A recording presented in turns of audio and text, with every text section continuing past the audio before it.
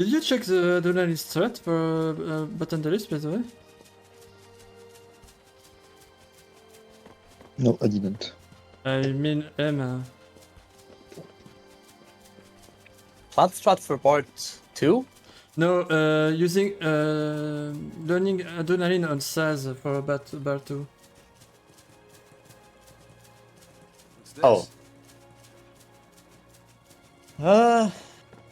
No, I've not looked at it yet. That's basically the old chest strat, by the way.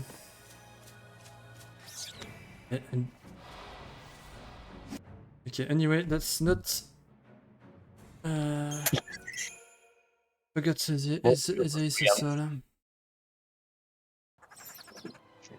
I need to go. Good luck for the end. Okay, thank you, and good luck for tomorrow.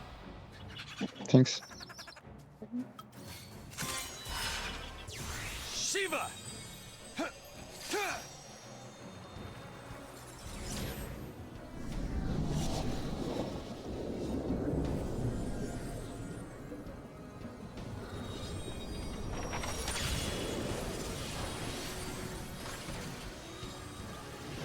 Show 'em how it's done. We do this together.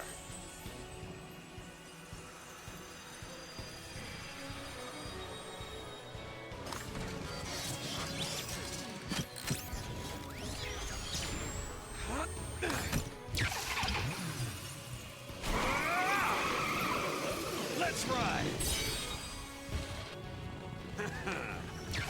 Cool 'em off.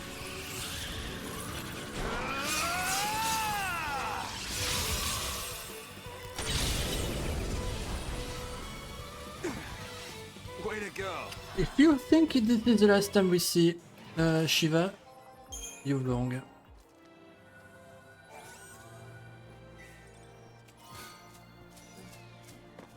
Shiva is used quite a lot in this category.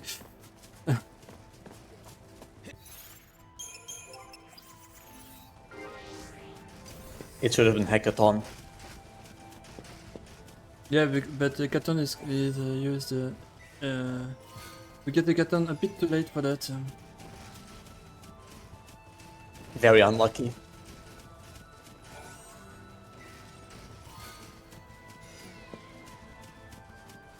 How many times does Hackathon get used? Like 3 or 4? 4 or 5 times, depending if I have a dismissal or not for Bear Walker. I think that happens not very often, by the way. So it's mission...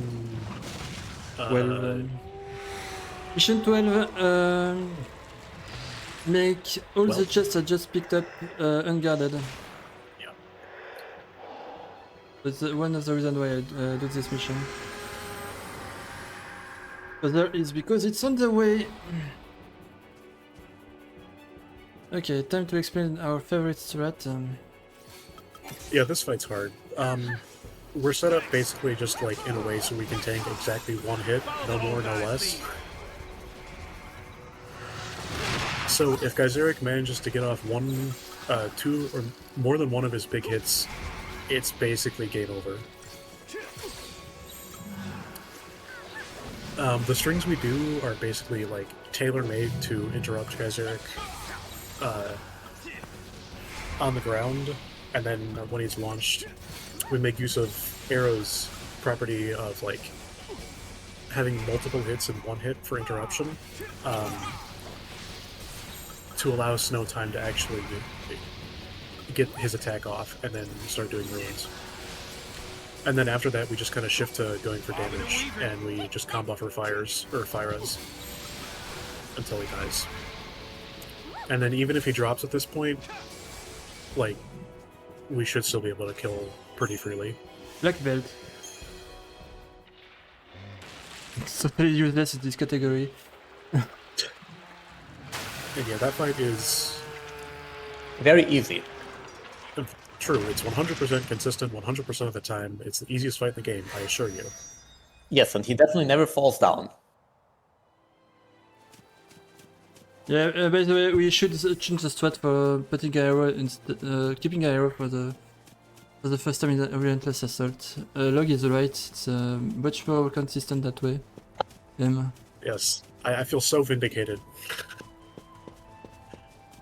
Dude, there was like one all missions run where I think M just got giga tilted and died to Geyseric like 10 times.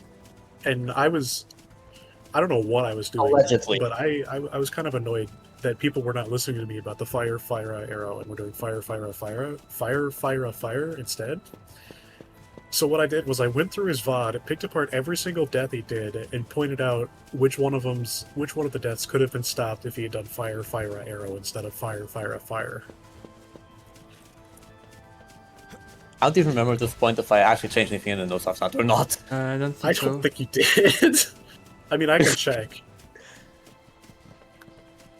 I mean, after that, I continued to just not die, so True. I I mean, do, even and worse. there is no reason to change anything. Yeah, no, there's still fire, arrow. I'm not in your supposed to notes. fight you. And the classic not any percent luck. Every category that is not any percent or dodgeless just doesn't fight this. But for some reason, these guys always get in the way when it is one of those categories. However, in any percent, they have a very high tendency of running away from you and not being in the way, so you have less movement to get to them, which is very curious and very annoying. There's a way through here. So what the fuck was that? This is the most important cutscene in the whole game, by the way. True.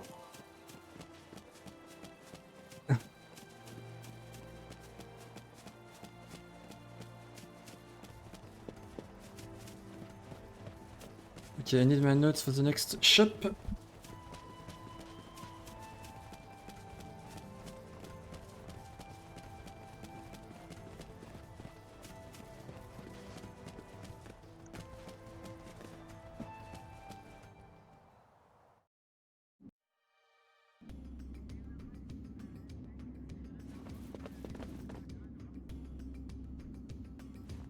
I don't even want to think how many bad things must be waiting for us. Doing button list at 12 hours in.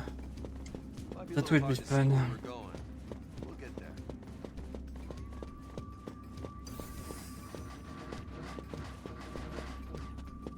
Can you stop being jerks, please? I can't pass you that I did that way. There wasn't enough space. I can't believe it.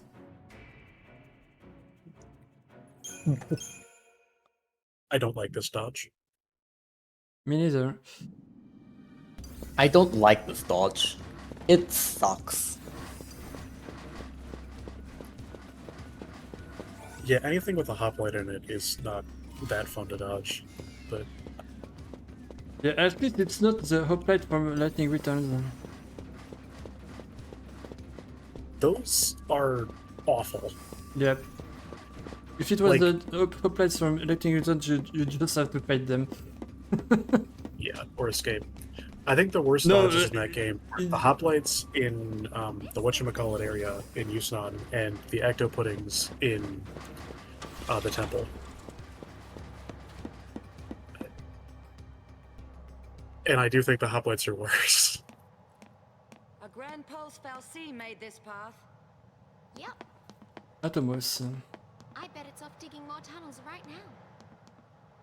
They seem different from all the Fal'Cie we've seen on Cocoon, you know?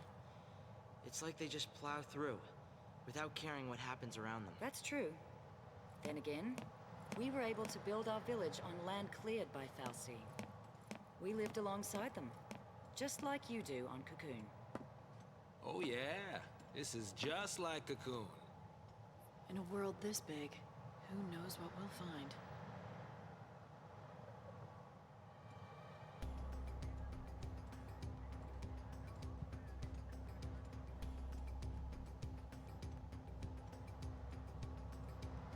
No, Yeah, it's this cutscene here that lets you buy superconductors and warriors wristbands and sorcerer's marks.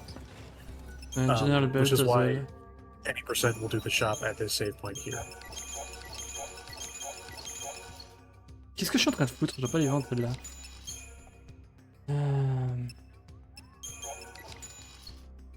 Anyway.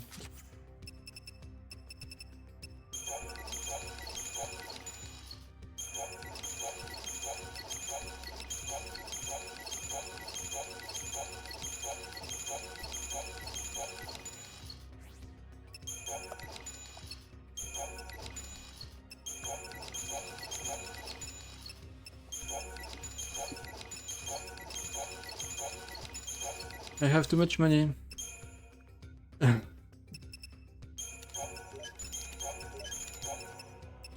Comment je t'ai plus de chance, jamais.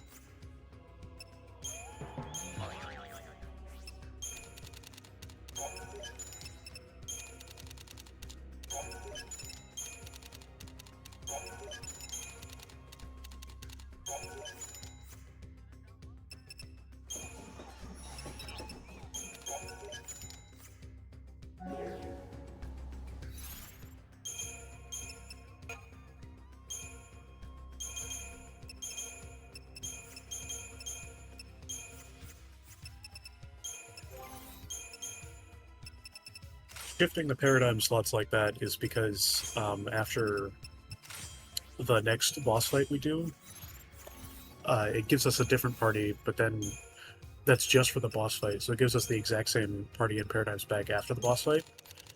But it does not, for some reason, remember the default paradigm, so it just defaults the first paradigm.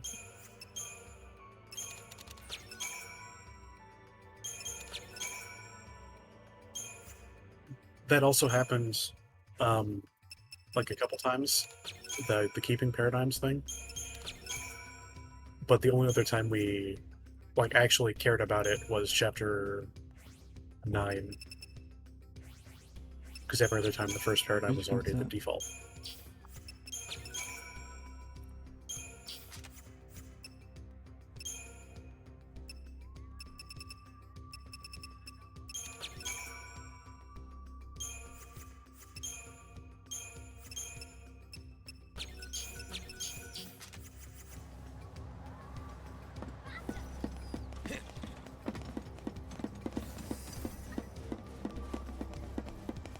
And there, he just dismantled the doctor's code for a Fortisol, an Agisol, an Ethersol, and an Elixir, and then an Energy Sash just for an Ethersol.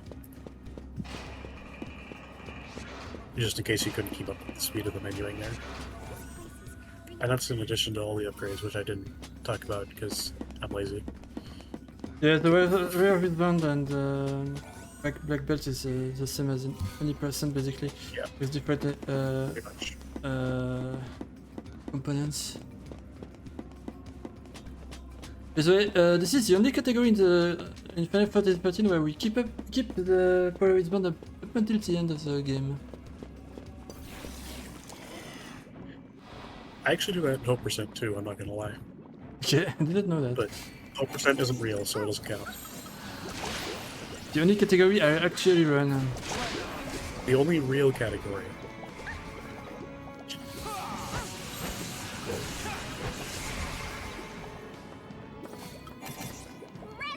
Tough time, Tom. Changing gears.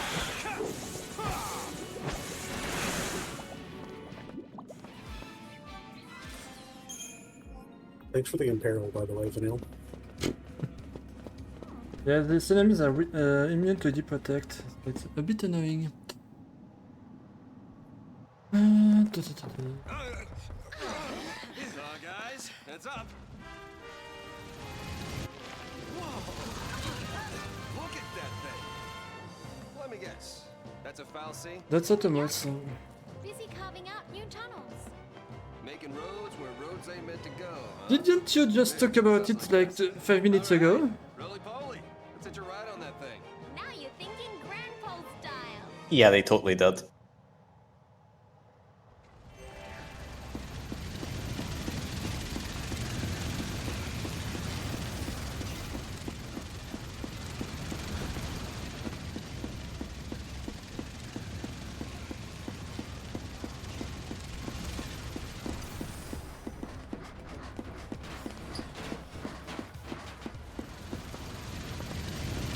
No.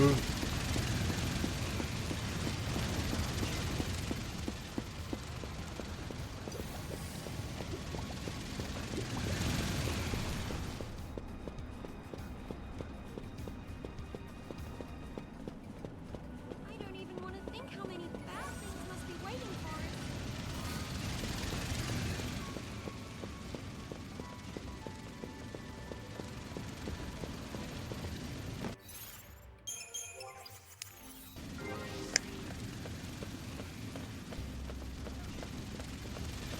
I do the menu now, so I don't forget. Well, would you look at that? Hey, why don't you come over here?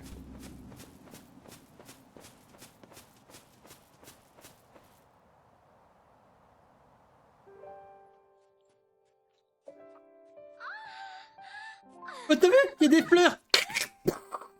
Sorry. Flowers. You remember them, right? Yeah, sure I do. What was that? Grew all over Erba. Nothing. Random friend noises. It's my fault, Grandpa. French reference. Indeed. I remember everything. I became Ragnarok. I scarred Cocoon. And I left Grand Pulse in this mess. It was me. What are you talking about? It all came back to me. Everything that happened with iFocus. All of it. You're lying. No, it's the truth. It's all my fault. Don't say that!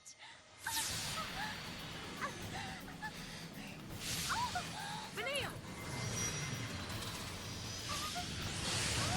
So this is Vanille's Eidolon fight. Saz really should have been in it. That's all I have to say on the matter. Dolan knows the truth. Yeah, but it would be too easy if we were free on this fight. Wait, so you were I don't care, I want Saz in it. Admit it! You remember everything! It wasn't your fault. We should talk about this later. Because this fight is stupidly difficult. It's probably Yeah, the hardest Eidolon in the game. And at least the longest to finish. Definitely the longest in the speedrun. And I do think it's probably the hardest casual as well.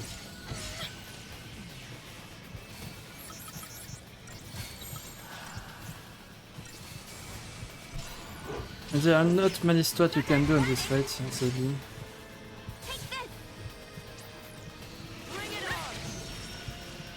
Noise retry and give Fang her Ravager.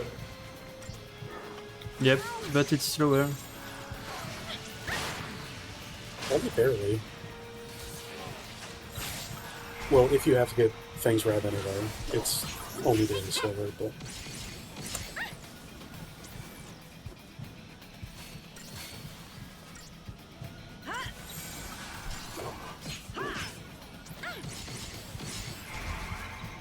You're very So the annoying. goal... Things get tough. Yeah, Of the main course! goal-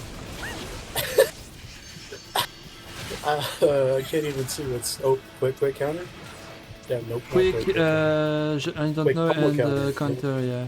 Of course.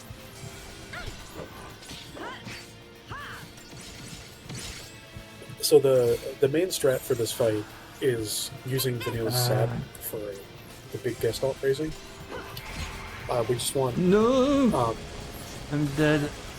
I'm Fang fucking and dead! Palm to- Uh-oh. There's the quick... Nope. Quick pummel counter? What went wrong? What's the strat with Quick, Fang Ravager again? Jeez. I keep trying to explain the strat, and Hecaton's just, like, bringing out everything. I have no idea what the strat would be, by the way. I don't try it. Breather? So the strat for this fight is basically just set up debuffs, because you change slightly more depending on how many debuffs. I had are no on choice, enemy. but Fang was too close to Vanille. Yeah.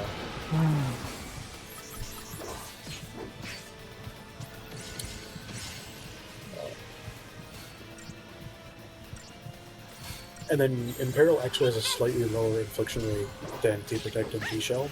So after Imperil inflicts, we want to just swap to using strings of T-Protect, T-Shell, T-Protect, T-Shell. And then we're basically just swapping between Stumbling Block, Divide and Conquer, and Lifeguard for the entire fight.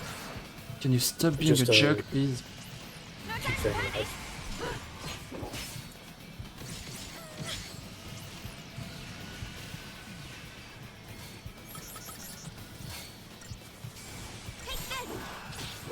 You're gonna squirm! This'll be quick.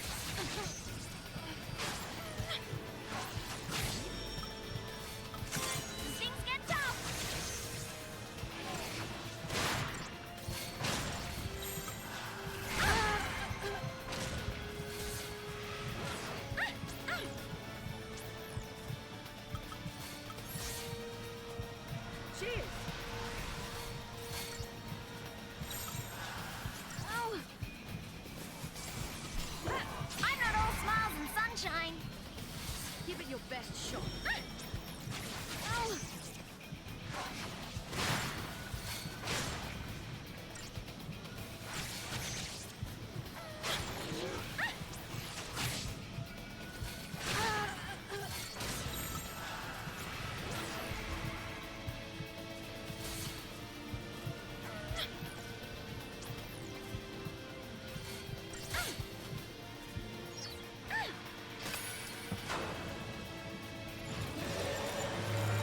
That was calculated, by the way.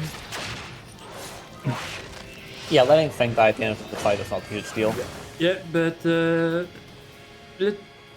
forcing the death on Fang was also calculated the first time. I don't have to heal her in medic.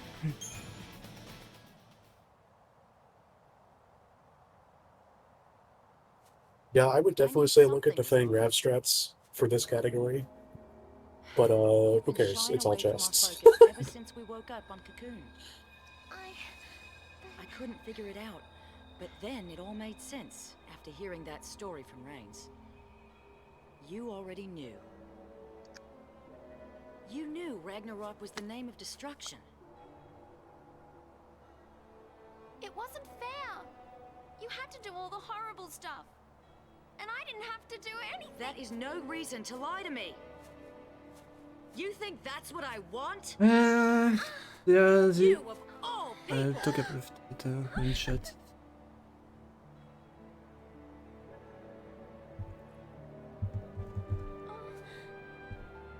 Poor kid. You've had it rough. Fang. Listen, you're not alone anymore. I'm so sorry. Keep that up and you'll have me crying soon. We have a new family now. We stick together, you hear me?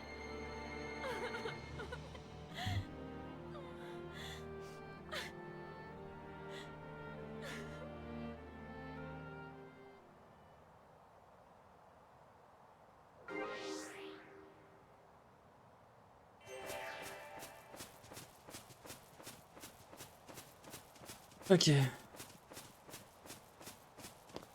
Back to business?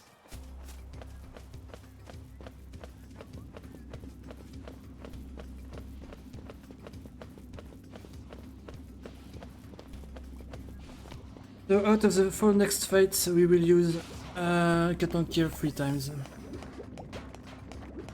Because we can. And it's the strongest to summon. So you're telling me that's the best part of the game. Understood.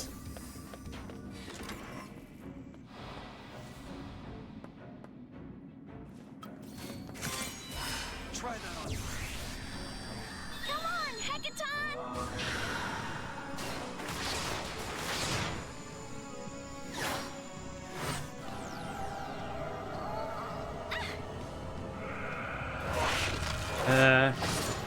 Then you fly away, right? Let's go! Hekaton! What the fuck is this animation? We fight better together! Okay, that's quite problematic there.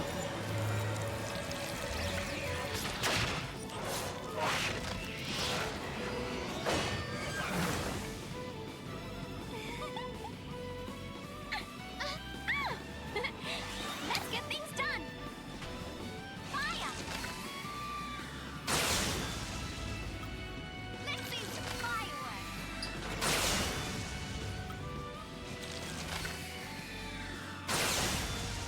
Go, go!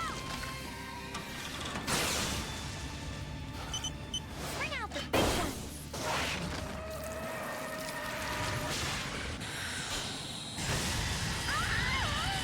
They're not dead. Ah. See you next time! Or she's not dead.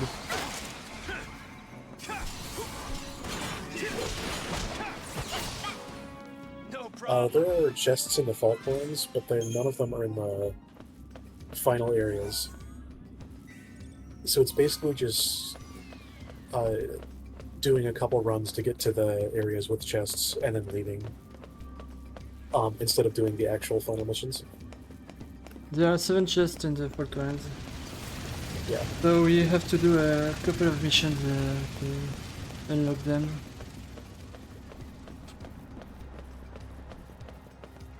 Oh dear me, that's big.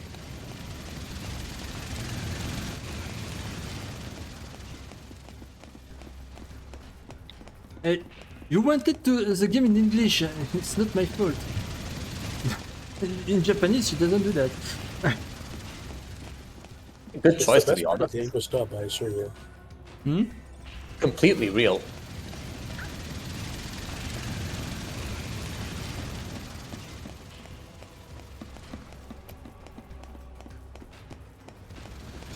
Nope, we don't fight Neochu. Thankfully. Now that's truly a lucky category.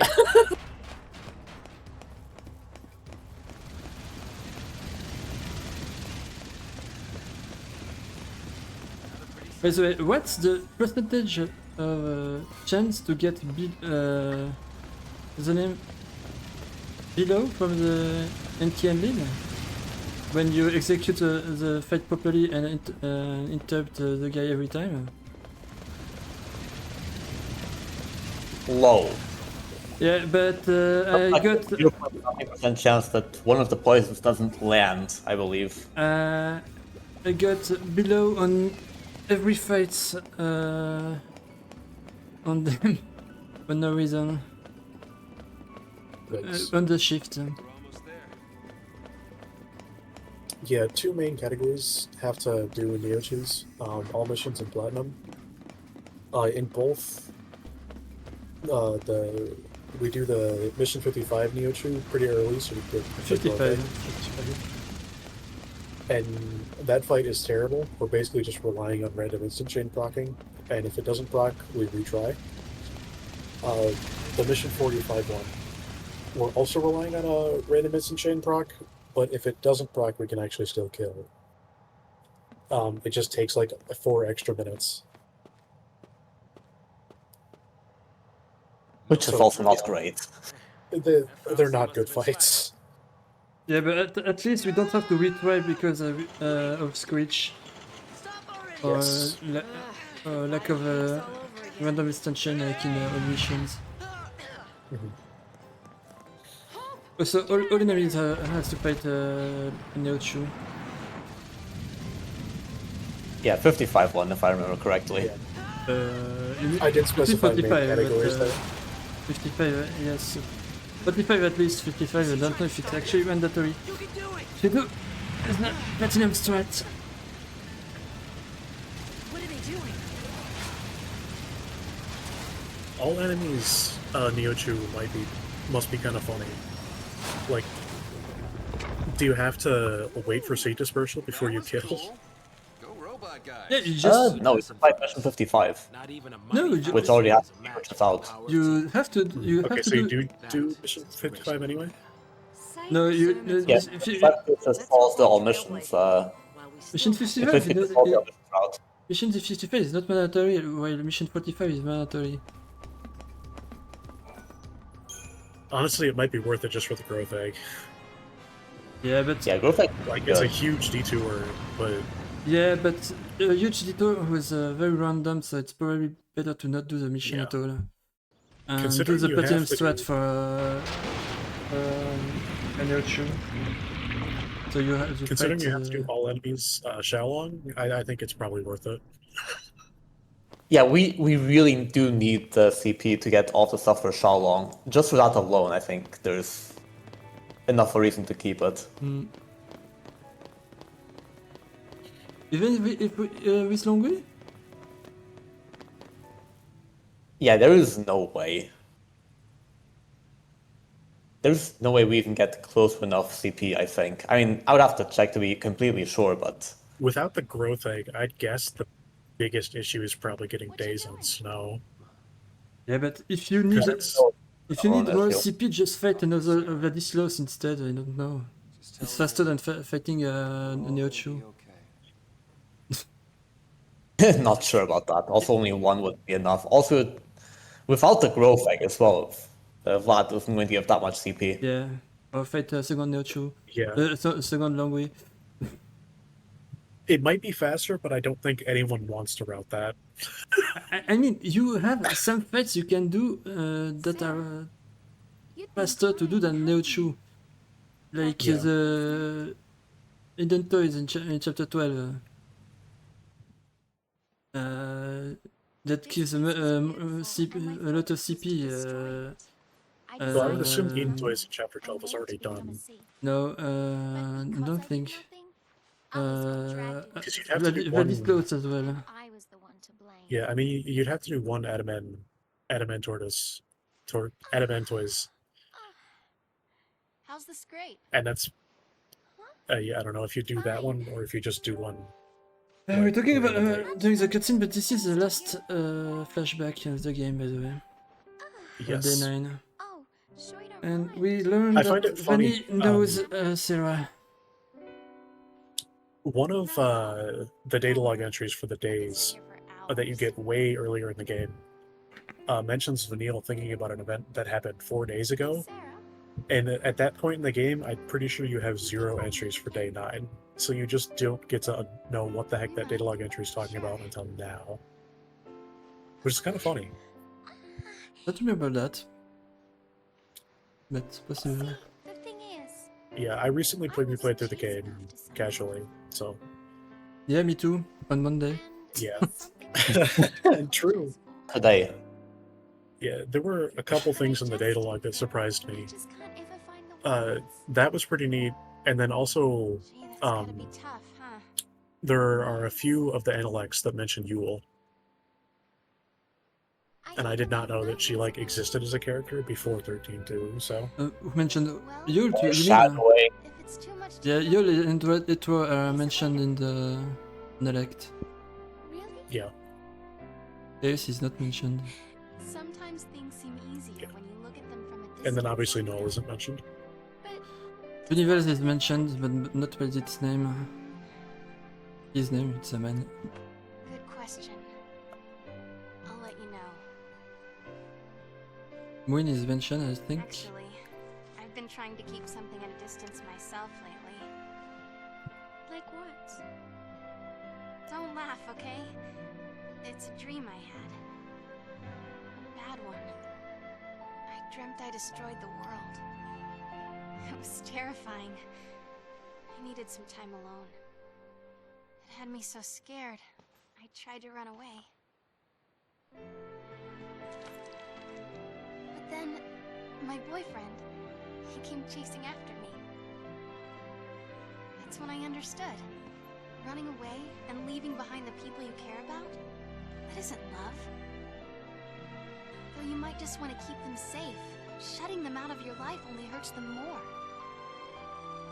The point is, I have people I can count on.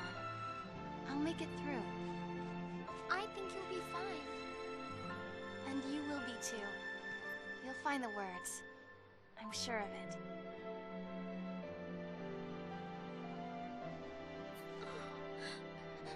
I'm sorry. I'm so sorry. What else can I say? I'm not the one you should be asking, Vanille. You'll know what to say when you find your friend.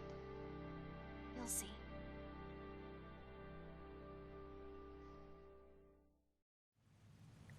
Clueless. You mean you met Sarah? I tried to hide our focus, and she ended up on the sea. I wanted to say I was sorry, but Well, when we rescue her, maybe you'll get the chance. Ah! yeah, I hope so. Come on. I think Sarah saw the same vision of Ragnarok that we did. Which means Daisley had to be lying when he explained her focus. I think she beat it. She handed Cocoon over to us, and that's what made her turn to Crystal. Yep. I know. You're delusional, guys.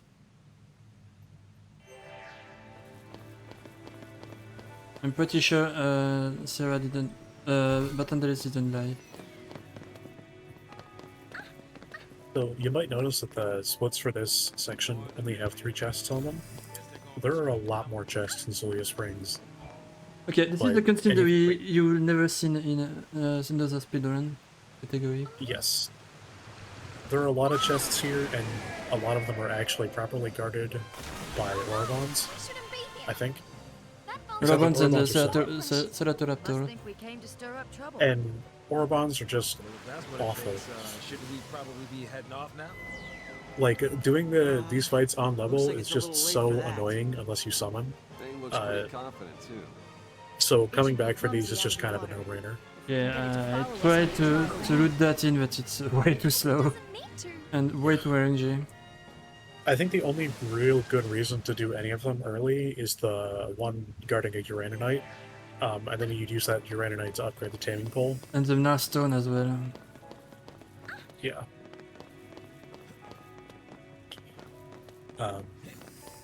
Because being able to save like 4,500 gil on a Uraninite is actually pretty nice. But And 70,000 gills on yeah. the collector catalog as well. So you wonder, maybe you wonder why there's a chest called best chest in my the splitter. You'll see. It's because that's chest. There's just not much else to say. There is simply no other chest that can compete with this particular one. Maybe the Pleiades high powers, but even then it's cutting it close. Yep. Sarah, I've made my promise. I'll see this through and help save Cocoon. By the way, so it's got change depending on Look at that view. who's the leader. I say we set up camp right here tonight.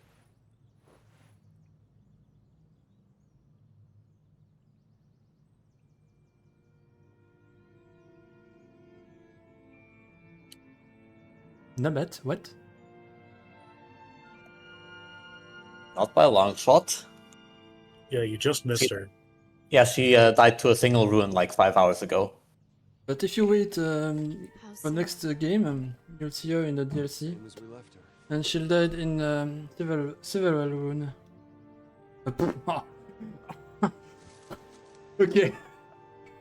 Feels so far away now. That is it. Sarah says she wants to talk.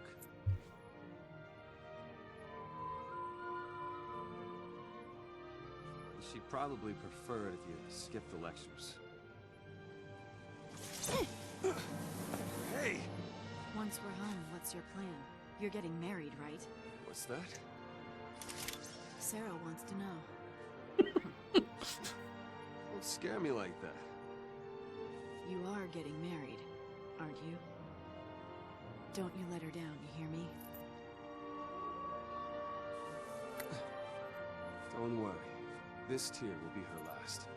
I'll make sure of that. That's all I need to know. You will see her, right? Don't go there. No room for doubt. You're right. We'll see her again. And soon. You convinced me of that. So stay strong. Don't worry. We'll finish this and go see her together.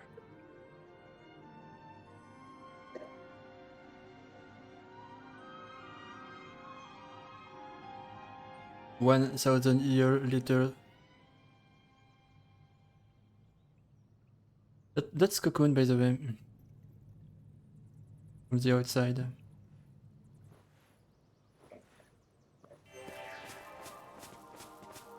I forget to the Itasal.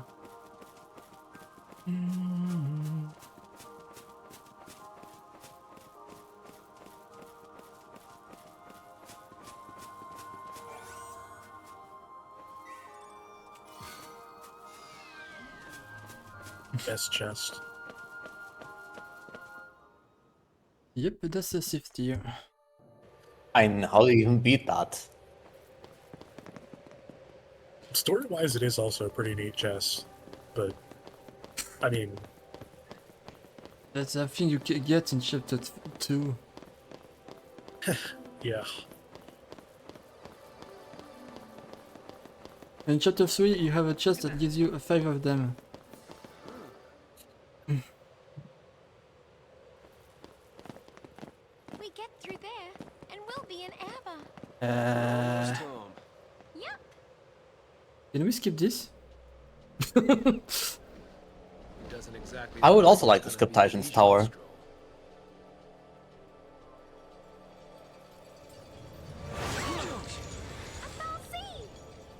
Oh, so we just head through this foul seas layer to get to Erebor, right? That's the It's hacker. another foul sea at this point, huh? We still need the third one. Hey! Don't be a jerk with a bird.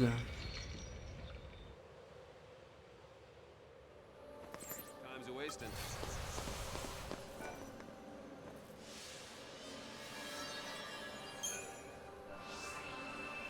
So there are two reasons why I do this mission. First, to pick up the chest.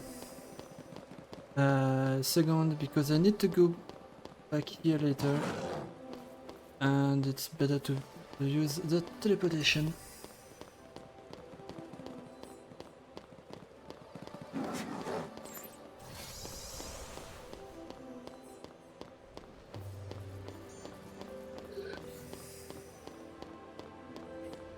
I don't actually know if, with the summon cutscene,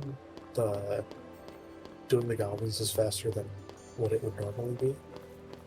Doing what? Like, if doing these goblins fight is faster than what the fight is normally. I didn't get what you mean, sorry. It's normally this chest is guarded by an Aphis Mana, right? Yeah, but you need the mission stone. Yeah. Also there are... Yeah. The Amphibiana is not alone. Yeah. I'm pretty sure it's not a good fight. Or this is just like, okay, just do the mission 20 strat. Oula, non. Non, pas du tout.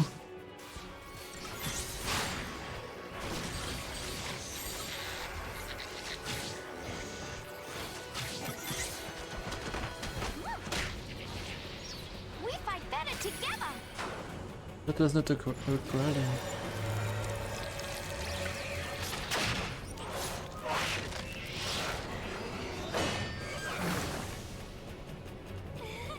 By the way, I forgot to mention, but Hackathon Cube takes the appearance of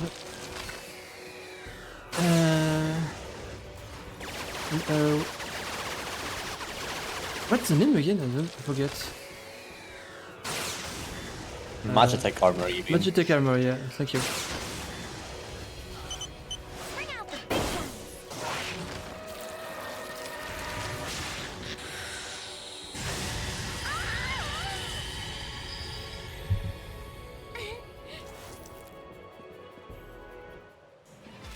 Yeah, for Hackathon, there are really usually only two moves we care about.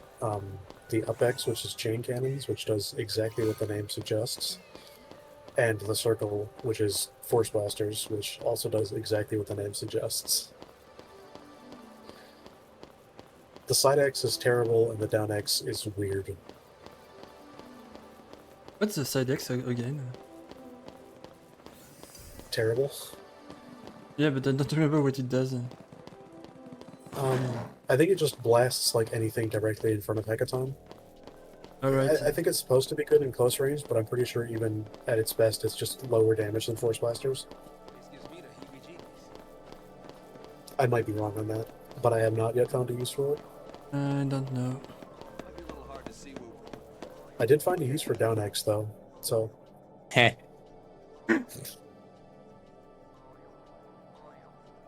Even ignoring Versi. Did you ever take a look at that mission, 44 question mark strat? Was it 44? I forgot. Yeah, 44, yeah. That strat was really something.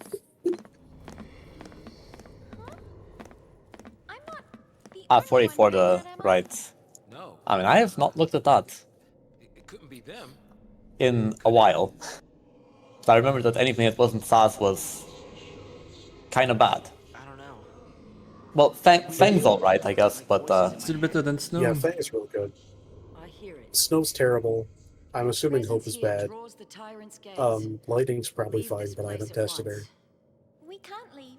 Vanille is only way actually for us to good, get but through. if you don't have Quake on Vanille, help us. it's like an actual coin flip if you can get enough duration on the Gross Guster or not. Look for us, and the way will open. And in any case, for all missions purposes, swapping stars out with, well, anyone is Yeah. unnecessary inputs. The best possible case fight would save like 10 seconds with Vanille. Not counting the menu. So I don't think it's worth it. You never know. Especially Could be a because it's trap. just really not Could consistent. be. Don't see no stairs though, do you? Mostly because of Hecaton's targeting. Ride. Bumpy or not. Like, if Hecaton actually targets the hybrid Flora, then he will do Quake. And Hecaton's Quake is the same as the party's Quake, so it gets you enough duration on the Corrosive Custard.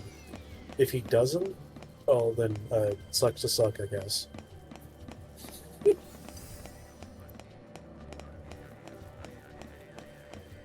I don't even think we're doing one of the Mission fights of all 44 time. this category, but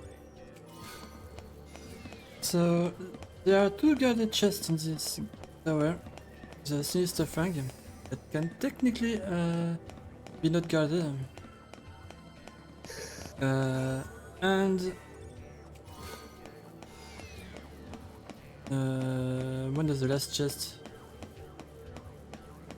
But all the other are not guarded. And funnily enough, the two chests in question disappear are yours.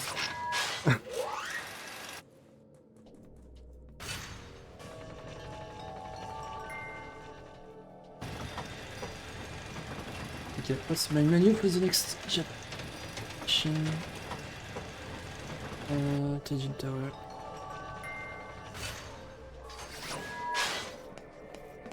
This cutscene is also different depending on who's your leader, by the way.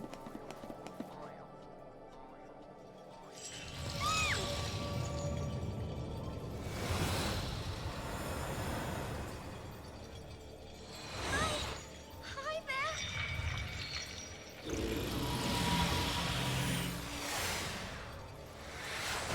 Run away!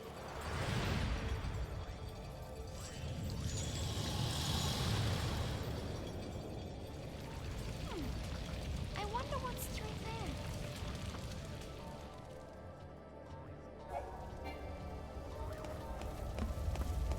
So we have missions to do, and it's not Steve Stone who gives them now. No.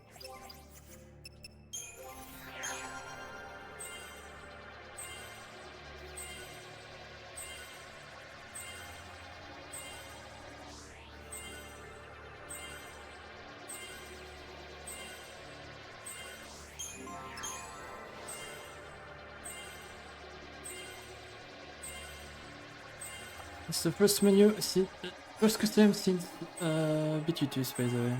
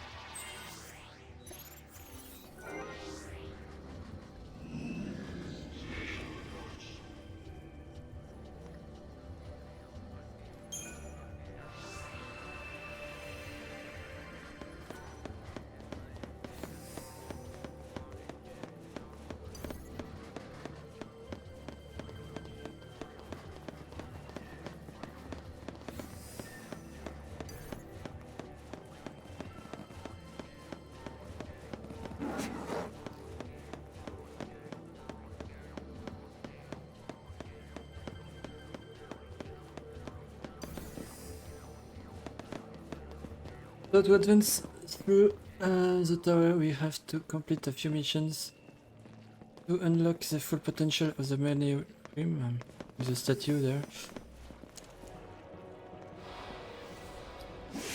so we can go further in the statue, the tower.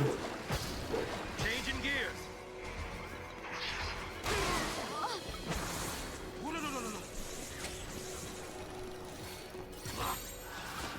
Changing the play.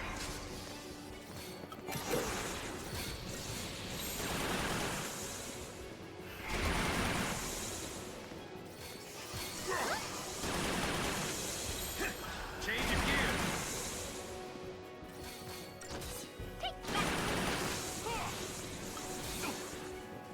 No problem.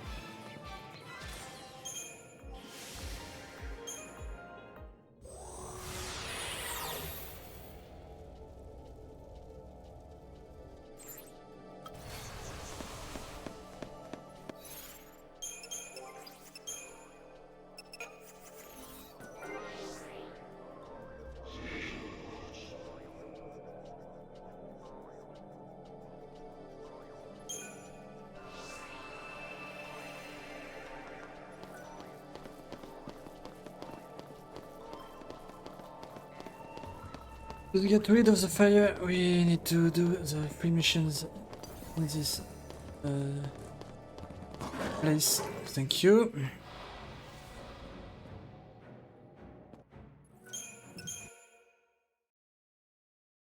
The Gelatinton,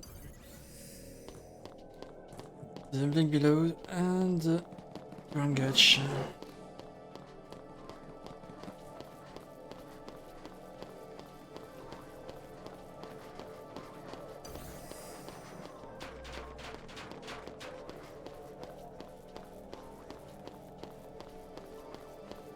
This is another fight with Vanny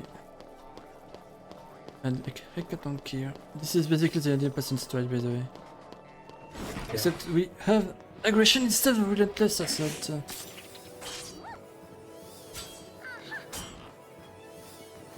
Yeah, and that preempt on the bellows from Crypto is about as easy as it looks.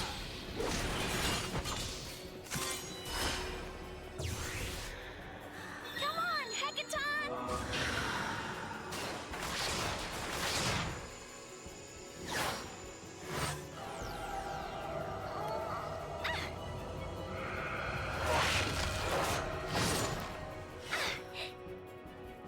Let's go, Hekaton!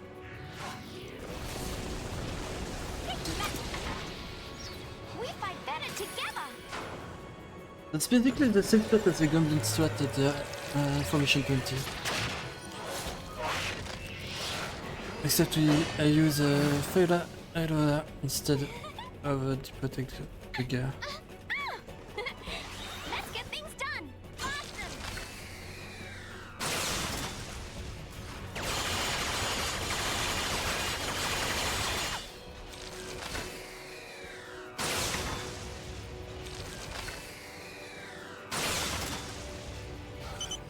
Bring out the big guns!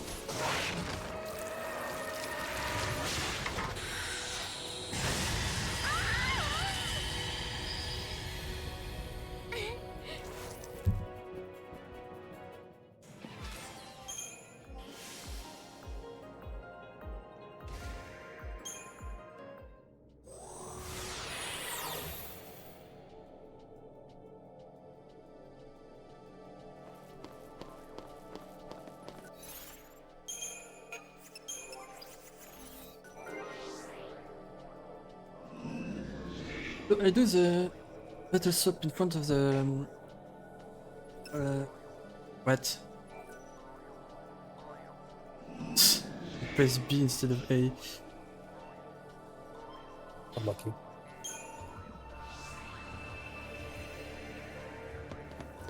I better stop in front of the statue because the character will immediately activate the statue. Statue that prompts the whatever you want to activate instead of doing whatever the stuff before you activate it. Changing the play.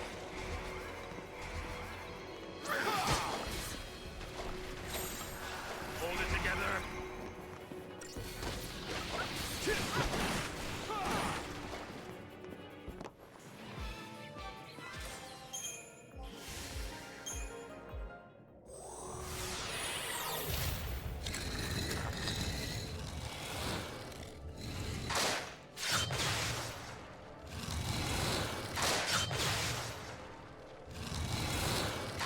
And now that the three statues are activated, the fire disappears, so we can continue. Because of course, our characters can use water, water raga, but the water magic is not strong enough to cancel the fire. Is a time-honored tradition since Final Fantasy IV. If you ever need to put out fires, is plot-related reasons. You're one to talk.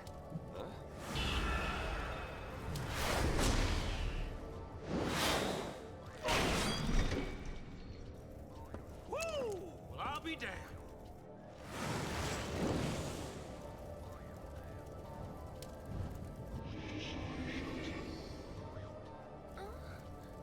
Are they sad? Well, I guess the way is open now.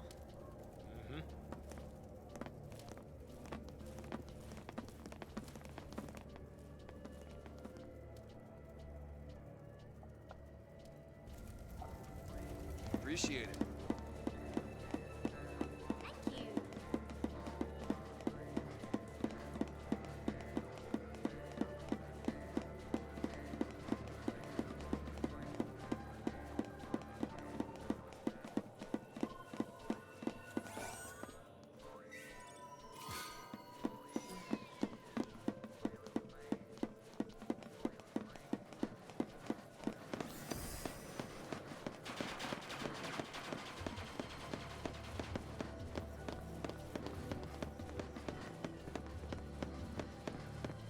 I'm waiting.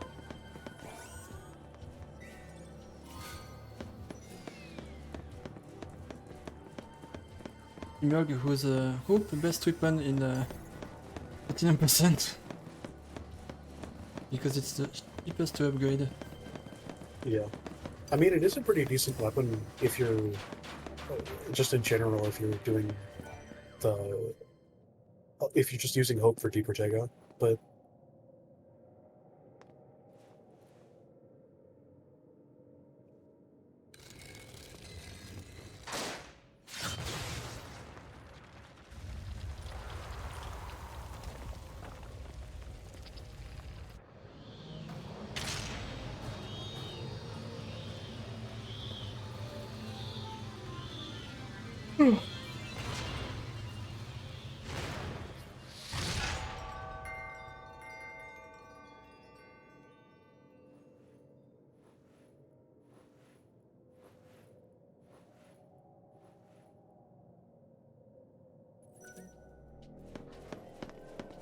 Come on.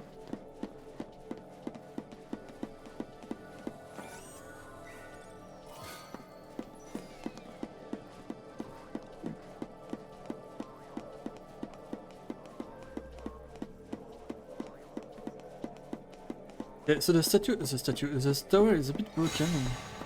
To move forward, we need to activate the statue, so the mini elevator will be all in place.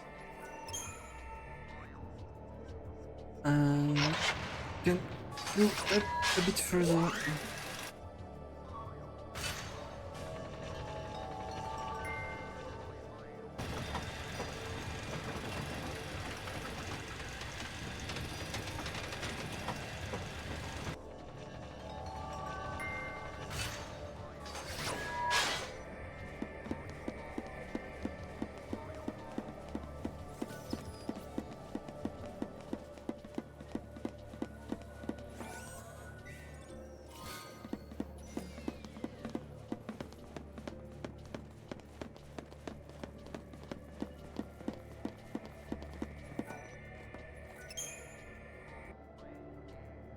Yeah, do you want to talk about the priority for mission 24?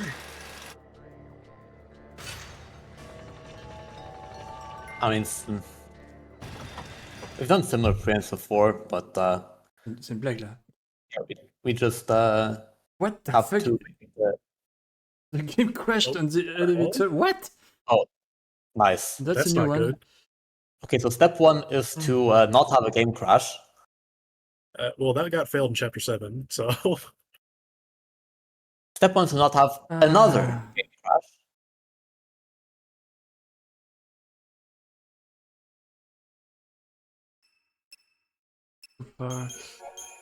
I have to redo the 3 missions. 6 years too far. Well, I think we'll talk about that some other time then. Maybe in like 5 more minutes when those missions are done. Yep. Yeah, this is a flawless port, by the way. Yes, best port. True. It's the first time the game does that in a run. First in chapter Yeah, 7, now actually, in the Legend Tower. I might Where have is seen the chapter 7, by Asians the way? crash like once before, but Where in chapter 7, by the way? It's a usual spot, I think. You mean the one that Kaya was crashing in? Yep, exactly. C'était quoi le menu ici? Ah, ça me saoule franchement là.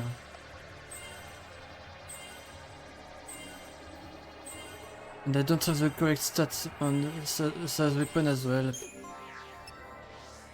But this point doesn't really matter anyway. yeah, pretty shortly after this, he's going to be getting the weapon he's going to be using for the rest of the game. Yeah. And probably the best tier 2 weapon overall in the entire game. It's the best weapon. Can you please mention that the game crashed on the Discord, please? Yeah. I lost a few minutes again.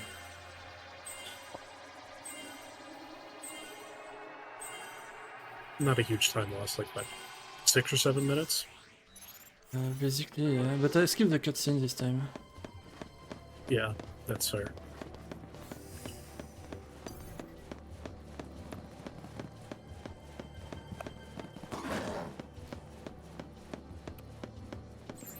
Mais je truc là. Wait, what? I have a bit too much stuff. I'm not supposed to have a second Agisol.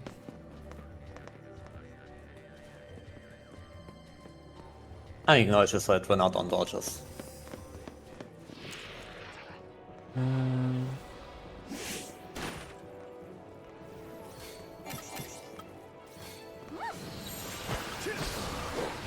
There's another problem. Mission 9 is already done.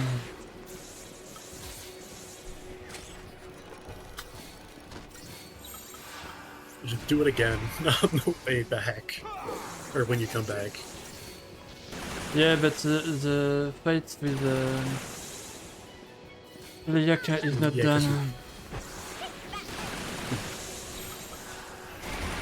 Yeah, I don't know.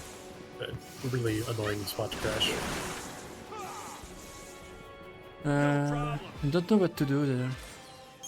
Because my saves are a bit different than normal.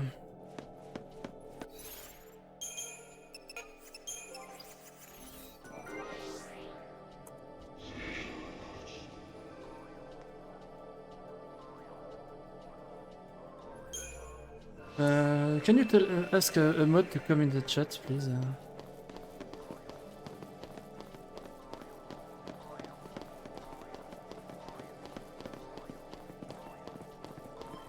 What do we need a mod for? Just if I show the usual route as if the crash didn't happen, or the run is dead anyway. Or if I pick up all the chests, I don't care about. The usual route. yeah, Nash said unless the stream is dead or run cannot finish, then you're fine. So Okay, I will be ahead of schedule anyway, so it doesn't really matter. yeah. Though you might be needing that extra time in the estimate though. Putain, j'ai oublié de dire seul. Ah.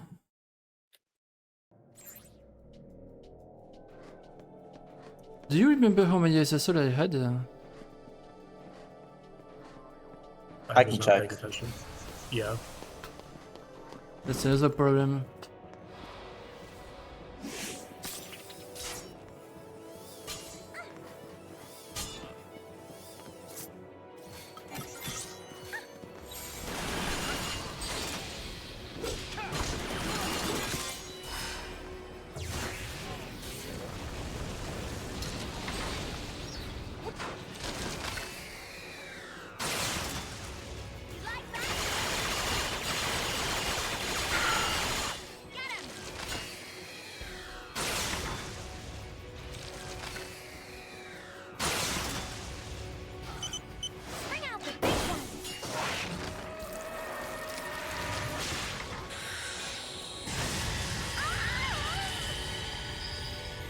So Tavians, I believe, has either 3 or 4 enemies and missions that don't show up anywhere else.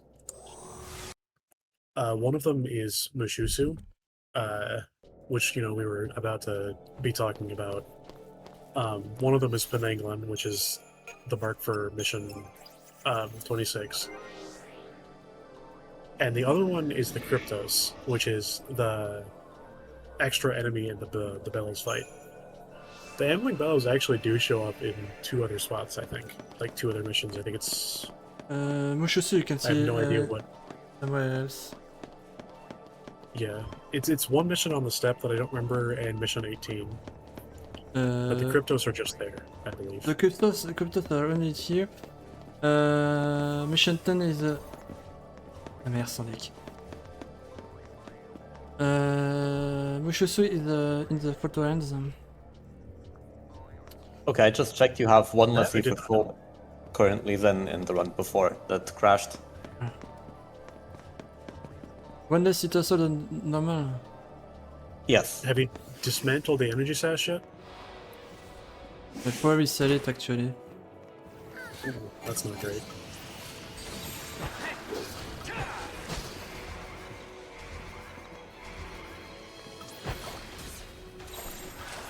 Changing gears. Could probably make up for that with the speed sash later, but that's just unfortunate.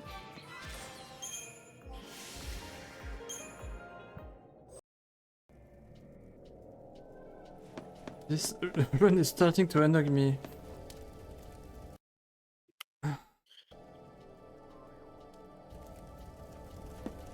Why are you splitting?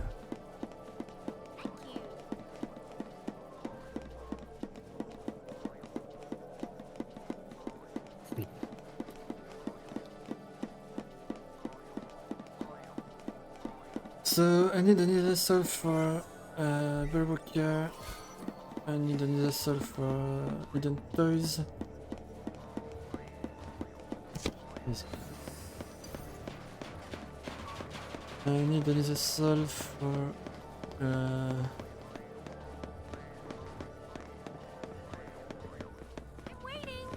mission 13 for free.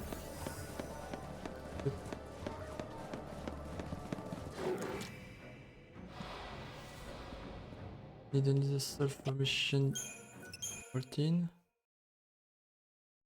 And bandastage Jabberwocky. Oh mais putain, oh, sa mère. Ah, faut que je me calme. Yeah, this dodge is kind of bad. Ah. The Monogamers are like annoying to dodge because they Any move. dodges with dogs are bad. Yeah, I'm starting these to... are probably the worst. I think they move identically to like Gorgonopsids and Silver Lobos, but They're a bit faster. the environments these are in just makes them worse. What was I talking about? So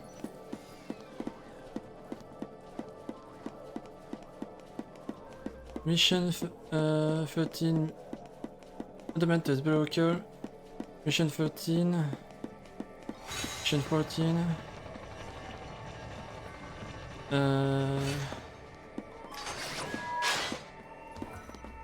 But that's not a Jabberwocky. They have one hit soul. Daraka, Bartendalus.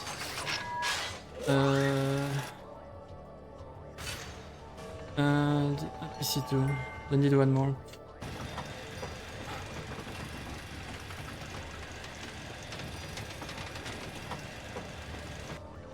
Unless the Minar stones from the staff are spoken for. Yay! The game didn't crash. 14. Thank you, game. No crash. Woohoo! So what are my accessories right now?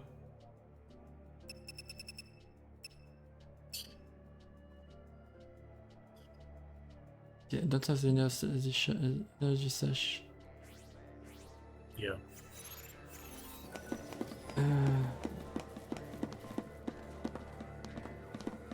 Well, J'ai oublié des coffres. Yeah, unless they are spoken for, you can probably just wait until you get the Minar stones from the step. Yeah. But I don't actually know if those are used for anything. No, it's not just... Yeah, I could use it for...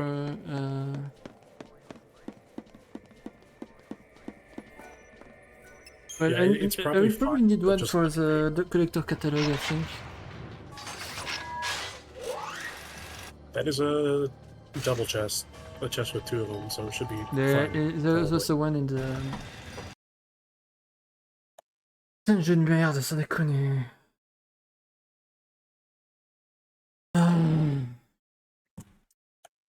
What's a good thing you just saved? Yeah, jeez.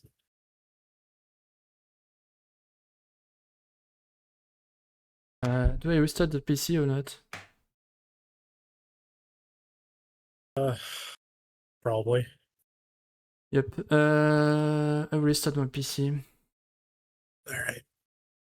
Sorry about See you on the that. other side.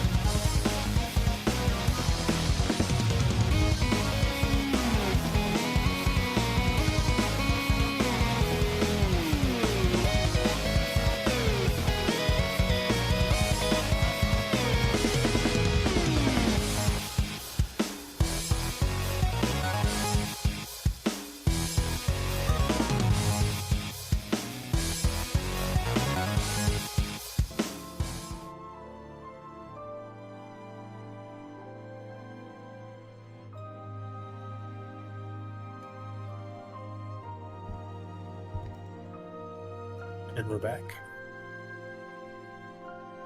Ok, live stream. Yep.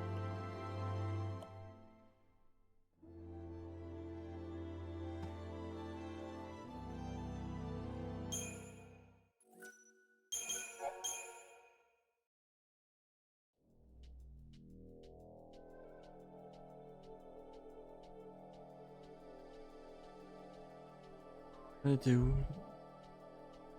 Là.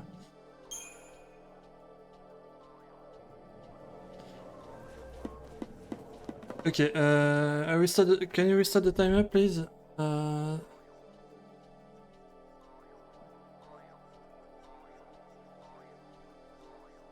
Send me a message once it's done. It's funny again. Okay, thank you.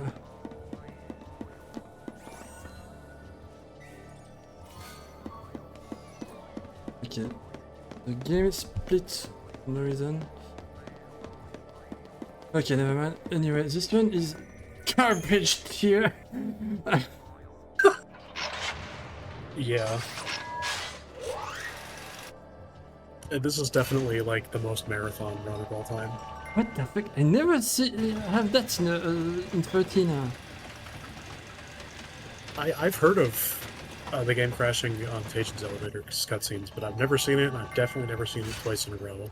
I never seen that in my life. Yeah. Okay,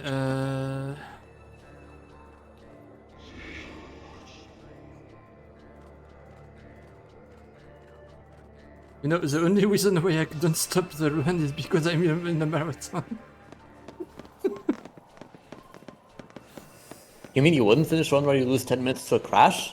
Yeah.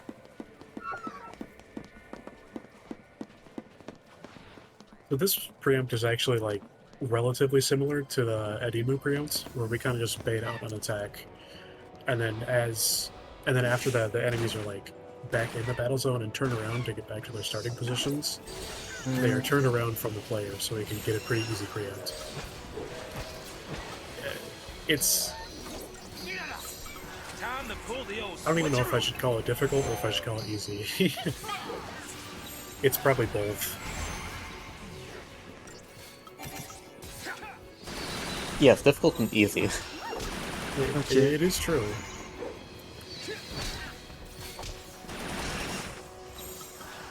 Nice miss, no?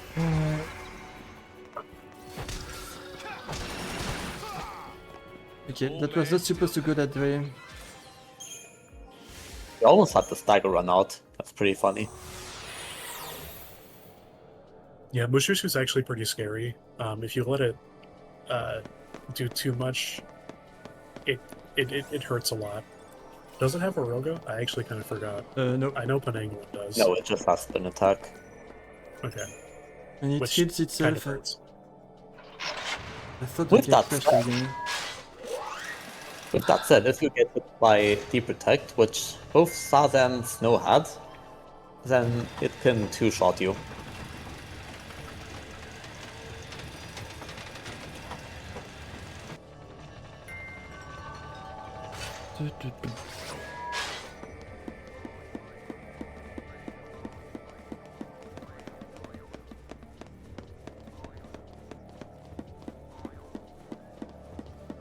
I had 0 crashes in my Platinum Percent run, by the way. And I had 0 problem with internet. All times. That's crazy. Yeah.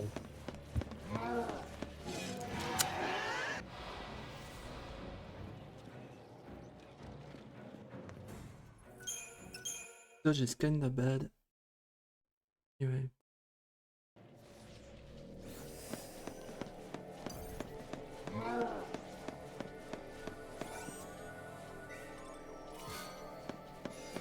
Also can try to do mission 14 without neither soul as well. That's also a possibility.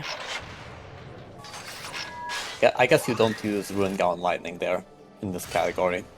No, it's not on mission 14 actually, it's on the Water Champ chest.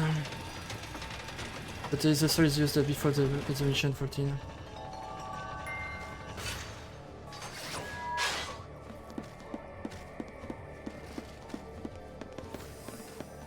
Why don't you come over here?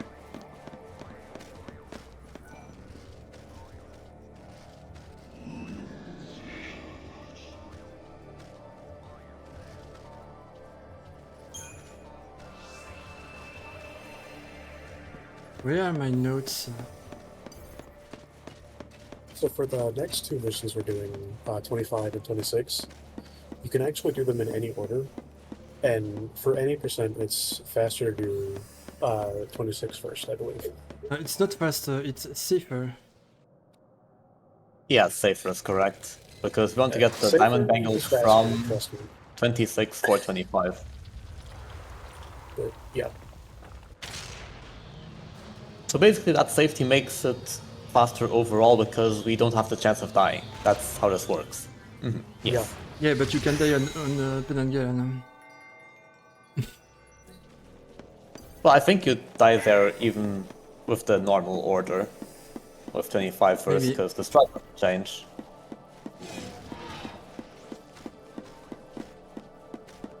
yeah, it is safer to do Vitala second. But in categories with this much stats, it matters a lot less.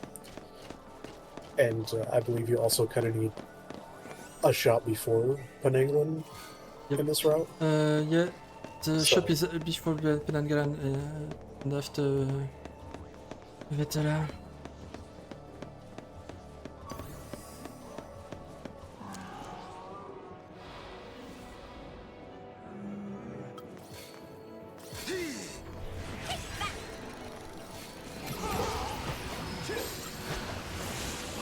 Change in the play. I'll show you how it's done.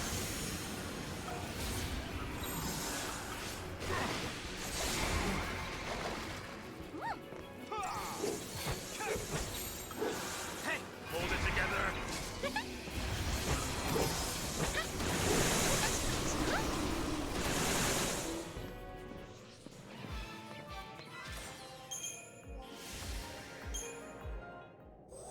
Really nice positioning on the Vitala.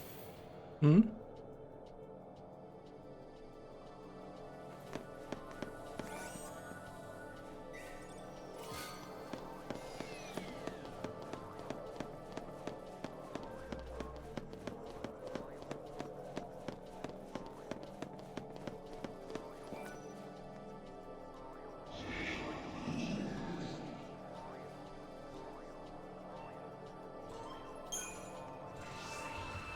This is one of the worst missions of this category. It says a lot. Since we don't fight many missions.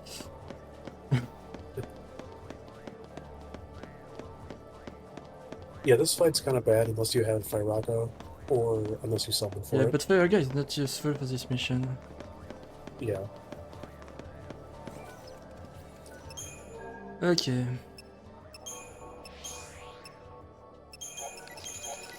So I guess I have to buy the Perf Cat as well.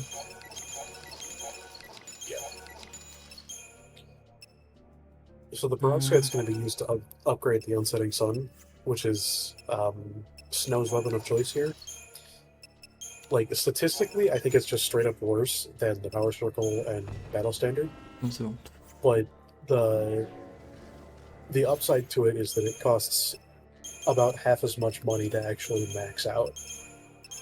And you get like 10 less strength and have to deal with stagger lock in exchange for probably like 150,000 gil. It's a good trade, and the weapon is very good.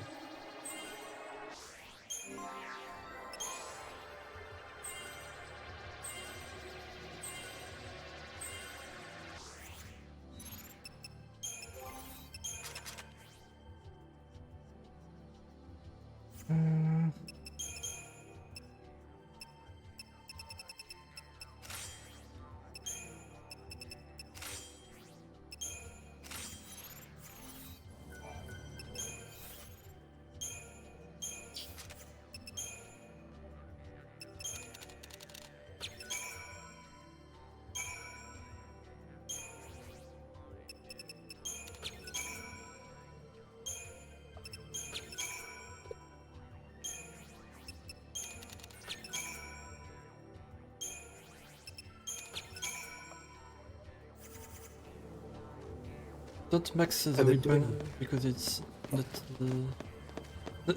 necessary and costs skill for nothing. Mhm.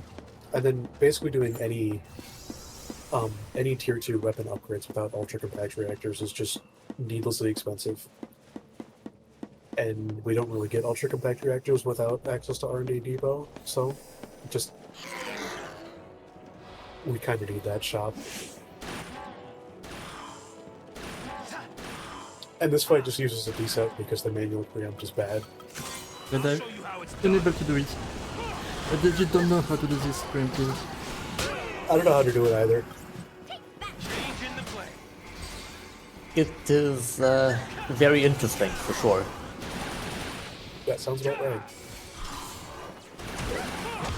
Also, you especially don't want to have to do it multiple times in case you die on this version of the fight, which is a bit more likely.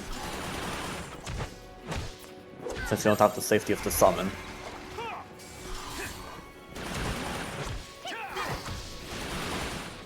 But yeah, this seems to have gone fine.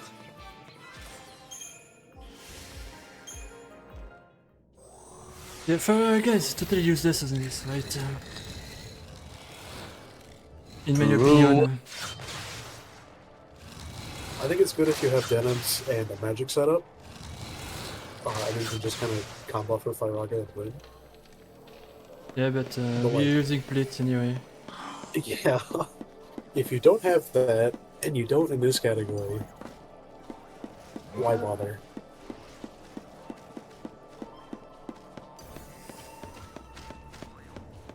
And mission 28 it is done with a summon anyway. So it's basically useless as well for that mission. Technically, it's technically safer because you can launch the drugs. But yeah, I don't know. But in theory, you can replace Firaga by Adrenaline.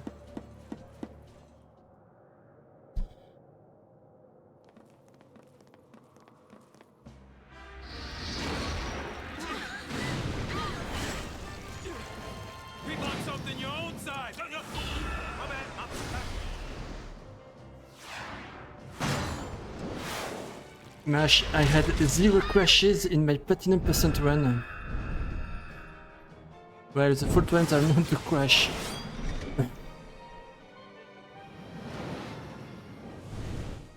They saved us again. Yeah.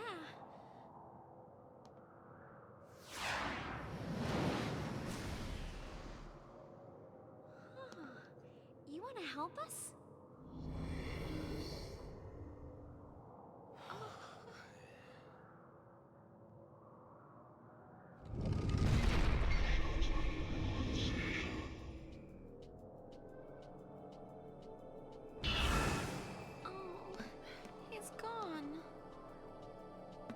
Let's just count our blessings.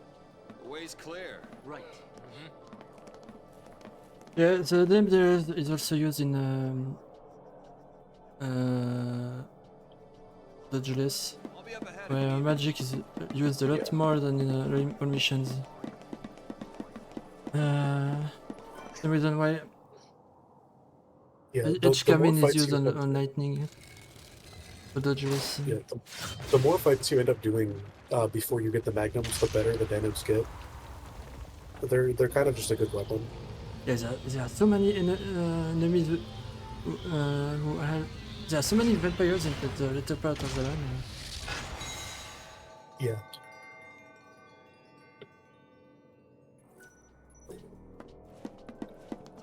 Okay, now we can access to the summit, the apex. Yeah, especially if you have to like actually fight things in Erva, then the denims are like really, really nice.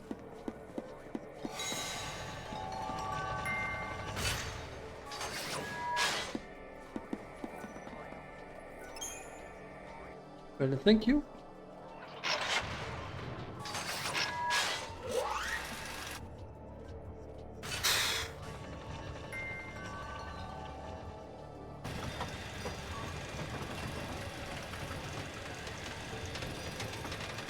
Thankfully, I overestimated my run quite a lot.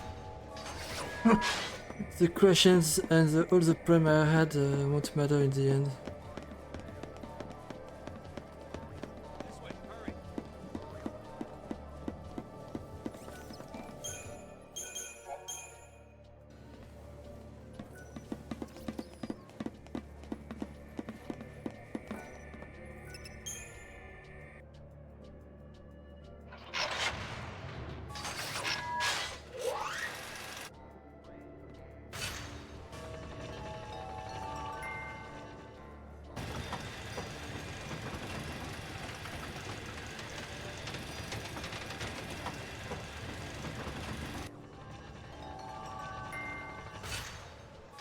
If the game gives me an purposely run on hidden toys, it would be really stupid.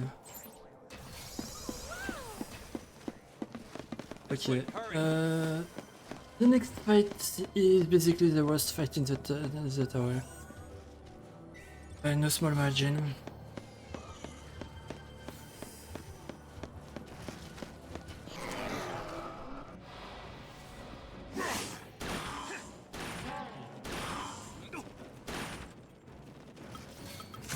I'll show you how it's done.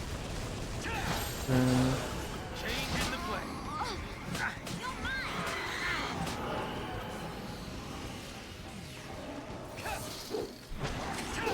I do love being permanently dazed. Dazed is a very fun Can you And says, of course, that's a joke.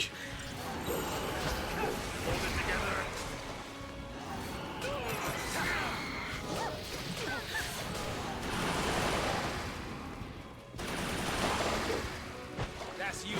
Done.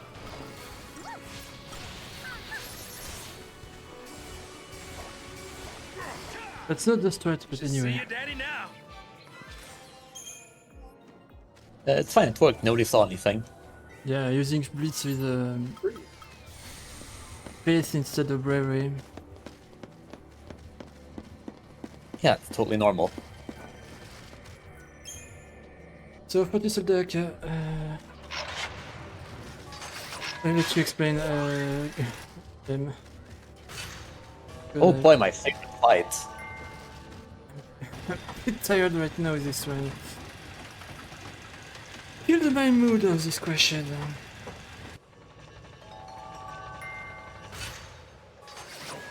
Alright, so the Haka in categories that aren't any percent nowadays will usually use a Fortisol, and a very risky strat that relies on completely cancelling its big attack, which is Foul Utterance.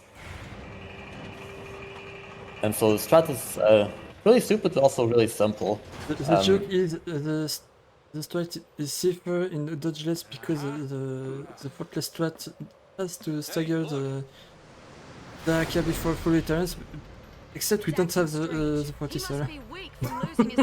It's much harder. We saw the Yeah, Fortisol, and the Fortisol is not guaranteed. Yeah, with the Fortisol, it's 99% of the time, or even 100% possible to stagger before.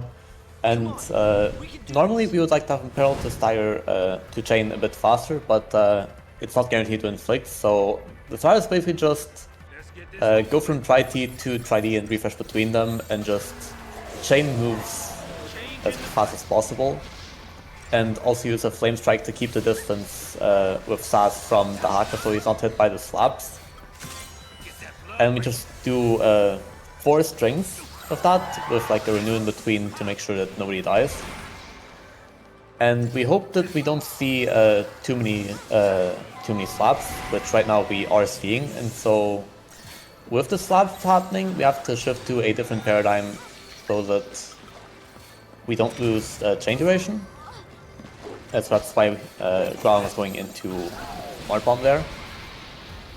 But yeah, now we've got him down and we have chained up a bit. We go into Gorilla and just buff and Thunder so we can hit the elemental weakness and we can inflict that on him with Imperil.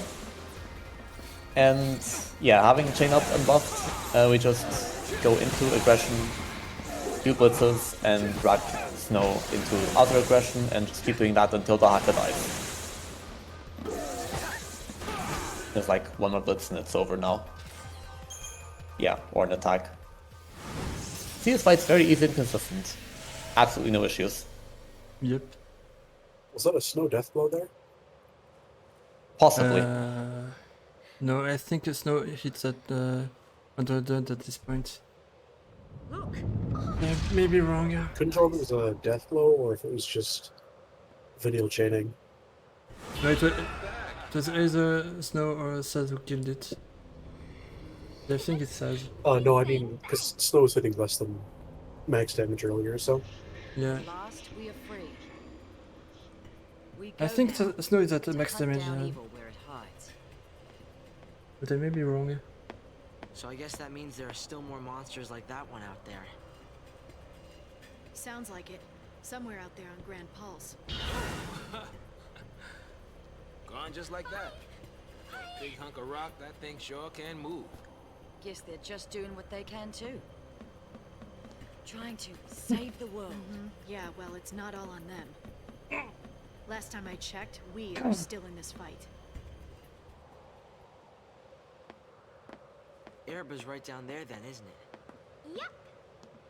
So what's it like? Well, it's kind of small, but it's warm and green To and do after very that. naturey. Around the Foul Sea, it was flowers as far as you could see, huh?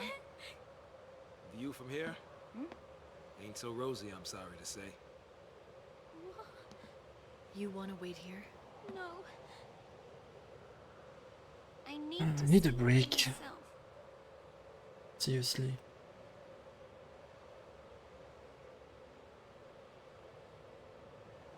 Well, we are allowed to use one.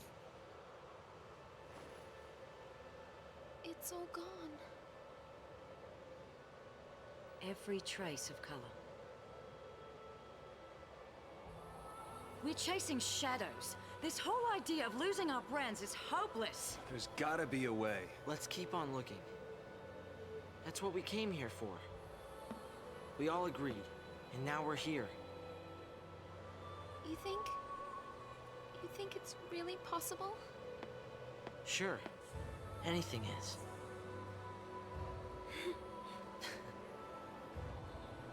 There's no going back. You don't think I know that?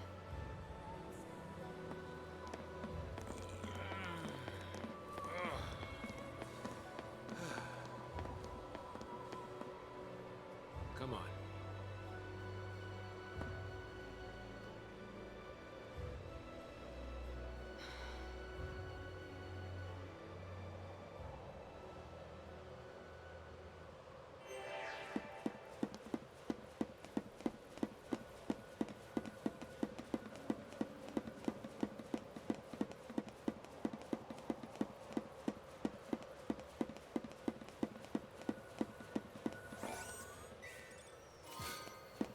So we're reaching Erba.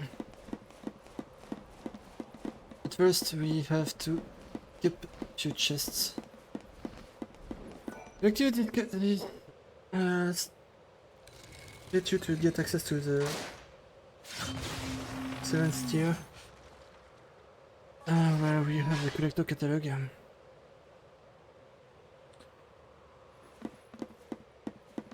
And where we activate the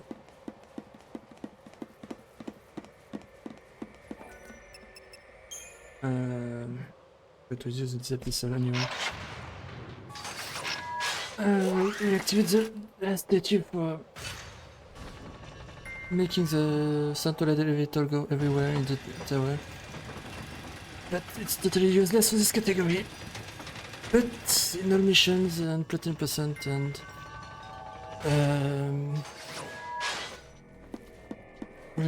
yes, you need to activate all this stuff to get access to.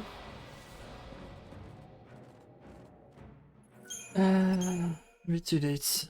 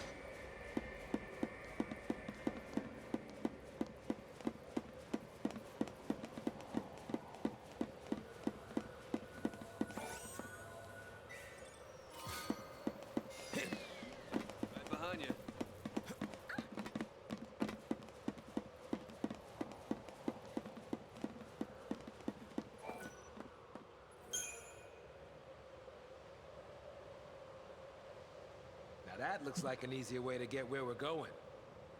Let's take it. Wouldn't want you to throw your back out climbing, old man. You really are a charmer, aren't you?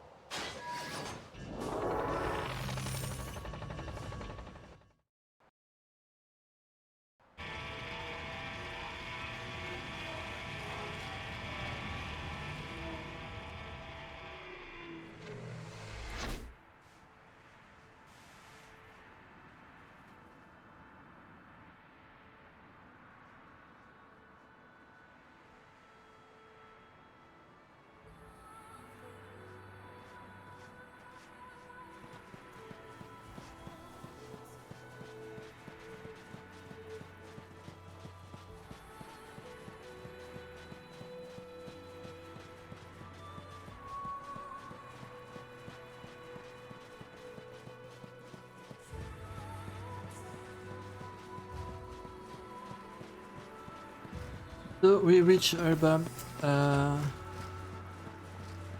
Herba, who's a devastated land 700 years after 600, I don't remember, who cares.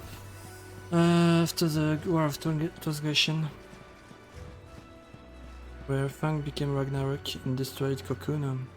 Not Cocoon, but its shell, like you can see here. That's what Fang do 600 years ago. And all the population became Sith. So it's a Sith city now.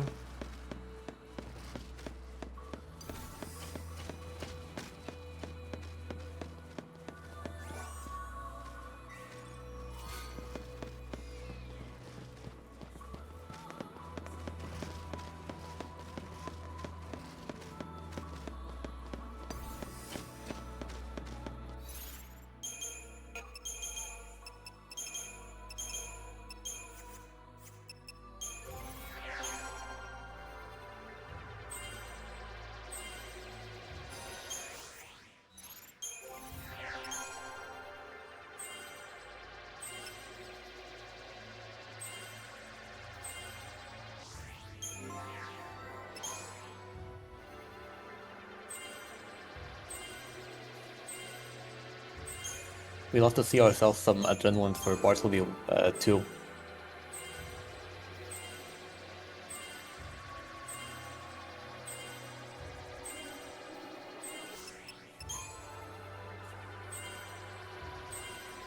Yeah, that's a interesting strat.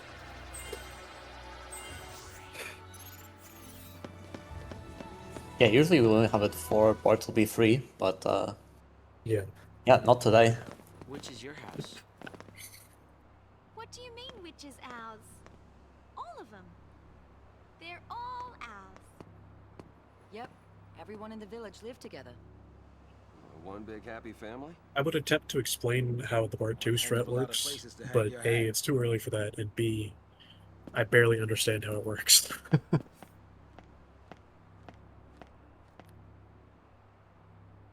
Well, We're back. the way that works is very simple. Either Just you go kill before him he or starts he the dies. Kill before you're killed. Yeah, pretty much.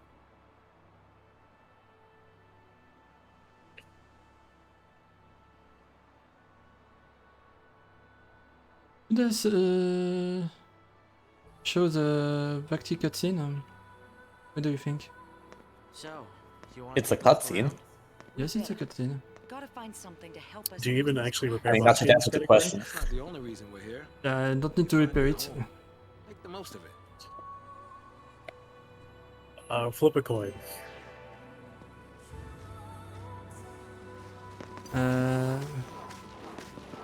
Do you want to see Bhakti, guys?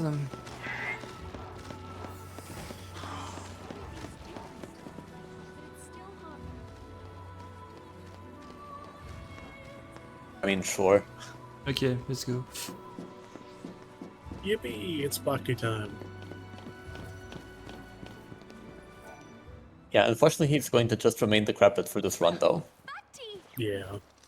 Could you repair it in lightning returns? Yeah. Right. Hey, I was worried. Bhakti just can't stop breaking. He wanted to say goodbye. He's not ready for the scrap heap just yet. Bit worse for wear, yeah. Nothing I can't fix. Just need to track us down some parts. But I want to repair Bhakti. It takes too long. Feels bad. But instead, we'll do this trash preemptive of Doom.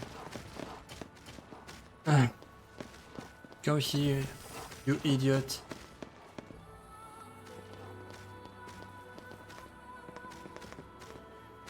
Turn around. Thank you.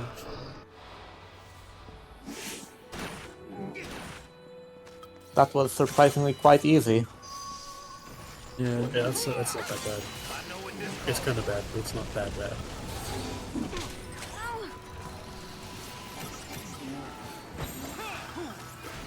Oh, you're gonna love this.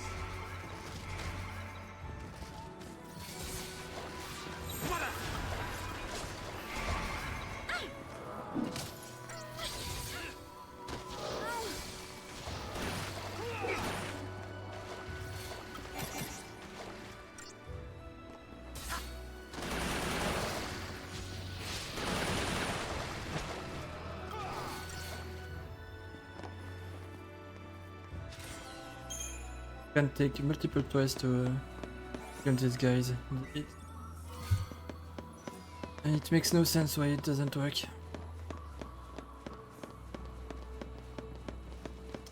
Okay, there are only 8 chests in this village, and only 2 of them are guarded. Oddly enough, the only two that are actually properly guarded are weapons for Fang and Vanille. With the Heavenly Axis being Vanille's Staggerlock weapon, and the Taming Bull being Fang's Staggerlock weapon. Yes, the Heavenly Axis is very bad, by the way. Yeah.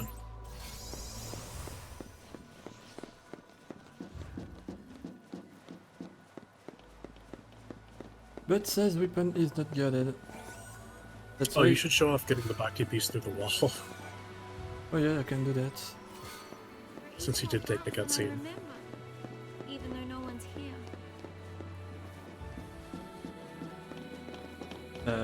No. Because it's not there.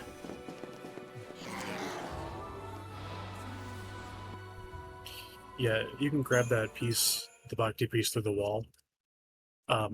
For some reason. You can see the interact point for it, or you could.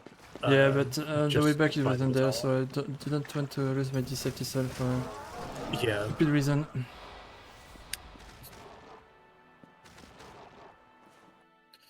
yeah. My mood is dead. Have you tried using a Phoenix down?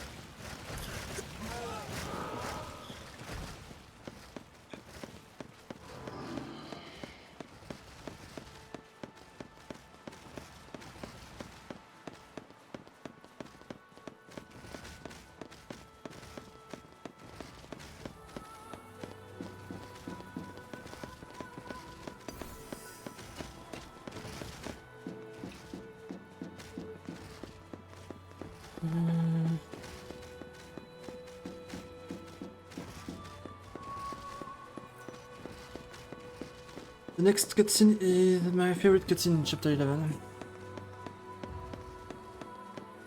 Followed by the worst fight in the chapter. And one of the worst fights in the game. I think it's probably my favorite cutscene in the game that doesn't involve Snow getting slapped. Technically, he's slapped. He's slapped by his own fist. Yeah, I massive guess skill that's issue true. from him. I don't know if I count it.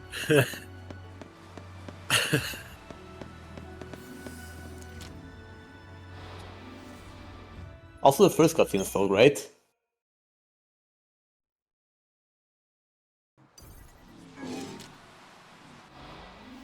Do I have renew for this fight? Of course not. Ah. Much appreciated. Not even close. I'm ready for anything.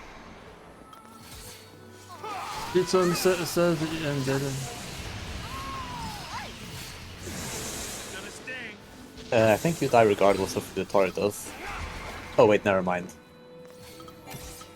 Okay, for some reason I was thinking I was going to be multi-target again. For a second win.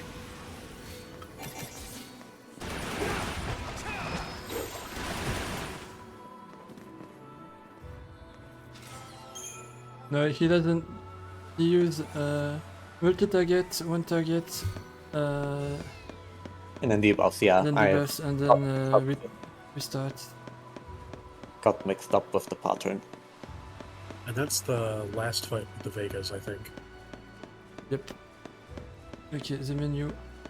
Yeah, from now on we only use good weapons with good sounds. The Magnums are like a work of art, honestly. I honestly prefer the Magnum sound to the Denem sound. Same. I like the Denim sound a lot, honestly.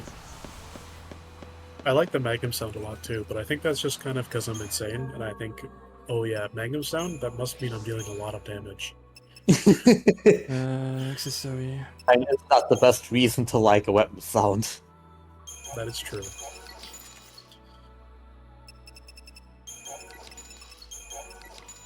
Yeah, just for why we talk about the Magnums like this, just watch its stats when it gets upgraded.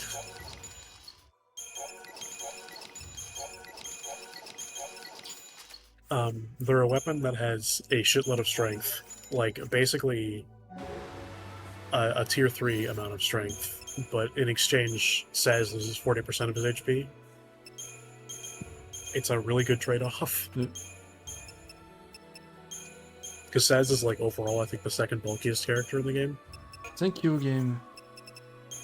Yeah, normally he is. With Magnums, he's still probably bulkier than Hope, but not by that much. No, I think not. I think Hope is just slightly above. Of course, assuming that you do level him up, but yeah. Let's watch the strength, shall we? We started at 40, we're now at 340 at tier 1, which is quite a bit. So down to 276 now. And I think we don't quite max it, but yeah, look at this, 1086.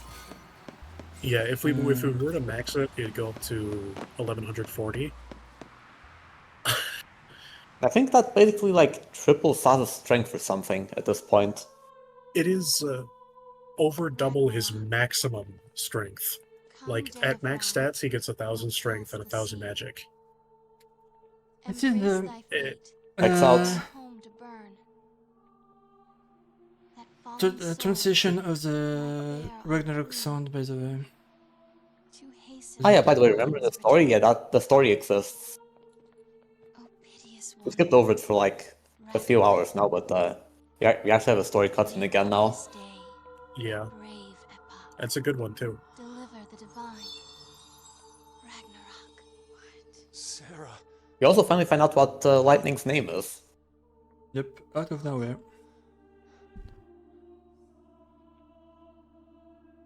I was waiting for you to open your eyes.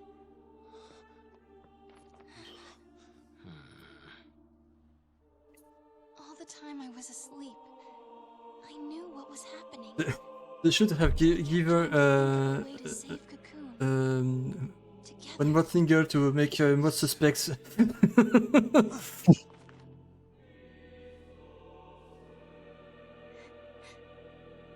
get it now. There are no gods with miracles to save us. No matter where you look. That's why we have to call one. destroy Orphan. We'll save the world. Stop it! You can't do that. You love me too much. Alright, I don't have a timer for this fight. That's great. Enough already. Ah! Listen up. We are all shooting for the same goal here. And that's a bit of a problem. And the result of that is this. Son of a...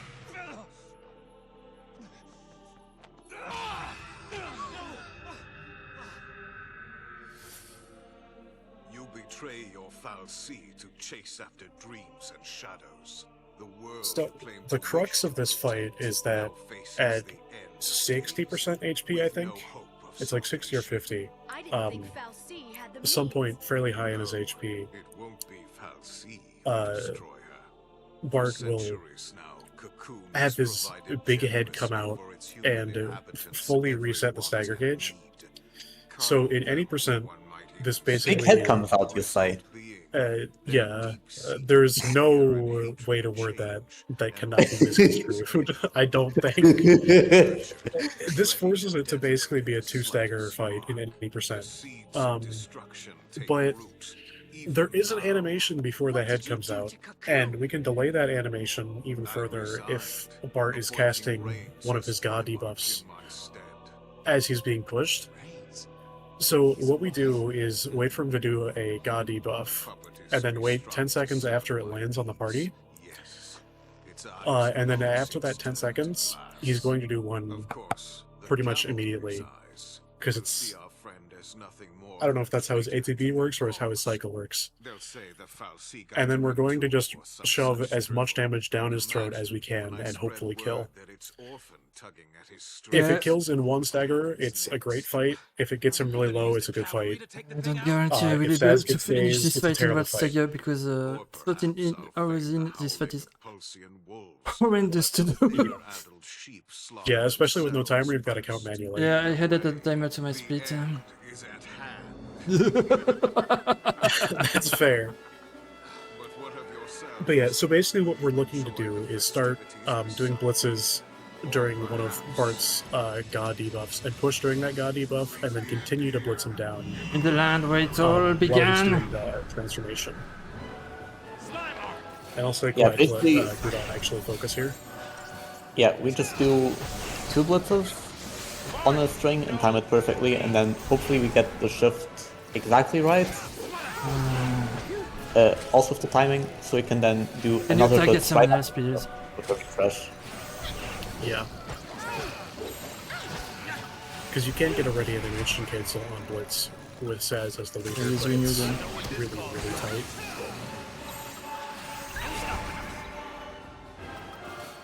I will also point out that this cutscene did the cinematic fade in from cutscene to that interface.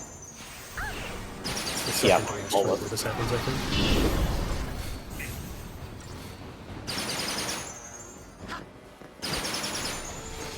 Good.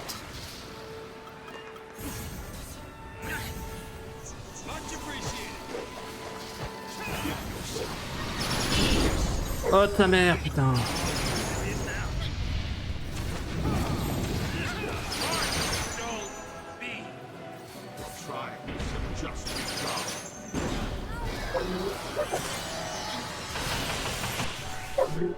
I summon Hilda!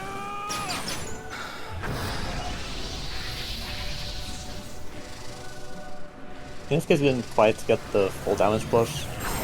Yeah, So- and I summoned too early as well. Yeah, so you have to summon through the last trick, because No, the that's summon timing is goes probably otherwise. fine, because it should go through... Yeah, it should go, yeah. So that's, like, one neat thing about not being able to skip summon animations, is that some of the damaging attacks will actually just continue to do Je crois pas que ça damage va tuer. during the summon cutscene. I thought it would kill. I think it did miss. I think think might have one of the missed. bullets missed. That was kind of funny. That was bad too. And also, one of the things I like about Brynhilder's summon cutscene is that it actually plays the correct bullet noise for Saz's guns. The time has come. So, but Allow yeah, me to extend I think he my just went slightly too invitation early there. Yeah. to save a people If the beyond fight goes salvation. perfectly, it's a There one is stagger. If only not, it looks Ragnarok. basically like that. But it's basically faster than It's- the old strat. It's yeah. It's very hard. Cocoon suffers. Release her from the pain. And Zero doesn't like this strat. I mean, it's labeled as the hardest fight in the game. No wonder he doesn't want to do that.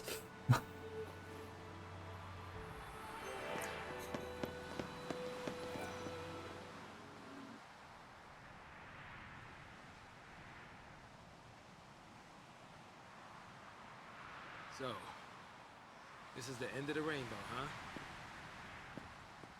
Here's hoping the pot's full of tips on dealing with crackpot Fal'Cie.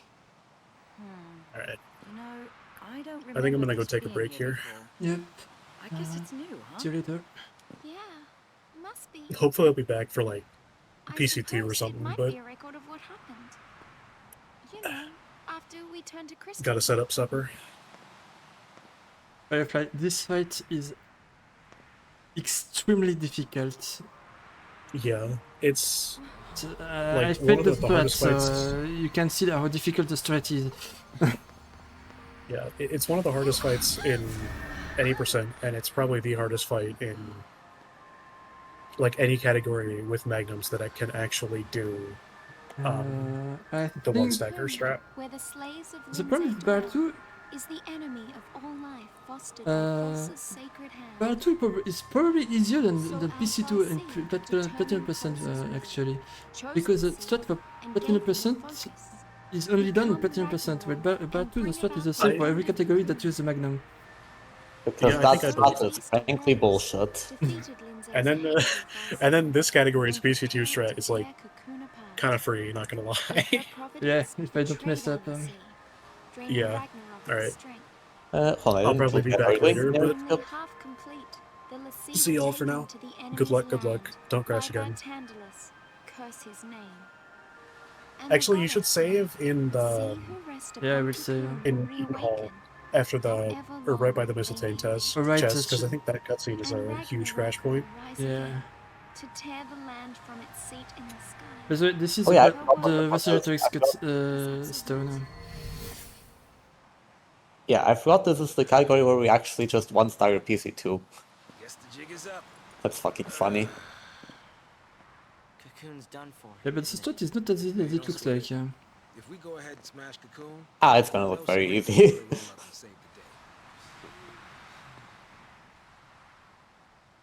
As long as Fal'Cie Still has the so let's finish it. the Midnight Sun is What back. do we do about Orphan?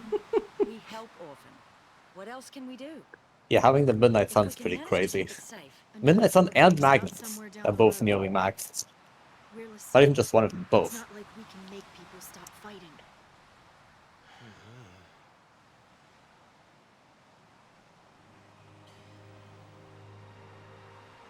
Lightning, you told me on Cocoon.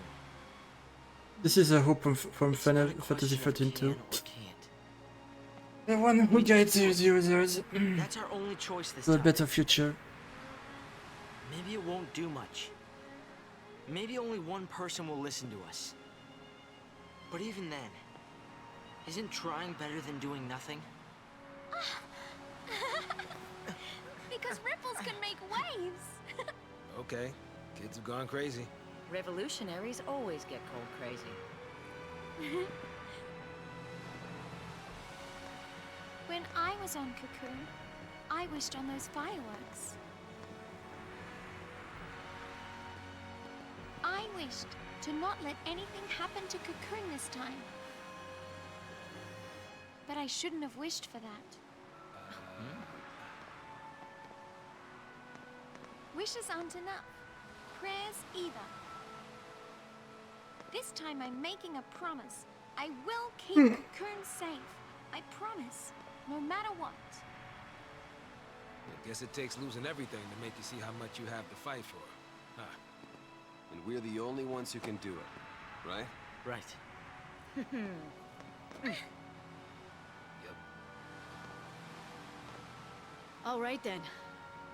Let's tie up loose ends. Okay. Right. All right. Yeah.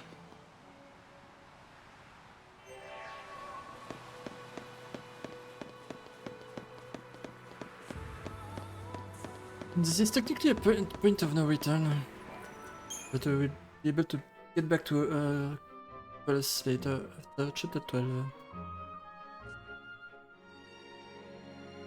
Even if we were chasing shadows, our minds were made up. We'd realized along the way that choice was the only thing we had left. Maybe we'd fall short. Maybe we'd never even come close. But someone, someday, would know we'd tried. But, by the way, I love the fact that this group was a complete group of strangers at the beginning, but now they're basically the best friends in the world.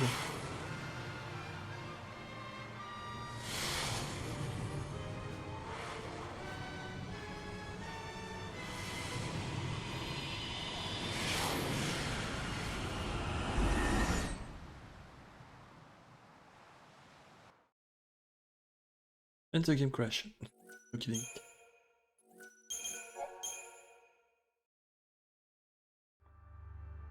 Enjoy the cutscene. This is the best cutscene in the game.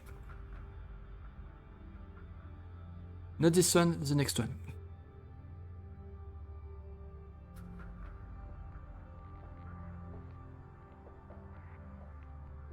Your Eminence.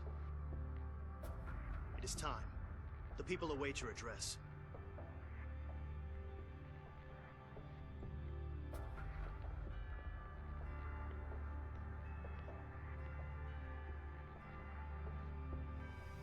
And so, we greet the new dawn.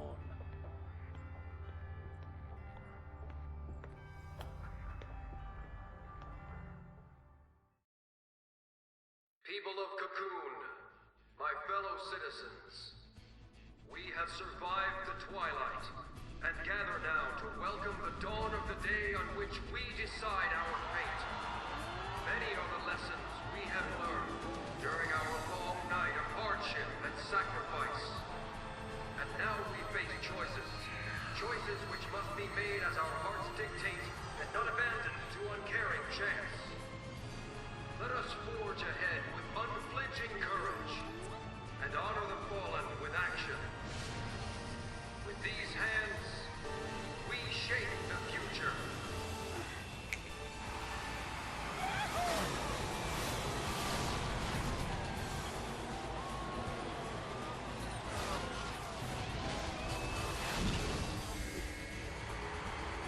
Yes.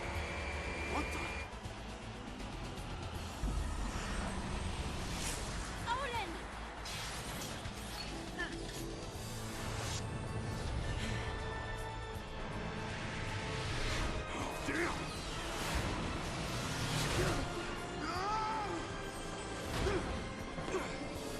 Close call.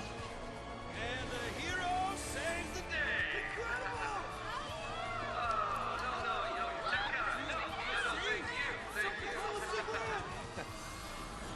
Probably should have covered that.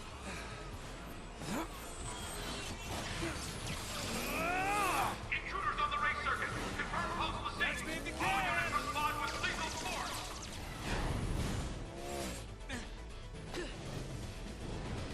Hi A there. lot, yeah. There's a lot of budget. Oh, think we have a winner. Now! Okay.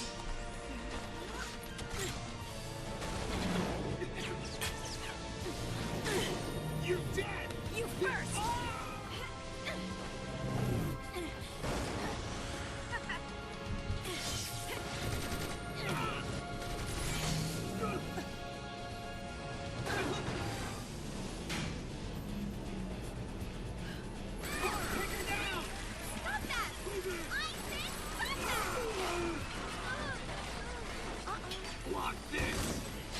I can't. Yeah, the best summon is made the previous cutscene.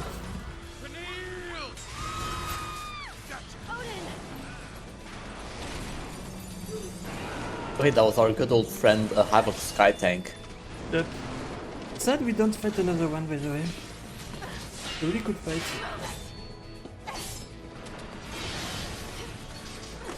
Let's go. Okay, time for a boss fight.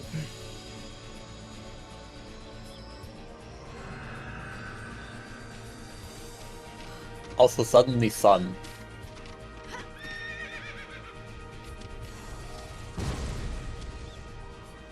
It was. Wait, also, where does this thing even come from, by the way? From the sun. Ah, of course, that makes sense.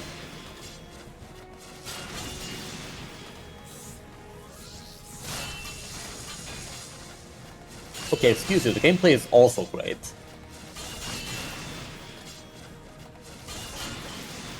No time to waste. I mean, did you see what I did? Just pressing button A. Second part of the Okay, cutscene. the gameplay is great when you're not fighting war mech tier enemies. Fixed. Like the one in Brescia? Yeah, definitely including that one, yeah. Because I died countless time on this one. How many coming through? Numbers unconfirmed, but it's a full-scale invasion. Eden's being overrun.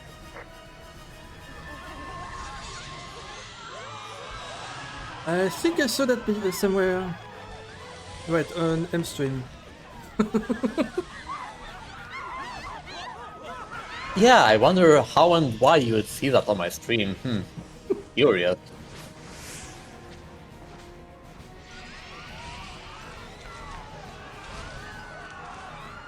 By the way, the battle team you're hearing right now is called Eden Under Siege.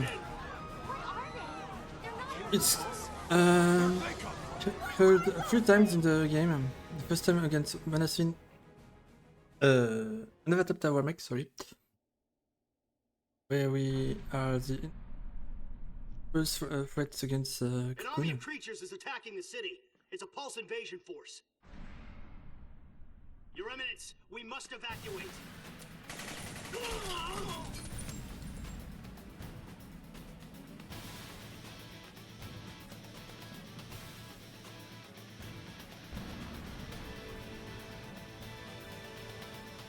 So, Reigns, Hello there. is this the cocoon you dreamed of? My dream is but a Fal'Cie's fancy now. End it.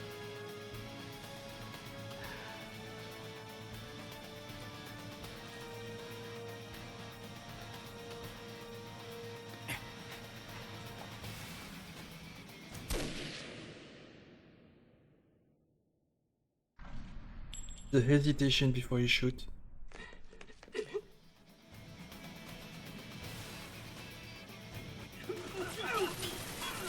Lydia doesn't have a lot of screen time, but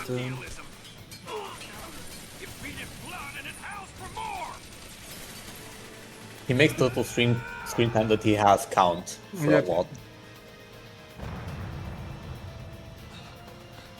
hey Fang, need a ride? Looks like the cavalry's made their move. There's more to it than that. They're saying Eden is crawling with pulse nasties. Fresh off the ark, I'd wager. This is out of control. What'll happen to Cocoon? It's all out war. Did we cause this by coming back?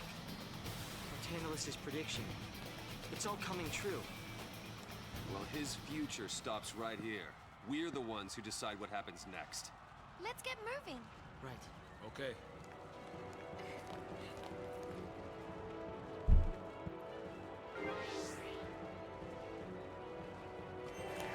Have to stop the Fal'Cie.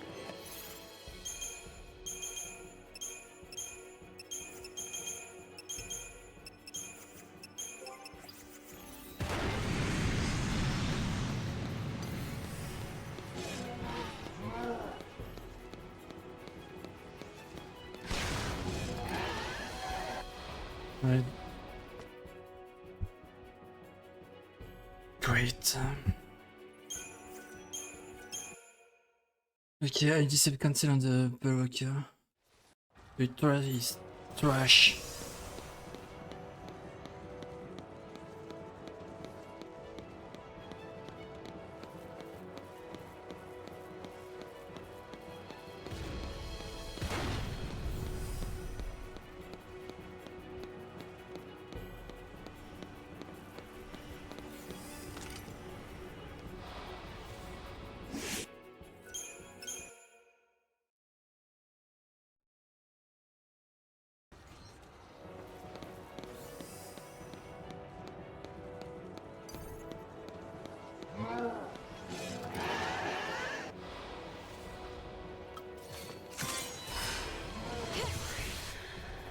Come on, Hackathon!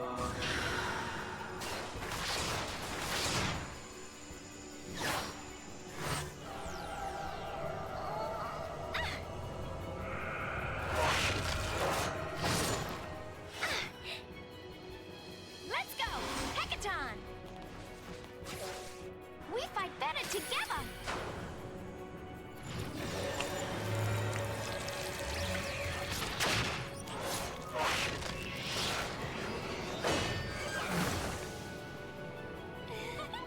You came here for high level gameplay, right? Let's get things done! Yes, that's exactly correct.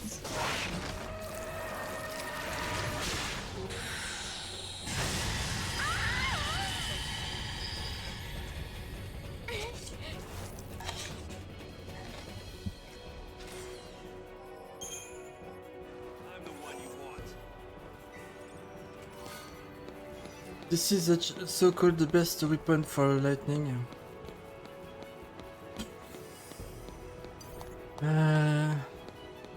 Allegedly.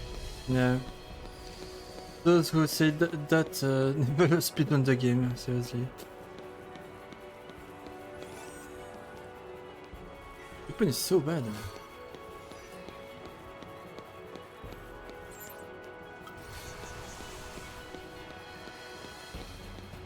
That's not the right way. Good job, good job. Yeah, but it's easy to forget what you have to go in this labyrinth. Since it's only this category where I pick up this chest.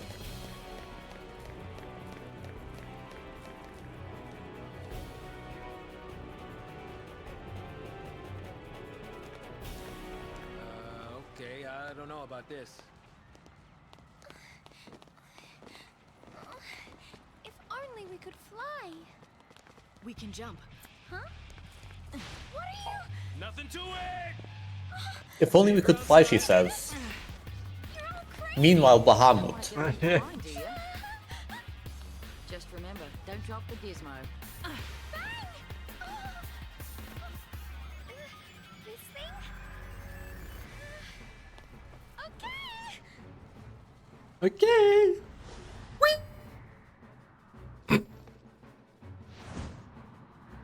By the way, this is a cutscene from the first trailer of the game. Except in the trailer we saw a fight. Here we only saw a lightning killing a soldier with a gun blade.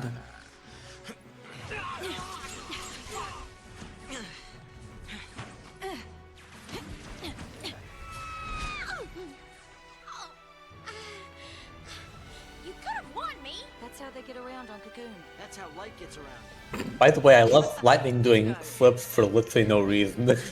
To dodge a bullet.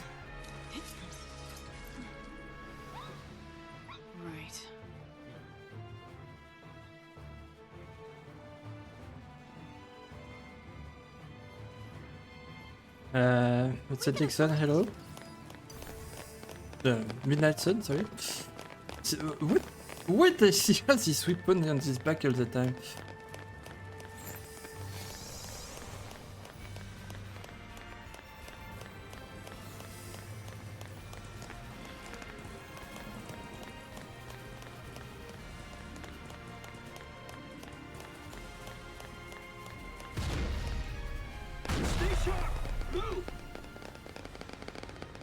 through here!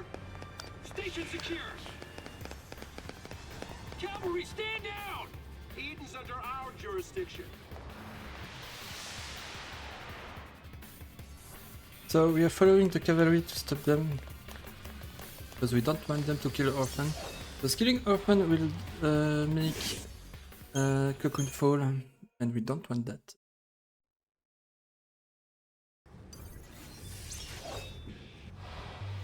For now. Mais qu'est-ce que je suis en train de foutre, moi, putain?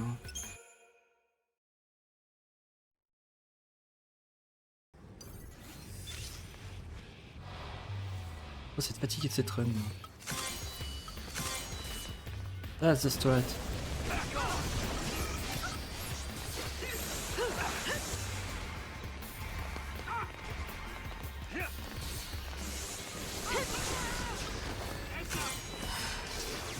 Odin.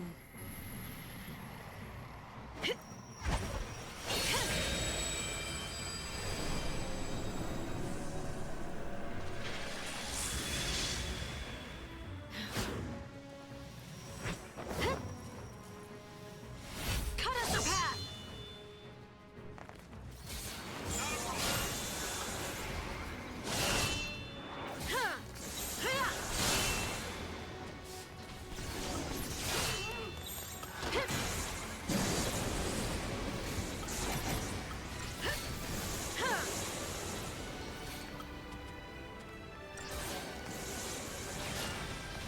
Ah,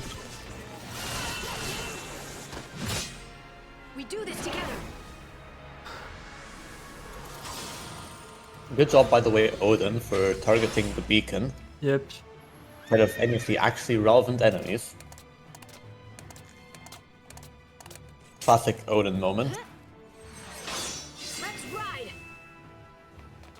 Trample them.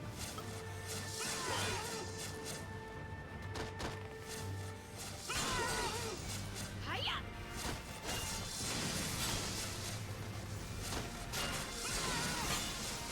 The storm is here.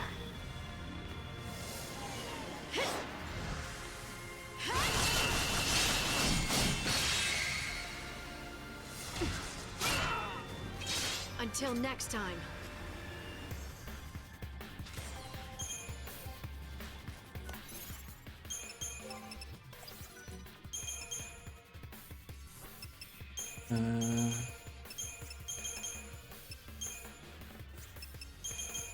That's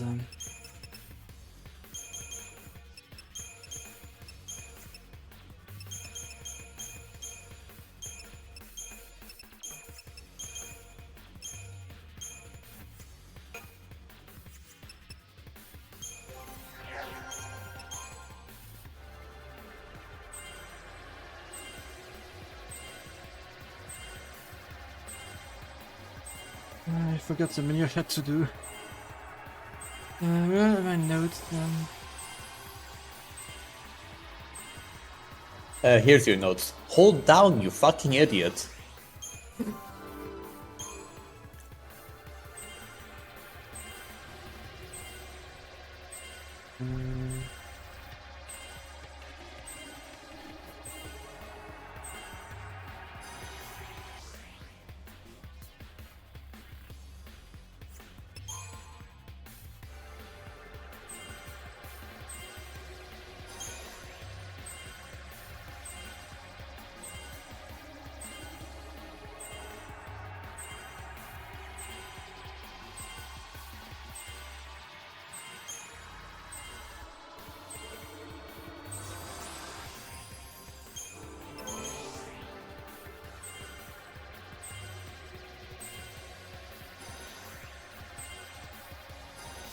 I will say the Crystarium is very satisfying in this game.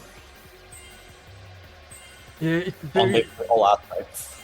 it's very easy to level up in this game. Don't spend 10 hours in your sphere grid.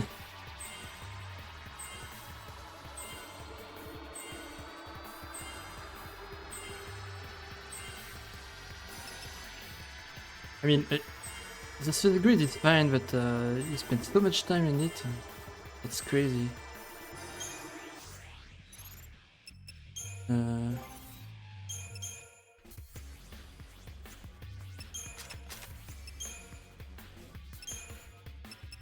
Shield. Black belt.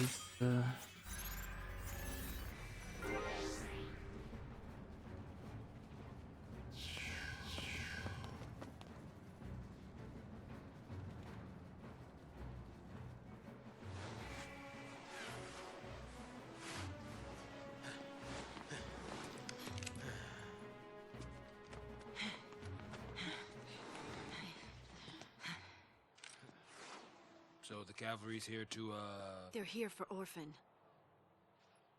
If it's close to the Fal'Cie Eden, they're probably headed for the heart of the Sanctum. Right. And if they destroy it, bad things are gonna happen. So long, Cocoon. Then we better get there before they do. damn straight. Uh-oh. Let's move! I wish traffic could go that quickly in my city. Live in Germany. No, worse. It's basically a highway.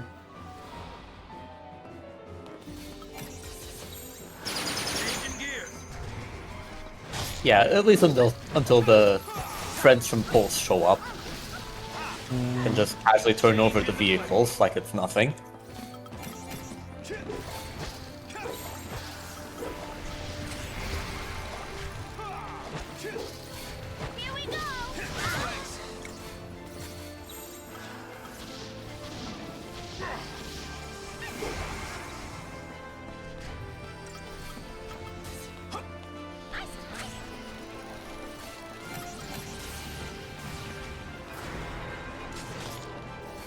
Vanille.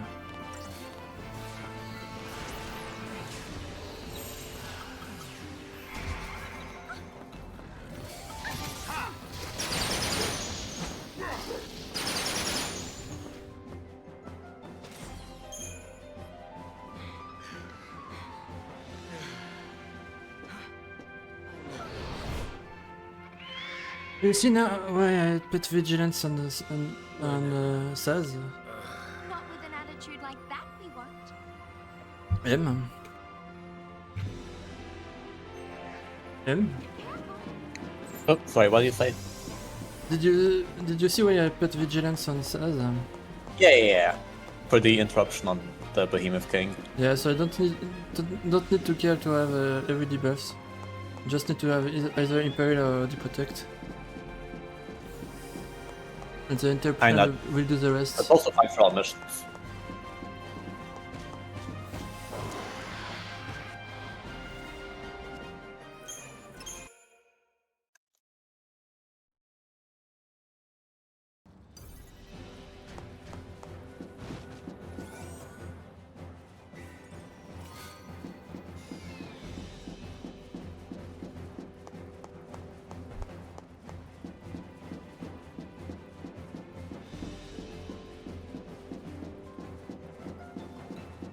Which version of the Proto-Behemoth do you do in all enemies? This one or the other one? It's this one. For the Ochimani, I guess? Yeah, we just get the chest. Also, I don't know if there's any other Proto-Behemoth that only has... Well, only one. The other one has soldiers that you can fight elsewhere as well. But it's not a mandatory fight. A mandatory enemy, I mean. Yeah, I don't really remember the details on the enemies, but we just fight this one. And you also just use a Decept to go behind him and then preempt him basically for free, which is pretty cool. It's not free. I mean, it's pretty much free. As long as it's behind him. If you do it in front of him, then it's really hard. But behind him is easy. Yeah, but it's not free. Sometimes you can have to wait for some reason. Okay, I personally remember it being free. I don't remember having too much of an issue. Yeah, that issue.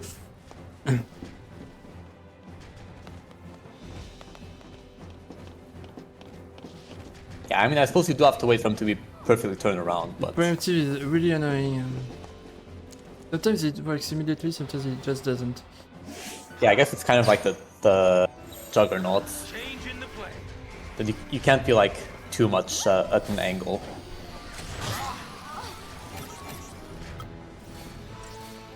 We gotta win this. Hey. Changing gears.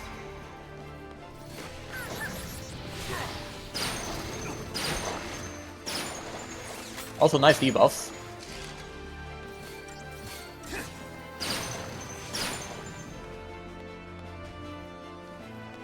Well, I guess with the strength you have, it just doesn't matter. Yeah, if I have the protect before Vanny, before I cast Breathing and Water on Saz, I shift immediately.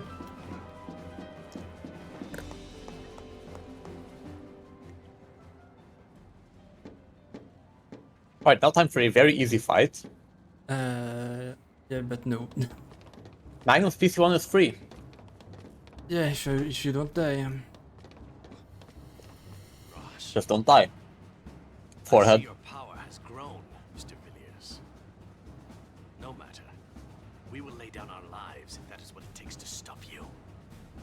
Oh, we're on the same side here. We came back to stop all of this. Nevertheless, you are the sea.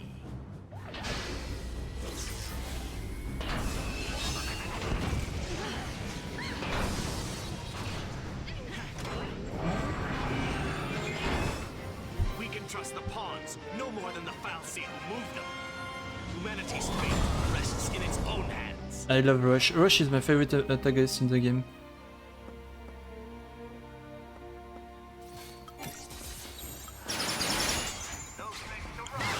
Alright, so this fight's pretty much the same in a lot of categories here. So basically you just start with a blitz for a bit of chain duration, after for it to have a bit of chain. Then shift to Malevolence, buff up Assassin Snow. We go back into Thaumaturgy or Tri-D, but usually Thaumaturgy. Chain a bit more, go back to Malevolence, buff up Vanille. And we have everyone buffed up. Just with the offensive buffs that they need. And then we use the new ability that we just got on Saz, which is Cold Blood. And what Cold Blood does, basically unlike any of the other spells, it chains a ton per hit, and it's like 16 or 17 hits. And each hit chains like 10% plus conditional modifiers for each hit when the enemy is staggered. If the enemy is not staggered, it's 0, so it is not as useful usually, with some exceptions. But yeah, basically tier twice to max out the chain on this guy. Like you see that 2 Cold Bloods just got him to 900, so it's really fast chaining when you just use Cold Blood. And because we also have insane strength, we just shred through his HP like it's nothing. Yep. That's all she can take. Fall back.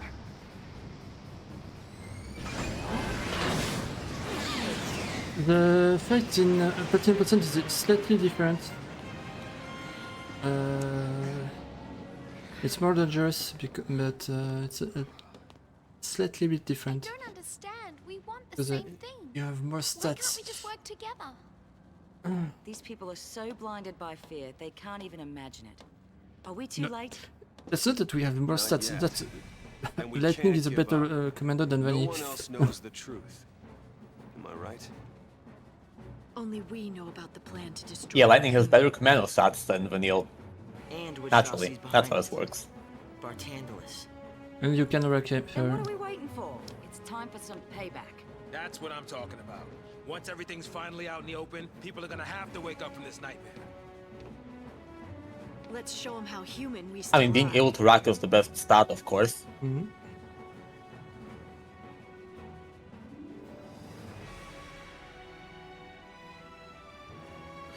Okay, next fight is the last with Vanny. Not that she would be used much.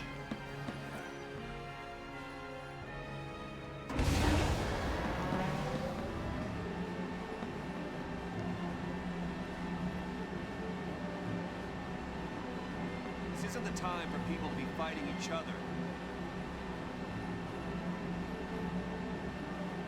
No more running.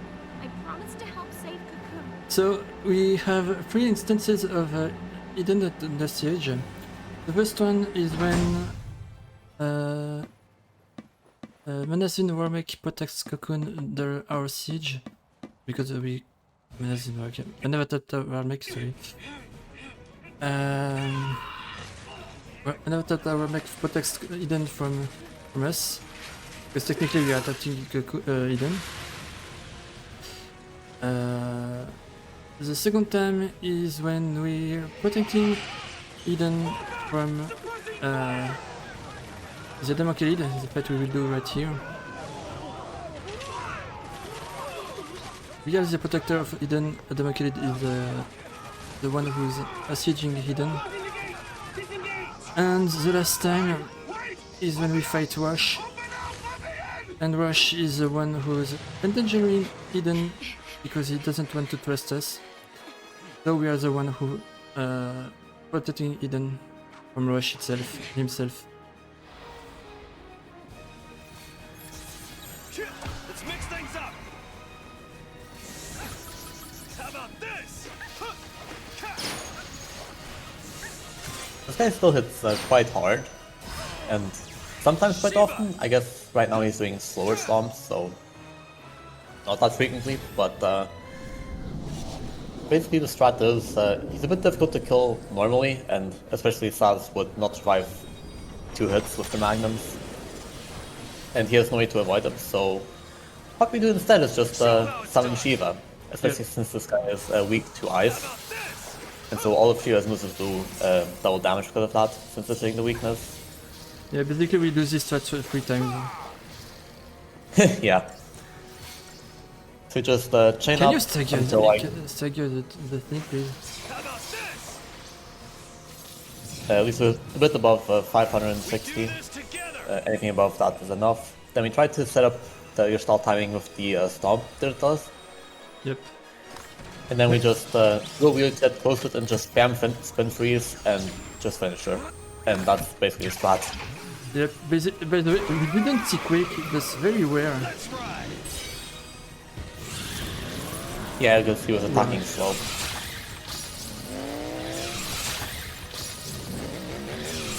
I think I messed up.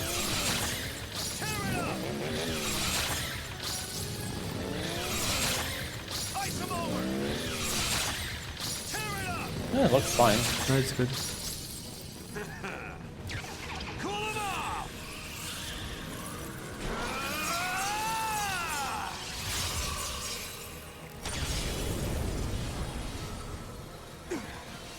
Way to go. Nothing.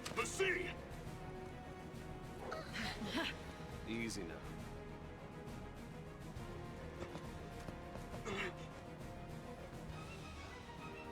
Let's go.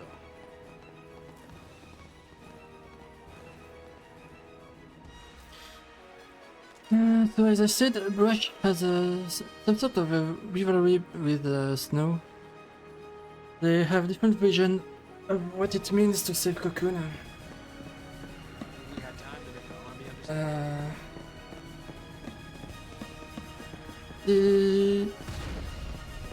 This is the only rivalry that there is in the game, but it's an interesting one. Because both Snow and Rush are stubborn, but both of them respect the other. Rush always calls Snow Mr. Villiers, and not just Snow.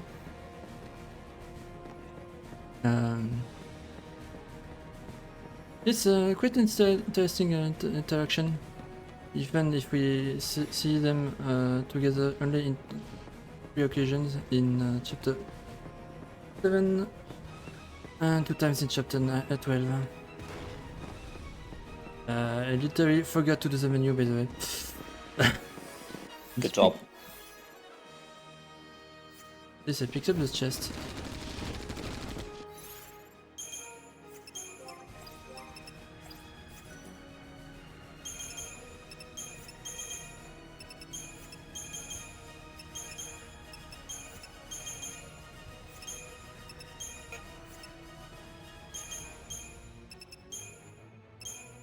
Hi, Fang. Yeah, if you were not paying attention on the previous menu, you may actually notice that you may have noticed that we actually developed some crystalium for Fang, and that is very relevant for, I believe, the next fight we do, if I'm not mistaken.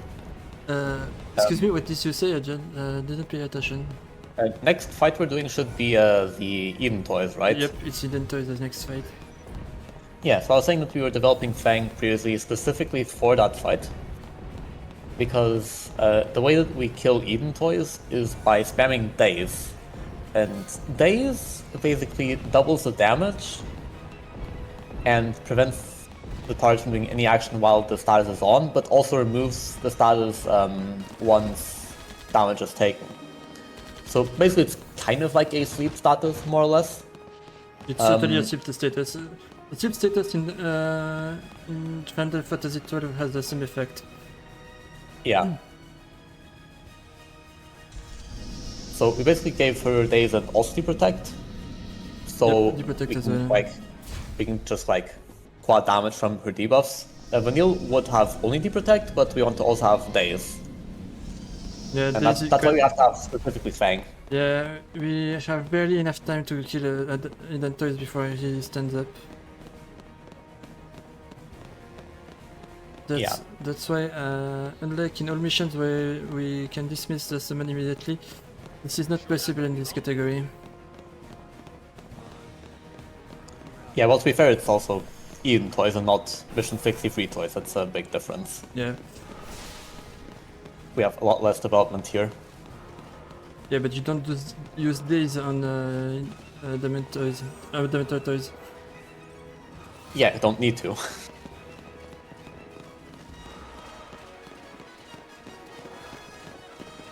But yeah, Daze also does have the property that if it's, I think if it's like removed and reinflicted within a short time or something like that, or if it's like multiple times or something. It takes a bit longer, yeah. Yeah, it takes like maybe 1 or 2 seconds. I'm not really sure the exact time, but basically it can count for more than 1 hit, is the point. And so it basically just tried to abuse that to kill the Eden toys in a few minutes, technically. That's not right now. First of all, we have a very fun dodge to do. We didn't see the Vitala phase in this run, so we will only see the VHT phase. Which is when you retry a fight, I think on PC only, or on console it's like a slightly lesser duration. It's too tight on console. It's impossible because it's too tight. Yeah, but basically your hitboxes for the characters and enemies don't collide immediately. So you have a bit of a window where you can just go through enemies without the game registering that the hitboxes are colliding and starts the battle. So that doesn't happen in this case. And so we just have barely enough time, if we execute the dodge well, to just go through the dodge, or go through the enemy and dodge the encounter and not have to actually fight it. And that saves us like, I don't know, maybe 40 seconds or something over actually fighting it. Depends on the category, I guess. I was right there before. And it's technically faster to go through the passage here. There. Going what I did. But the dodges are atrociously difficult to do. So it's better to do this way. Yes, it's definitely safer. Yep. I tried after 2 tries I said, okay, forget it. First we have 2 vampires that have a higher hitbox than Ghast in chapter 2. Very difficult to pass. Okay, that was very awkward. Don't want to take the risk. Then we have other band that can see us, plus 2 women soldiers that can see us. Try to dodge that. It's impossible. Chapter 12 enemies are a pain in the ass to dodge. Yeah.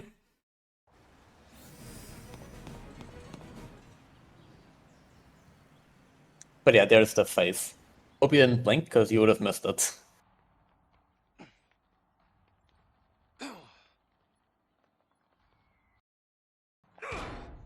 So close. We'll find another way in. There's no time for that.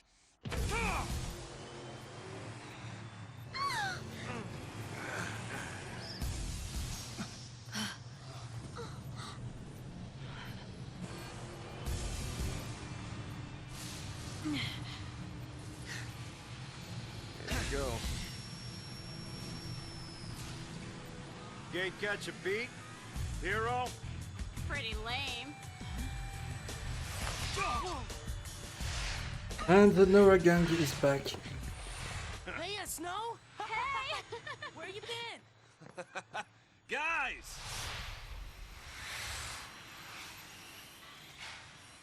So, Snow, you're a pulseless sea now, huh? Yeah. Good times. Then why didn't you tell us? Why the hell didn't you come and find us? Yeah, we've been waiting. Us and the rest of the Purge fugitives.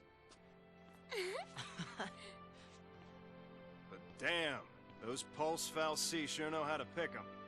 Yeah. Out of all the idiots in the world, they choose this one. Oh, hey, now wait just a minute here. I am your fearless leader.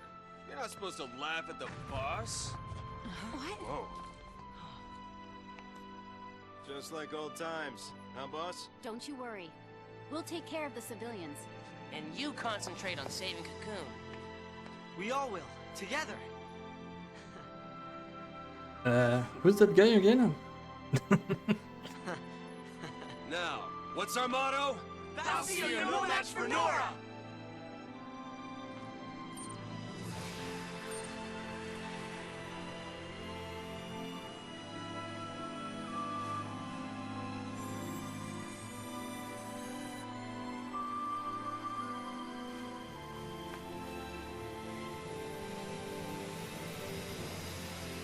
By the way, Maki, the blonde guy, is the one who's behind the Lenora's garage. Because One guy's called Maki. Lenora's garage, Lenora, they are Lenora. I have no idea why the name is Lenora, though. Yep, but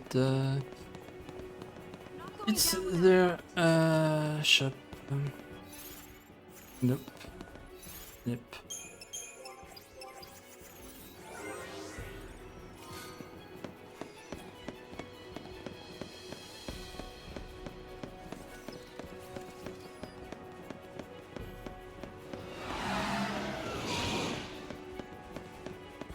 So if you wonder, I used Fang as a leader for as part of the chapter because her hitbox is smaller than Snow's.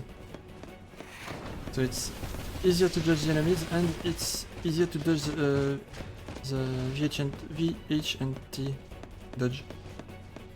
Yeah, normally use the help for this category, it can also be Fang. Yeah, Fang is the easiest character with whom you can do the dodge. Yeah, I think everyone works except for Stars and Snow and possibly Hope. It works with Snow. Yeah, but it's a bit harder with Stars and Snow. Succeeded first try and with Snow when I tried. Yeah, I mean, For consistency, Vanille's just easier, or Fang or Lightning.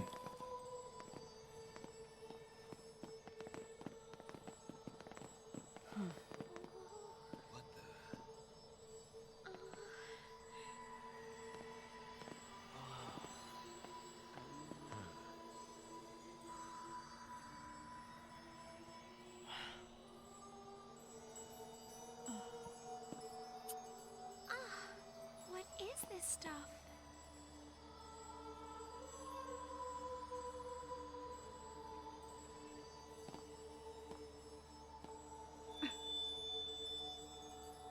Huh.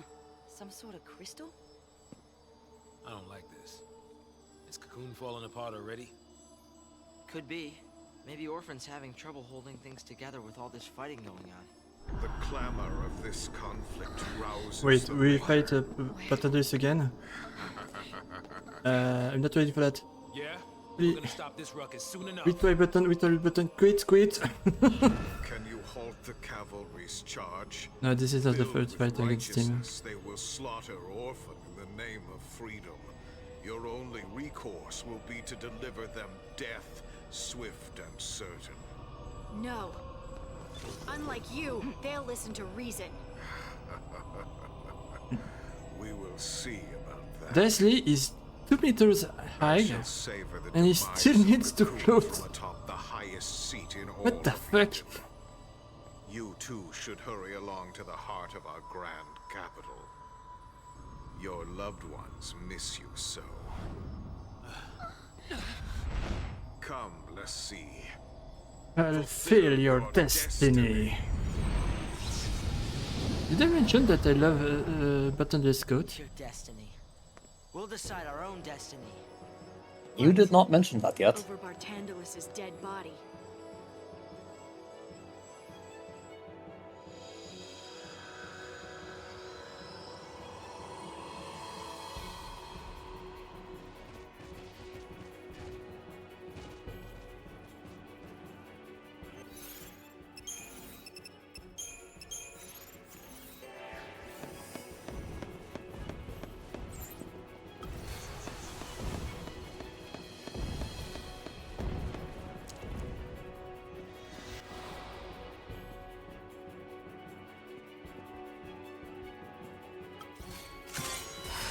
Alright, let's go best fight. I summon Brunhilde!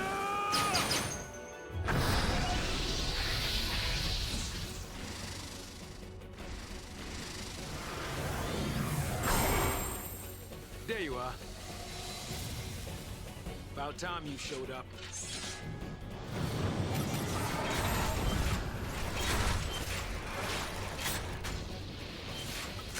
Almost feel sorry for you. Right, so remember when I was saying that Total is not very good at chaining enemies that are not staggered? Yeah, apparently this is one of the exceptions.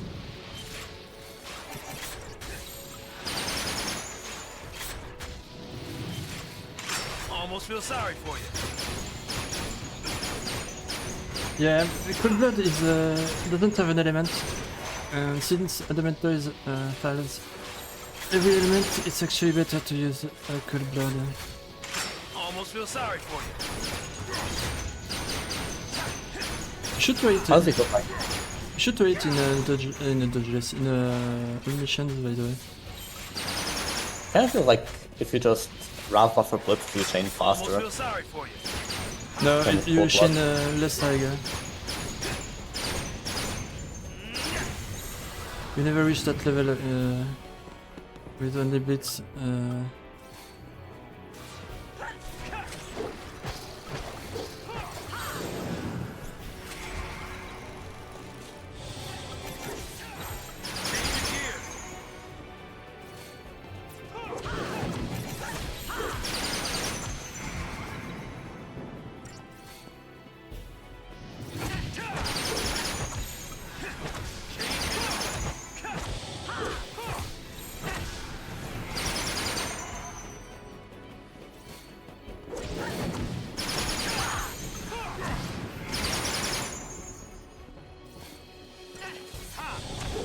Okay, it looks like you even have a bunch of time left. So yeah, pretty solid kill.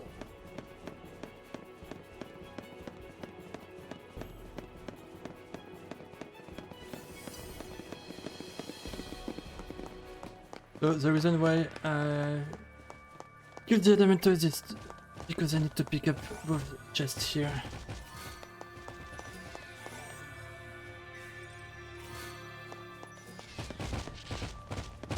Yeah, because the thing is that there's a hidden cutscene that happens when you pick up one of the chests, or when you pass that point, I should say. That if you did not defeat the Eden toys, then it's going to just crash through the glass there. Just because, I guess. Yeah, I found out that it was actually easier to do the dodge on the right. Because the left side is just impossible. That was totally impossible. Man, it's a good thing you tried to dodge on the right, am I right? Yep. Yeah, well, now it's totally impossible. Thank you, game. Yeah, enemies in Chapter 12, by the way, do not respect their battle zones typically. And so you can have something like that happen where the enemies from the previous battle zone just Okay, so I didn't need a get DC your cell way at to least. the next battle zone.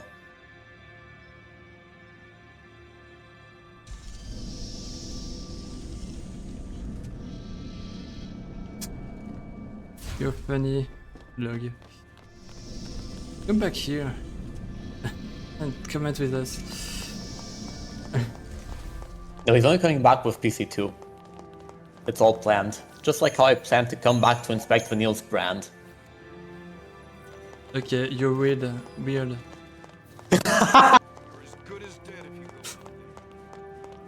Just telling you the truth, man.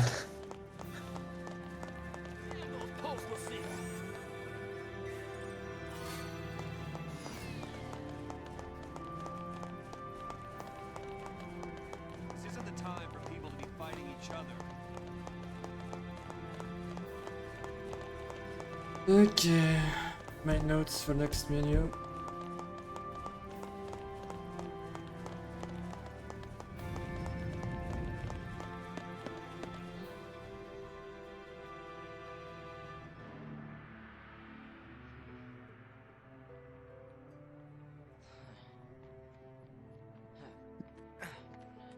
So this is the heart of Cocoon. It's incredible. That's where Eden sits, controlling all of the other Cocoon Fal'Cie. It's also where we'll find Orphan, the battery that keeps Eden running. Good to know. So what's the plan? Your usual plan. Charge in through the front door, what else? I love the fact that lightning became like snow and snow became like lightning.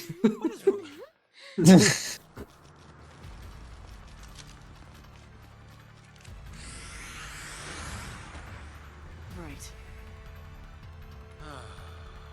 I mean, the cutscene. Oh look, a beta behemoth. Yep, the first behemoth of the game, by the way. The beta behemoth? I think. Yeah. And of course it gets one shot by the Juggernaut, because it only has like, how much HP? Like 1,000? Less than that.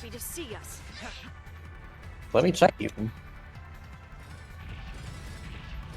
Look at you. Bring it, shorty. 1,800 HP apparently. Very precise. Yeah, I mean, I looked it up. I mean, the 8 HP, it's very, very precise. No, 800. 800, okay. Yeah, 1,800.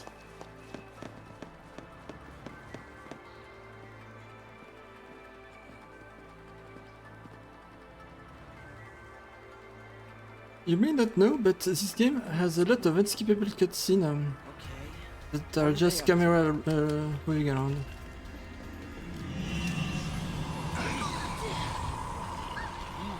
See? All of them. Just like that. A friendly reminder we're running on borrowed time. Okay, finally a shop where we buy something else than 3 ultra compact reactor.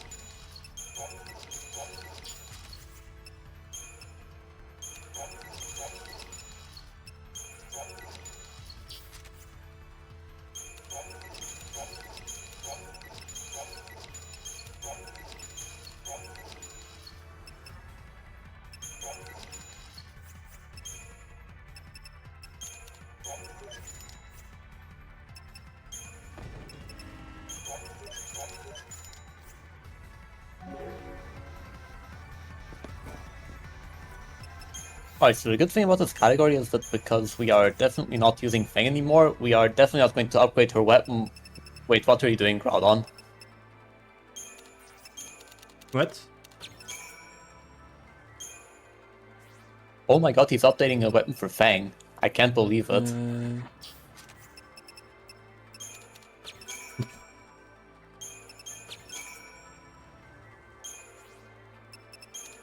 Yeah, he's just accidentally upgrading it. Trust.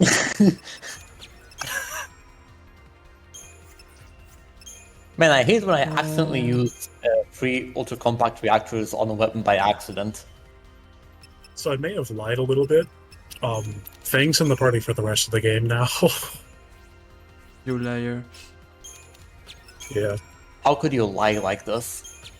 We do a little trolling. Just, yeah, there we go. Sinister Fang.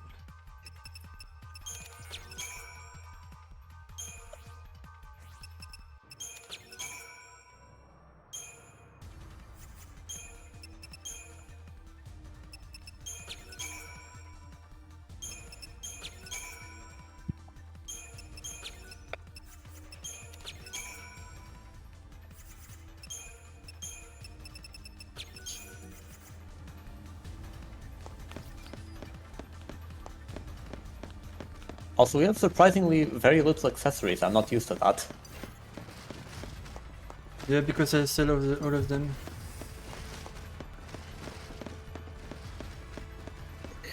Don't need him for Treasure Hunter, so why not? True and real.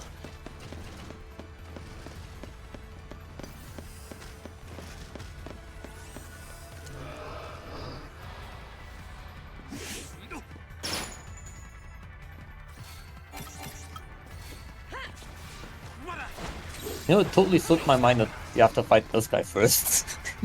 Before PC2. What's really annoying is this skills what I have is that I don't have Impel with nice miss. He missed 3 bullets. Good job, Sas.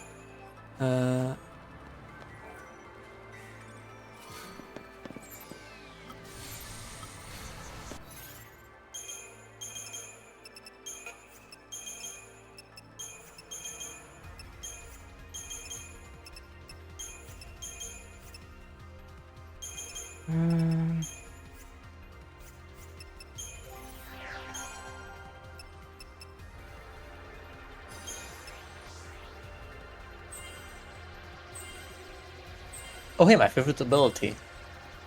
Leaf Siphon. You might notice that Groudon isn't setting up a 6th paradigm. That's because he just kind of doesn't need it for a little while. And don't even need Garilla. yeah, I'm pretty sure it's just going to be faster to set it up later once the default role for Fang becomes calm. Because right now it'd be sad, and I think you set that up to be a strike team later. Yep.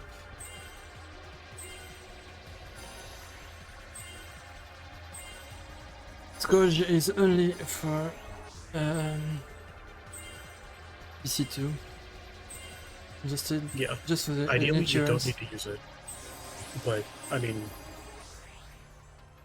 yeah, this strat is really nice.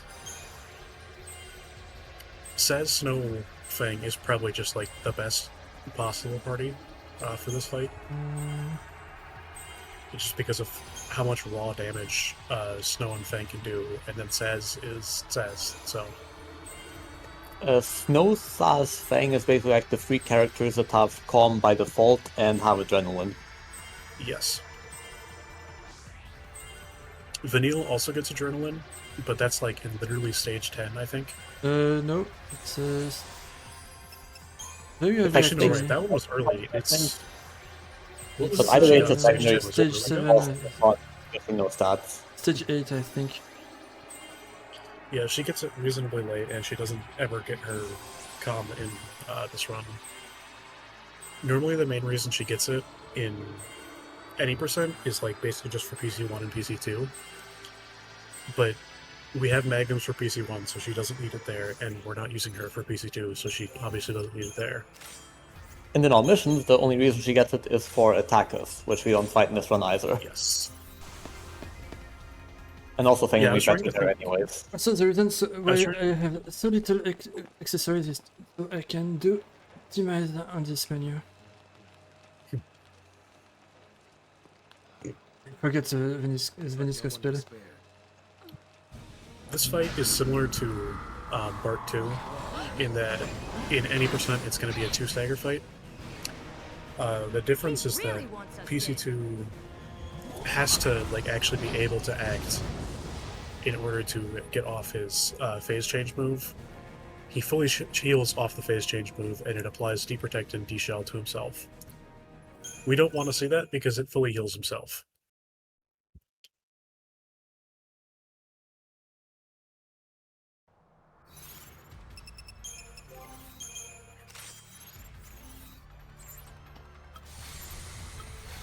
Yes, the difference of stats matter. Yeah, Venus Gospel is like kind of ridiculously good. I'd honestly say it's the second best weapon in the game overall. After the magnets, of course. Yes, of course. Get in my sights.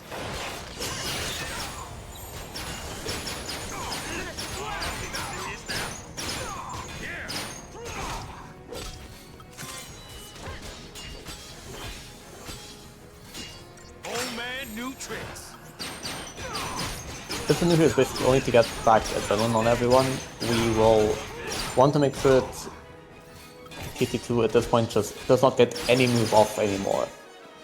Like, if he does, it's going to be the limiters deactivate and it's going to get all of its HP back, and, well, that'll be bad, of course. And I think at this point he shouldn't even drop down pretty much. It should kill there.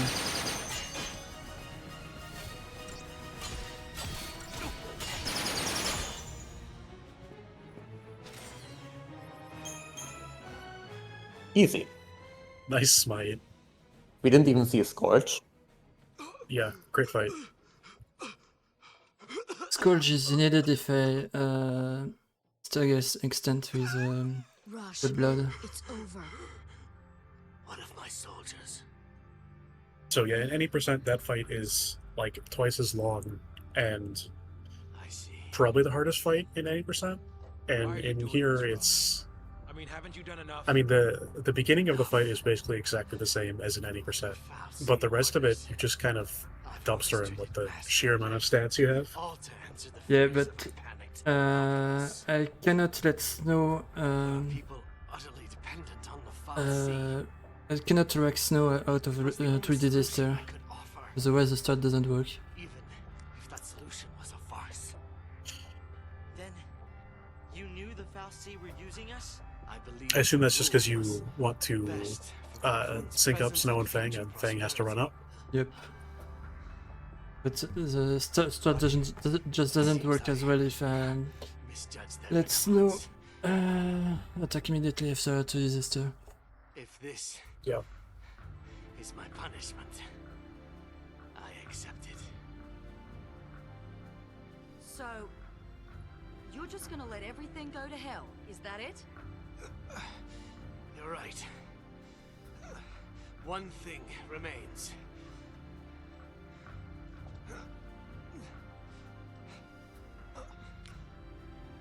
This is SciComm Director Roche. Attention all SciComm and Guardian Corps units. Suspend l'Cie operations. I repeat, suspend l'Cie operations. Good night, Taxi. All units should focus their efforts on evacuating the civilian population. I do not issue this order as an absolute. You are free. Before you go, actually, can I talk about you before the stream goes out? Because I'd like to thank you for. Aren't you? Or was that a farce as well? And mention what's going on with you. It's also a marathon for We'll see you medical stuff.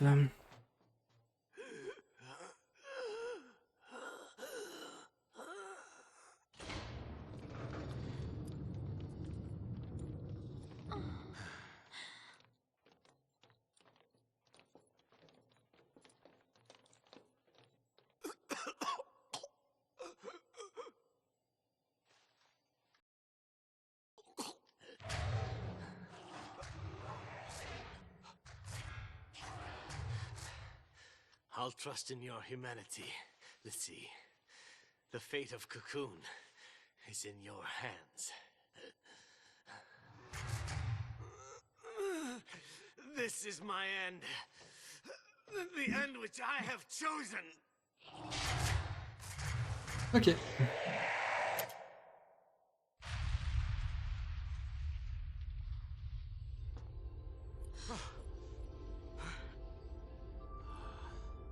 So anyways, Rosh is dead. Yep. And she goes with a bang. Literally.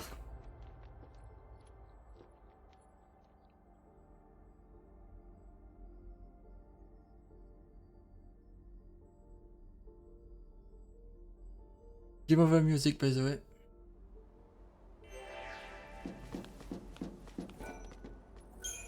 And this is the end of chapter 12. This game does have some banger lines, must be said. Through chapter 13. Yep. Ah, finally, that means that we're about to finish the game, right? Yep. Totally not gonna go back to Pulse and grab another 70 chests. Don't look at Not the splits. 70. Only 30. No, 50.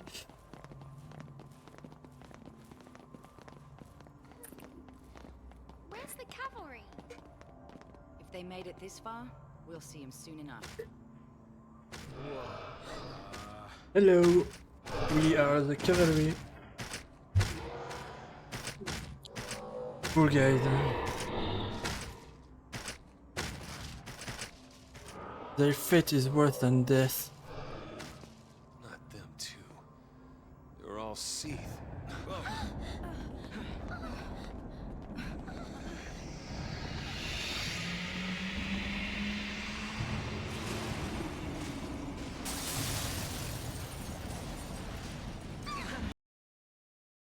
I like how in the cutscene, the group of 4 sacrifices is on the right and the group of 3 is on the left. But when you actually get into the area proper, it's the other way around. They move. And that's Yeah. where the game becomes crazy. What the fuck is this final dungeon? It is a pretty neat final dungeon. It is kind of a shame that any percent, like, just beelines the bosses, but... Yep, we will see quite a lot of it. Well, we will see everything about it.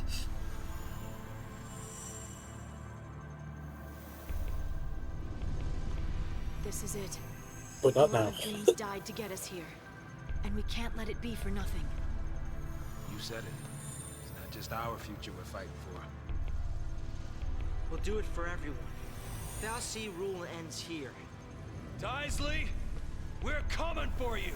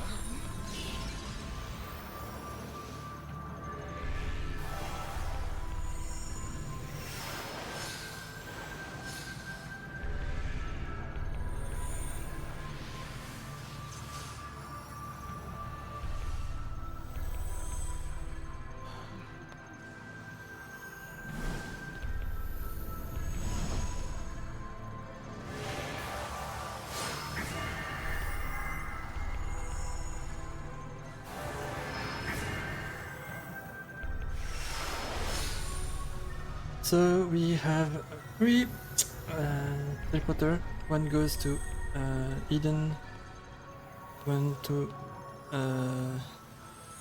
Pulse Media, Pulse Media, Race Media, on Pulse, Gift from Bartandalus. and one will go to the panel boss when we have access to it, but it's not accessible yet.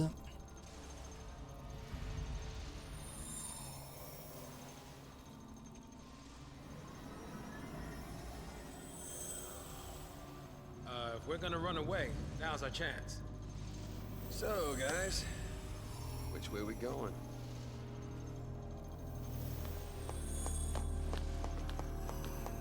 I hope you enjoyed the story part of the game, because now it's only gameplay up until the final boss section. And one cutscene of story. So the first boss of chapter 13. But now it's full battle and gameplay. Okay, so we go back to the arcade step and start getting the stuff we missed earlier.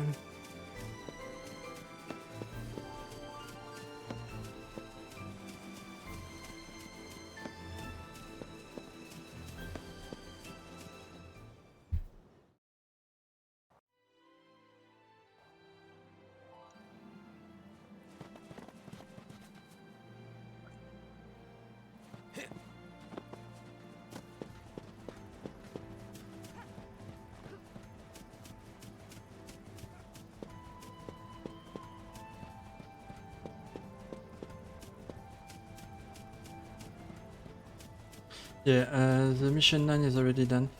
So I will show you and pick up the two chests that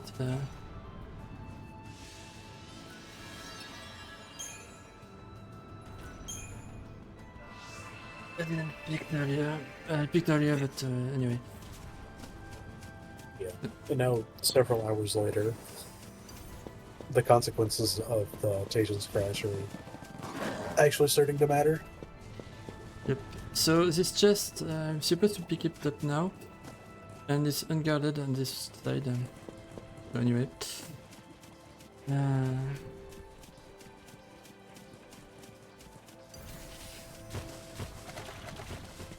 yeah, the step is like 2, I think. Chests. You still need to that preempt are us with unguarded, these but only stats. barely. yes, I need to preempt this guy, or I need to use a Negisol and Fortisol. What the hell? Yep.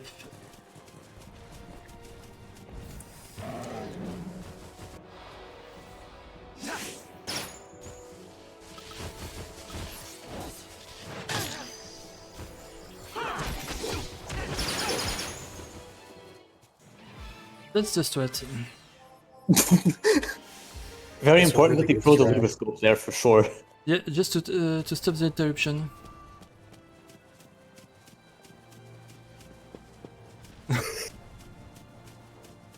I mean, it's not that it doesn't make sense, but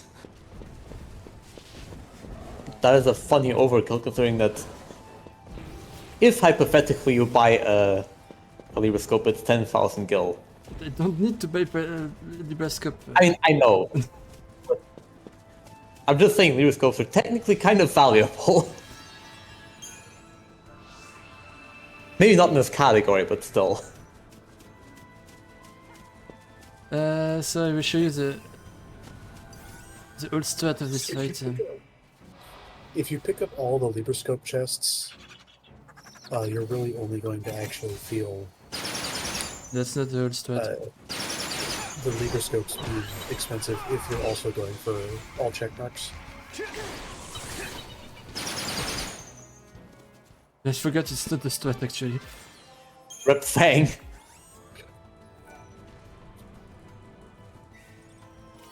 Yeah, that's a little bit faster than using Shiva. A lot faster.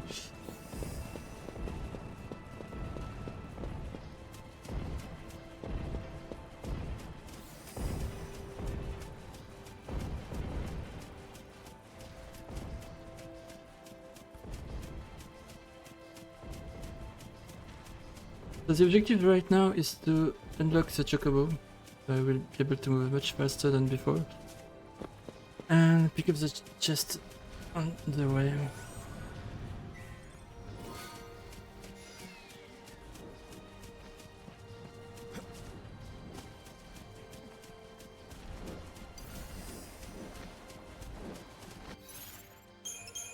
Yeah, and there are also a fairly reasonable amount of chests on the step that you can only get with a Chocobo.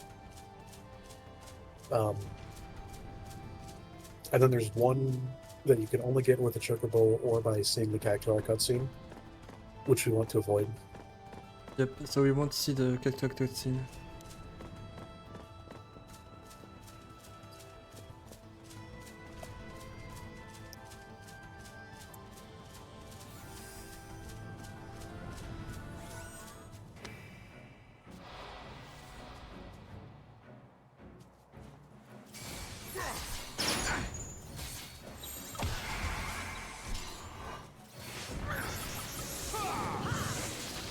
Yeah, the step for the two Galads in the step that are guarding gold nugget chests is basically identical to the one in chapter 12. Yep, here you can see how badly the pets can go. Yeah. The speed at which the Galads actually do stomps is basically completely random. If you get slow stomps, you usually get a good fight. If you get fast stomps, sucks to suck, pretty much.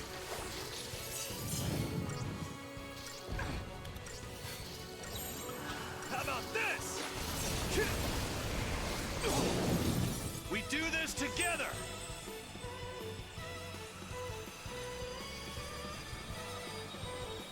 We don't like it. I don't get it. We don't care about the timing. Let's ride. Feel the cold? Tear it up. Because it still doesn't matter here. Yeah, between the summon fights and just like absolutely demolishing the President here, you can kind of see why this route is pretty much completely fine to go with only 5 paradigms for a little bit. Just straight up do not need the 6th paradigm for that. Not for much longer though, but Way to go. I mean, right now we only even need 3 paradigms. Only reason we even have 5 is because the fight we set up the paradigms for was a boss. yeah. Although you only need 4 for PC2. True. I guess Gorilla is just like kind of there left over from Khaled. Or not Khaled, Eden Toys. Yeah. Yep. Also because I need Frank Saboteur somewhere. And also a second, Why can't I do that in all missions or platinum percent? that was ridiculous. Very preempt. But yeah, it also gives a Sabrav. Also, the reason you can't do this in all missions is because we fight this with Crystalline level 8 instead of 9, which we do here. I mean, it's an instant preempt. Yeah, that preempt was nuts. Yeah, I mean, also fair. But yeah, I don't know if this was mentioned actually, but yeah, the strength of Eidolons scales with just the Crystalline level and maxed out roll levels. Roll levels only get maxed out at the time stage 10, which we only get after being the final bosses. But yeah, for now, before then, you can get level 9 by beating Board 2. And that's where we're at now. Going from stage 8 to stage 9 is a huge upgrade. It basically triples the Eidolon stats. I think it's like the single biggest increase in their stats. And it also makes sense, because you spend like a ton of time on pulse, right? Yeah, it's a huge increase. To the point where Eidolons that were like that would struggle to actually get kills in early chapter 11 will now just like you can summon an insta-gestalt and just win fights. Sometimes. Need my notes for the next menu. Shout out to Mission 16. Yeah. Mission 16 is a very complicated strat. If you remember seeing the Rangda fights, we have to input the summon, then we have to press square, and then you have to press triangle. The fight is already done. But you have to realize that it's a little bit harder in this category, a little bit easier in this category because you don't have to press select. True. No cutscene skips is the GOAT. Makes the game easier, I assure you. Yeah, totally. Also makes it slower, but let's just ignore that part.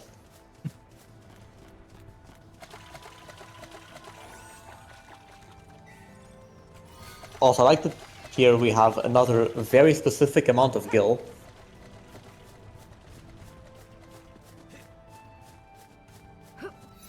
Also, that's a very high jump too. You may not necessarily figure that you can even do that, but yeah, you can.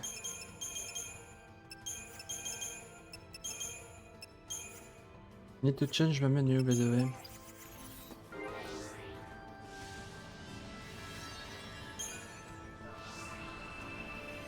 Nice camera angle too, by the way. By the way, I didn't move him. Says Yeah, that was in front of the sea stone. This game's camera tries its best. It's very good for viewing pleasure of like background stuff. However, in terms of gameplay, it is sometimes very aggravating. Yeah. Sometimes it just gets stuck. I tried to do the water charm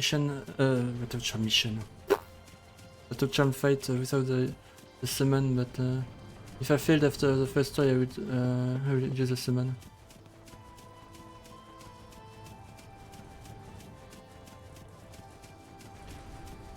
Because I only It just feels right when to use. Yeah, actually, I guess that would solve the either side. Yeah. Plus cutscenes. It honestly just feels right to use Brynhilder for this mission. Because Saz gets a whole cutscene right before it. Mission 14 is not hard without a summon, it's the water charm that is a bit problematic. Yeah, that too.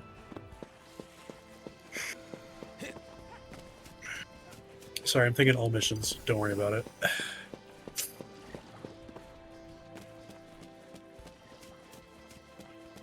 Yeah, the three Sahagin type enemies are probably like my least favorite enemy type in the entire game. I love the Dagonite design. Dagonites. What about Magnum Fresher? I know that smell. It's fun. Sorry, cutscene by the way. Hey, you! Are you kidding me? Oh, so cute.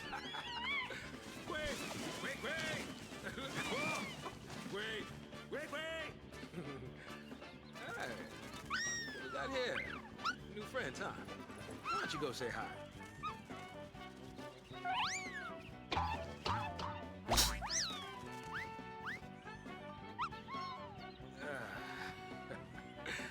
You keep growing like that, you'll be bigger than me before long, won't you? Maybe it'd be best to just say goodbye here. 1,000 years later.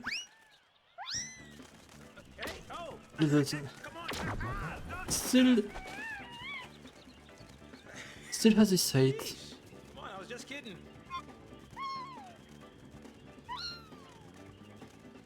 Yeah, I know. You're sticking with me till Dodge wakes up. Could be a long wait. No one knows. Oh. Quick. Yep. Let's take your time on the stream. You watching me or something? Say something. I don't have a timer, so I can't know. Didn't want to interrupt. And you know, For the run, it's I 14:23. didn't quite know where to begin. Okay. You don't have to begin anywhere. What happened to Dodge? Wasn't your fault. But Saz, You got more than enough weight in your shoulders already. It was my fault that you're a day, letting Dodge out of my sight like that.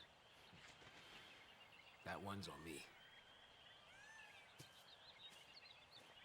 and you're just gonna deal with that on your own. Is that it? I don't have to. I got this guy. And you? You got Vanille. You weren't alone. That kept you going, didn't it? Listen to me, trying to act all parroty. Well, don't give up. You're getting the hang of it. Really? I think this is the only interaction they have in the entire game. Except off screen. In the entire trilogy, by the way.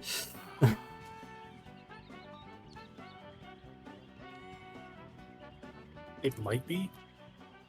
It's definitely probably the only one-on-one interaction they have. More cuteness. Looks like somebody needs a hand. It's a good cutscene. Huh? Hurry the what up? Jeez, someone's had their feathers ruffled.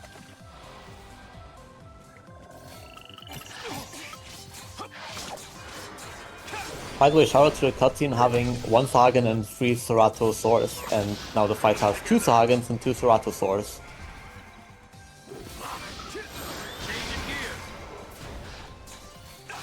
One of them evolved, clearly.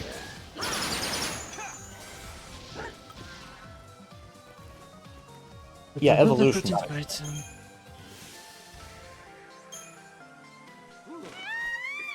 few minutes later and you'd have been plucked.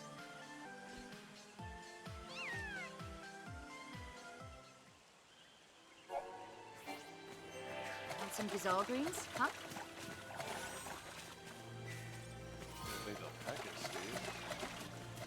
So let's try this fight. How do I do this?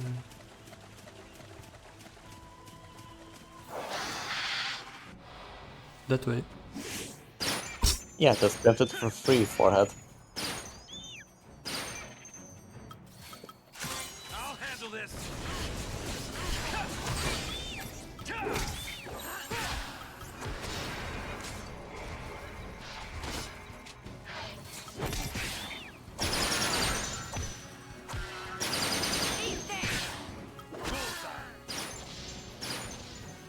That was easy. Yes, that was a pretty good way to do the fight. Yeah, if you said the penalty is much harder.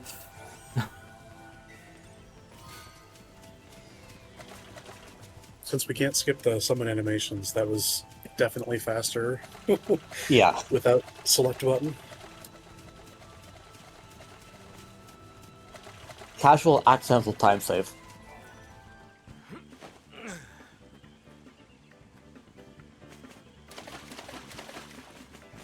Okay, I need to check about the game.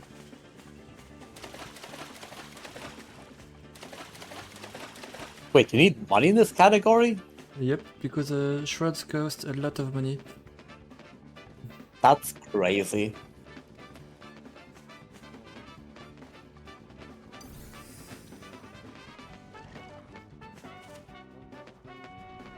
So the Chocobo digs at the first dig, the 5th dig, the 10th dig, the 15th dig, and the 20th dig, they all have fixed rewards. The first dig is a gold nugget, which is 60k gil. So all missions will pretty much always want to pick that up, as will Plat. Plat needs to get the ribbon from the 20th dig as well. But that's something you worry about over the course of the entire run, basically.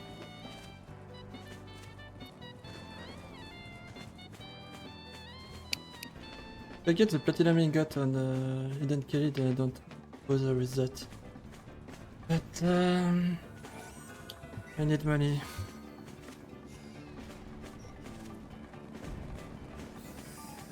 Can I have a dig, please? That's crazy.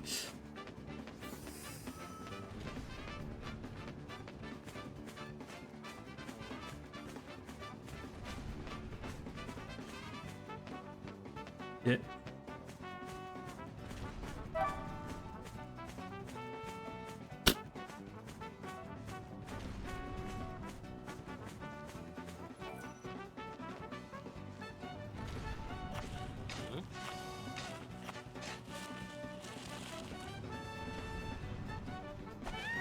do we got here?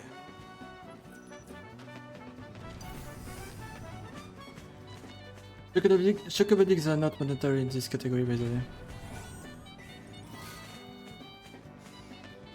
Except for the first one, apparently. No, it's not, because if I got the platinum ingot and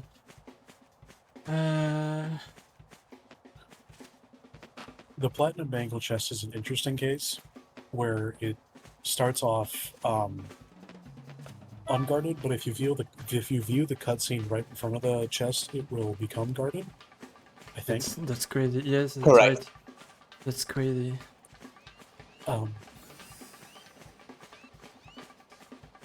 So we kind of just want to avoid taking the cutscene. The cutscene is like, if you're grabbing the chest and you're also here to do Neochu, and you're on a chocobo, you can take the cutscene to just mount your chocobo. But if you're not doing exactly that, you don't really need to see the cutscene. Yeah, I don't need to do that, but I just wanted to show the cutscene. Yeah, it is a little... The Microchu are so cute. So cute, but... Yeah, they're extra cute when they evolve into Ochu. Yeah, you want me to try to fight this Horrible thing? style. Luckily, we get Chi-Chu in 13 too, and that absolves all of them of their sins, I think. Yeah, that's true. Chi-Chu is the only redeeming feature of 13.2. So when do you start running that category, that game? When someone redeems 1 million channel points on my channel. Let's see, how many am I at right now? I'm probably not at that many.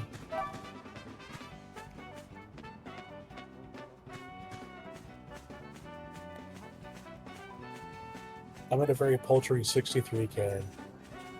Rep. Another 20 years to go, I guess. You really don't want to Pretty much. run that game, right? Well, it is a joke redeem. But if it's redeem, I will have to run the game, at least once. 13.2 is a weird speed game. We'll start speedrunning the game after Platinum percent, I think. My condolences. Yeah, because I want to do the all bosses and NCU percent category for that game. NCU percent actually being doable is crazy.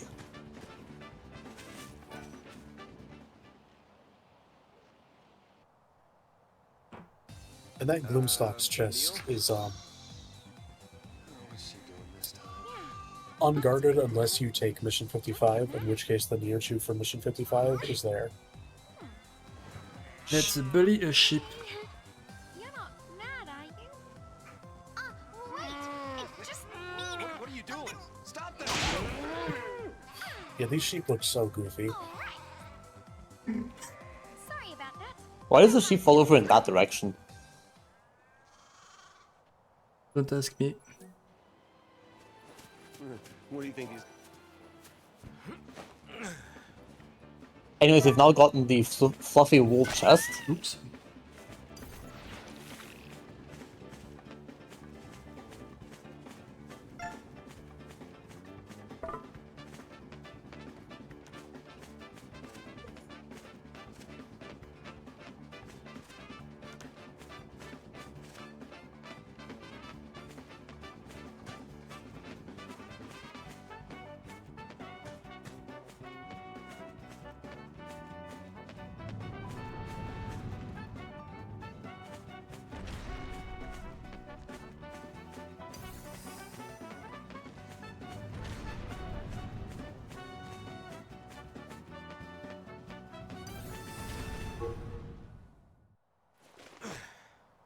Yeah, what's the strat again for this fight?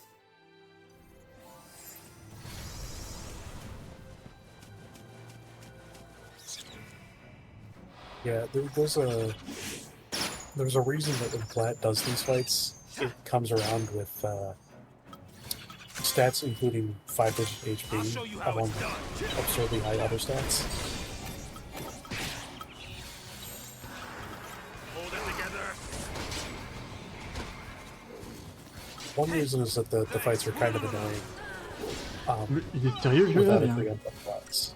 What the fuck? Wow. Okay.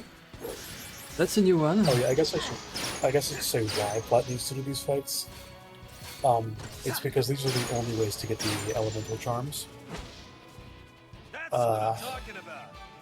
Two of them are the fire and ice charm, I believe, are in the Geyseric area, so they become unguarded when you take the mission 12 stone. The others are scattered around the steppe. The ice charm and the water charm are also available elsewhere. Where's the ice charm to? Because I know the water charm is It's in the Soya. chest after get on here. I do not know that I know that, but now I do.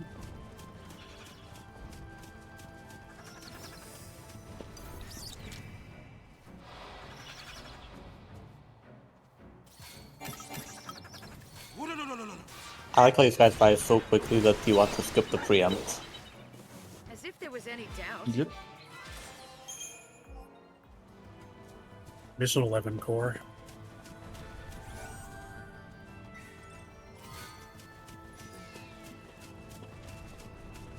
It's probably the easiest preempt in the game, but I skip it. Yeah. But to be fair, it isn't the easiest. The easiest preempts are going to be anything in Iron Gutter. Yeah. Or anything else where there's two groups of enemies fighting each other and not noticing you.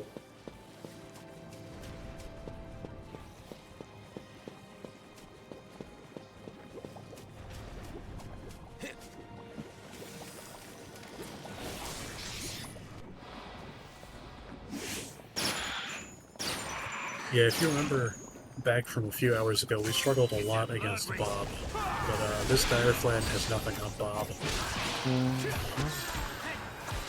Despite having help. Yeah.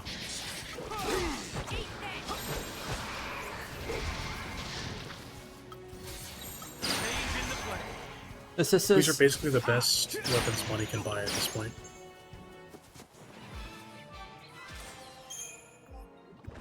That SSS, by the way. Yeah. Yeah. I suppose we should mention that the weapons we're using for Snow and Fang both have the stagger lock ability, which means that they cannot stagger enemies. That means that the only party member on the team that can actually get the stagger is Saz, which is kind of annoying. Very but it's annoying. workable. Yeah. And summons can also do it, because that ability will not transfer to summons. That's one of the reasons why I don't like this team, by the way. I think this team is fantastic for bosses.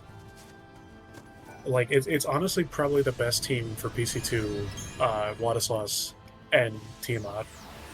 And I don't know if it's the best team outright for anything else. Tiamat, Batanalis as well.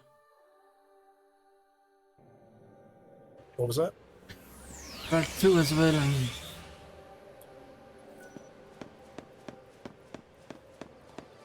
No, Part 3, sorry.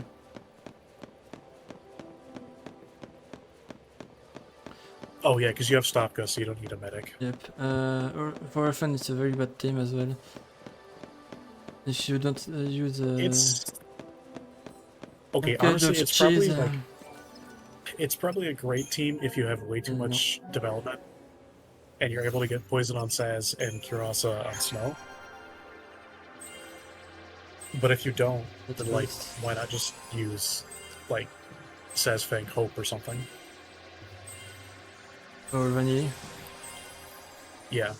And of course the answer to that question is because Fang hits like a truck and the category gets 4 elixirs and has nowhere else to spend them. So Use one on Batanalis, by the way. 3 elixirs actually, not 4, because one of them is in Fault Worms. Yep. And we don't do this fight.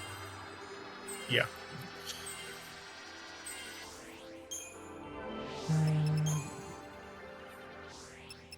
La merde. Je pote à chaque fois que c'est celui-là.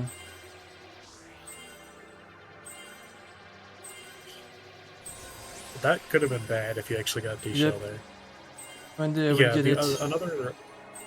another advantage to Fang's Sab is that she's not going to waste any time inflicting D-Shell. And we have, like, nobody who is Magic Spect on the team right now.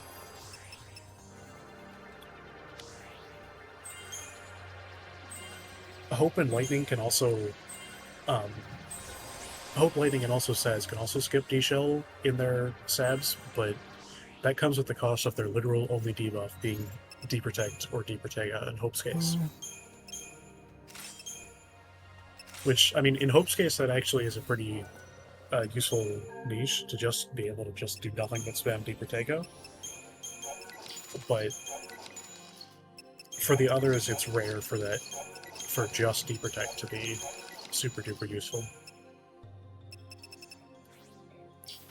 It does happen, but it's not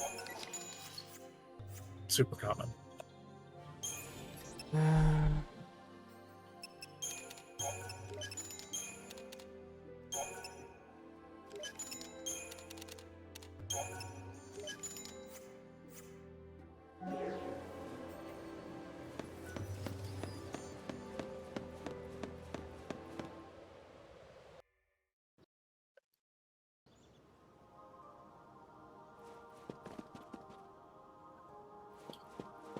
Yeah, and on the Staggerlock thing, one party member with Staggerlock is fine. Like, honestly, in my experience, I've barely noticed that. 2 parties with Staggerlock is really annoying. And if you're using 3 with Staggerlock, it's probably for a very specific strat, like the old Plat Lightning Lead 55 Neo Chew strat. Yep. Which is the only one that I've ever done in Plat. Good old days. Honestly, I kind of like the strat. I miss it, but I don't miss spending an elixir there. Yeah, that's a bit of the problem with that strat. You have to use the next year there. Everything else about the strat is great, aside from the whole using an elixir thing. Yeah, also the fact that you can lose a shit ton of time if a random extension never happened. Well, that happens with every strat. It's just slightly more likely when you're not using Yes. Saz. Yeah, pretty much. I spent like half an hour there on my one Plat run, so... So I think even my worst attempt at Mewtwo with Saz was not that bad. Yeah, the other downside is that since Lightning, the upside to that strat is that Lightning basically will never die. The downside to that strat is that since for Plat you need to 5-star every mission, if Lightning lives too long, then you're going to have to retry anyway, just off of time alone. It takes a huge ton of time to lose 5 stars. Yeah.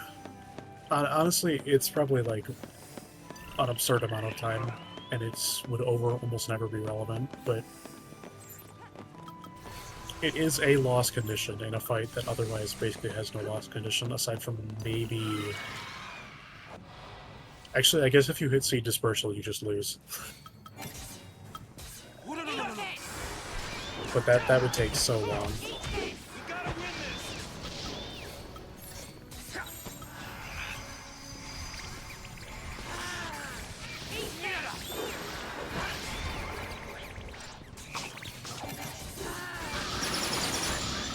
Yeah, and this is why they didn't do these fights in Chapter 11. Well, that's also how annoying they are in Chapter 11. But we're coming back, and we're using 2 Shrouds of Force All and Age Assault. At first I used the... Yeah, just Disruptor, but Disruptor is actually extremely bad on this fight.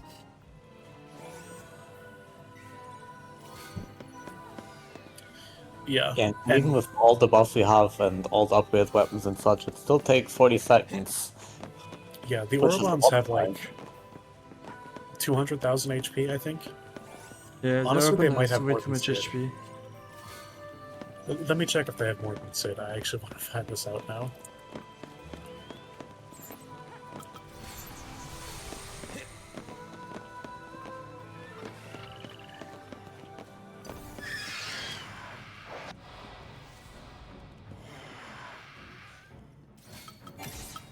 Yeah, they've got about 30,000 HP more than Sid.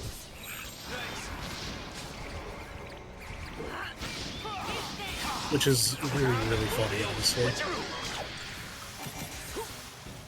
Have I mentioned that I hate these guys yet? No, please talk about that. Okay, so basically I hate every Sahagan enemy. They have an ability that can inflict, I think it's both pain and fire. Wait, not what? pain, slow. Yep, Yeah, and it's slow and days. Yeah, it's just, is it just slow days? Slow days Could and be. curse. Oh, curse Yeah, too. and you saw the haste, the slow land on Fang there. If you're fighting them early in the game, you're kind of forced to just perma-send someone to deal with it. And with the It's Deceptive so Soul, you bad. have to preempt Sun as well. That's why I changed for the Fortisol and Soul fight, because I just can. I just don't need to care about that. This is also Let's ignoring see. how they just do like a lot of damage, and the regular attack takes so much time. And their slide attack does a lot of damage. I hate them. They suck. Also, as they can ignore the Sentinel. That's also the problem.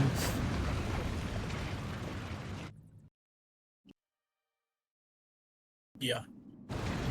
The only enemy in like any speedrun category of this game, the only Sahagan type enemy in any speedrun category of this game that gets done before stage 9 is the Mission 14 Sahagan fight, I think. And that's just because we kind of got chocobos. Yeah, but they're weak to Odin, at least. Don't you think we must have missed Yeah. something? They kind of get bodied by both Brynhilde or Odin. No, So- they are weak to Odin and Alexander. Brynhilde is actually very bad at this fight. I mean, Bryn hits the weakness, but he's Bryn's a bit difficult to use. Yeah, Does not Bryn's like kinda awkward to that use. great of an area move. Yeah, I don't think there's actually any use of Bryn's Gestalt in this particular route. Yes, So on there's- the Water Champ fight, didn't use it here. And also, Bat 2, where I can use it in case of emergencies. I mean, yeah, but that's only for. I guess same with Orphan 1 then, but like you should be able to stop at that. Yeah. If you I don't know, have I a guess problem,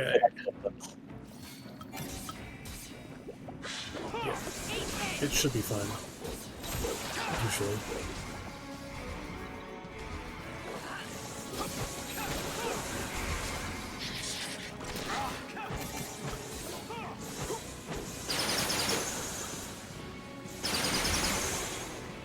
The old man still got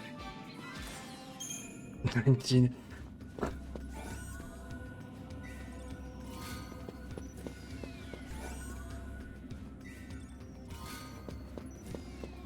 Do you understand why I need so much money now? Because the Deceptive Soul were not mandatory before, but again, so much time with Fortisol and Aegisol on all of these fights that it's just better to buy shards. So it costs money.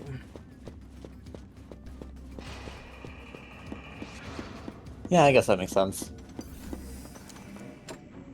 Also, endgame shots do end up saving quite a bit of time.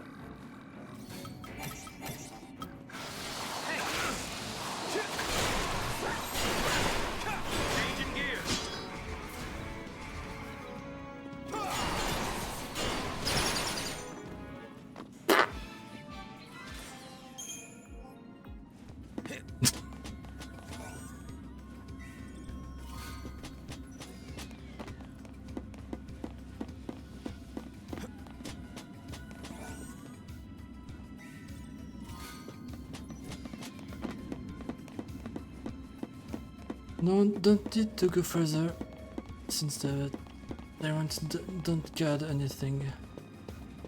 So I can just go back. You serious, jeu? Oh wow.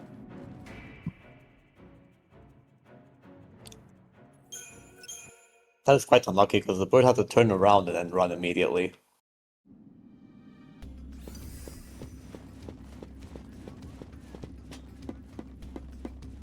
And there it was facing me.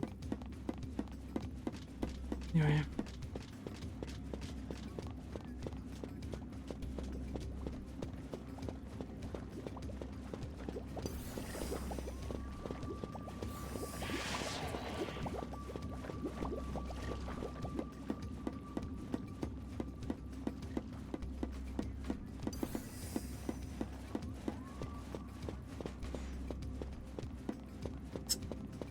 So stupid how these birds are blind.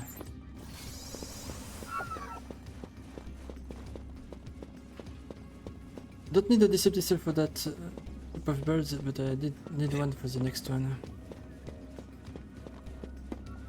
Yeah, the birds here are just kind of not fun to dodge.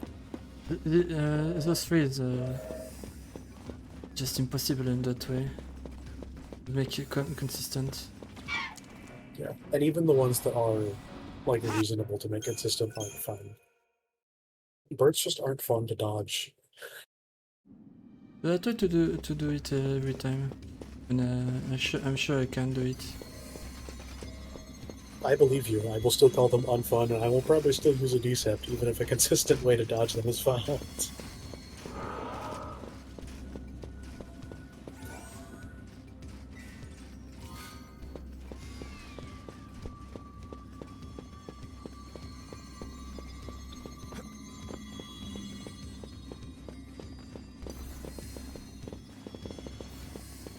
Can you come closer, please? Thank you. So I heard that the next fight uses a very fun ability on Saz. On Fang as well. But I don't have the speed dash for that fight.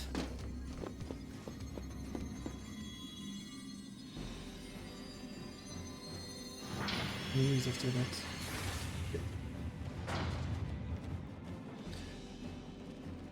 Are you...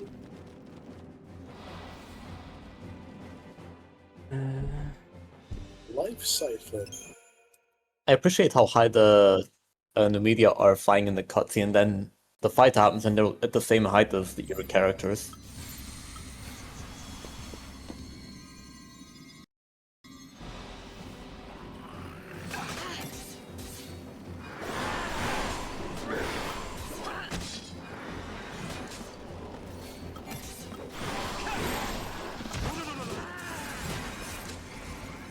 And Frost Snow.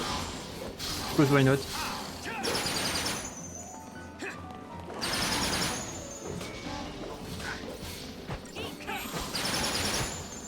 Man, that life siphon is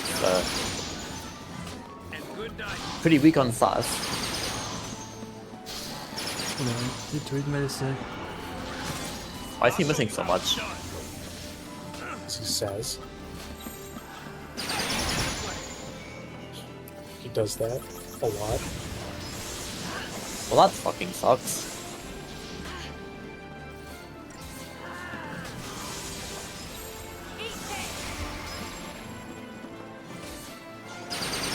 I need to kill every Numidia before starting to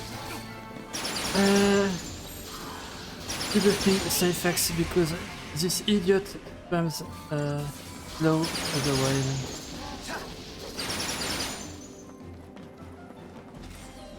$112.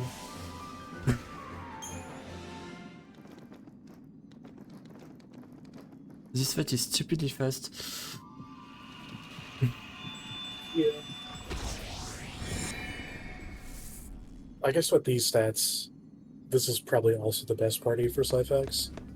Yeah, except that Fang targets the Numidia if you don't kill them first. So that's a bit annoying. Yeah.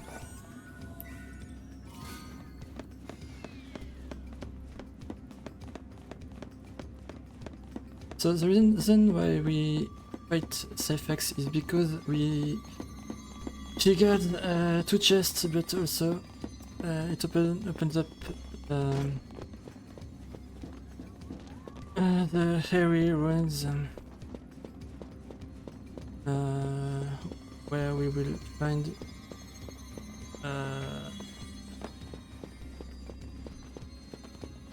3 more chests and finally the Fortress. Yeah. Last So part. Safex is basically indirectly guarding 10 chests and directly guarding 2, I think. Yep.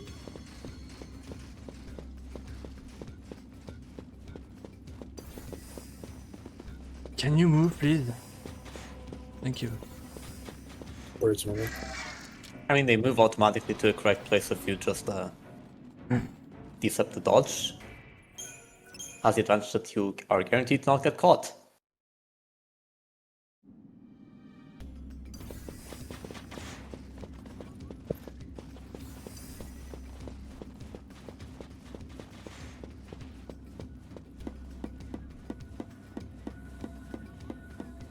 Yeah, but I have to pick up this chest. At some point or another. Rep.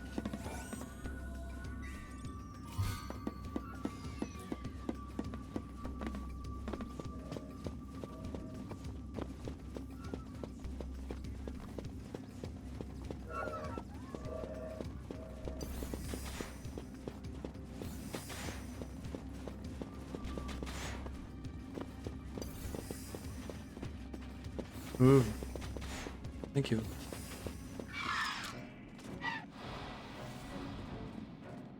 I'm really unlucky with the bird, that's incredible. Man, I'm feeling so validated in decepting these dodges right now. Ah. Thank you.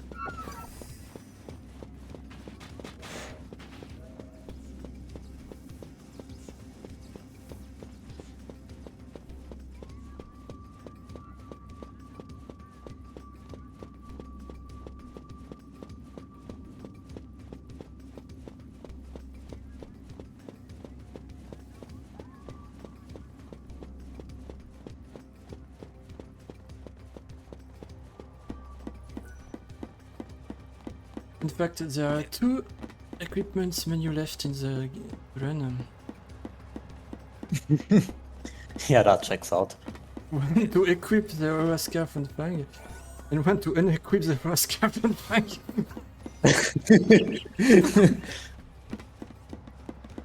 That's pretty good. That also checks out.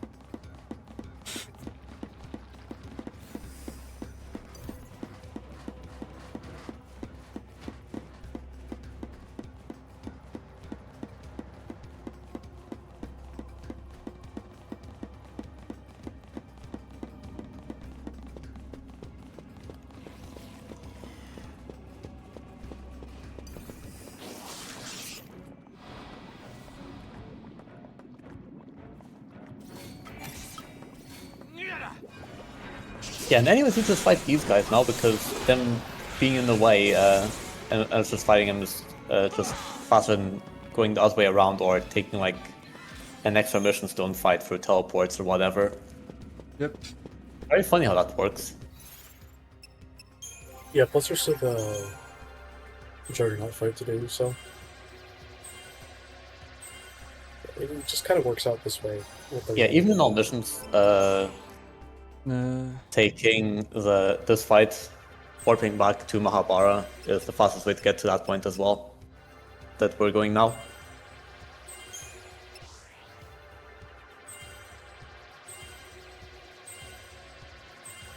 Okay, that was a mistake. Wait. Rip the Aurora Scarf, I guess. Yep, but I will equip it later.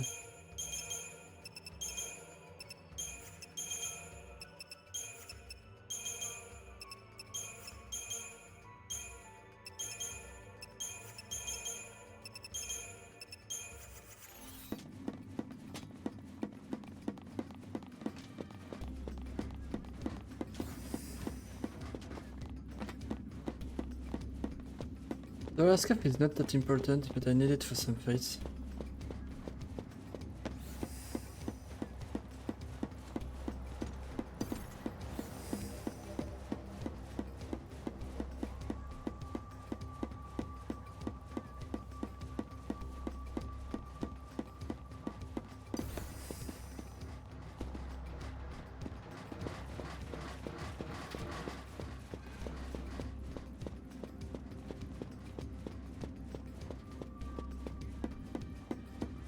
Okay, there is one last fight to do in the Marabara.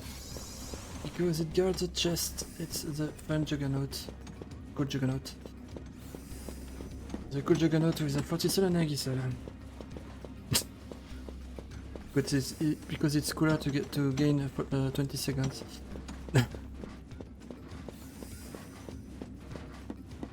Thanks M for the ID, by the way. Oh, the shroud's here? Yeah, you're welcome.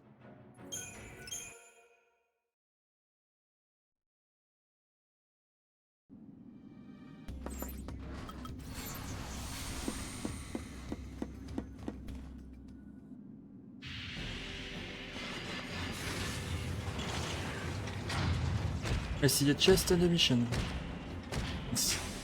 Yeah, I wonder why we came. Yeah, this fight's very fun. This is all missions, right? Yeah, totally. So basically the deal with this fight is that you really need to keep the turtle not interrupted, because if it is not interrupted, you will die. Actually, you don't.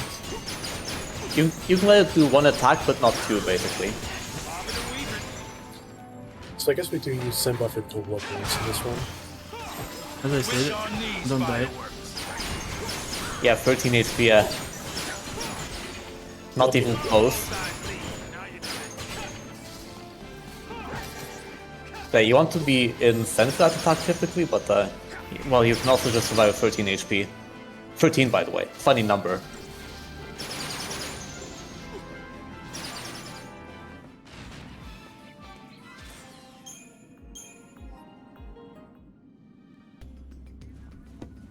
Was supposed to rack snow, by the way, but rack didn't work.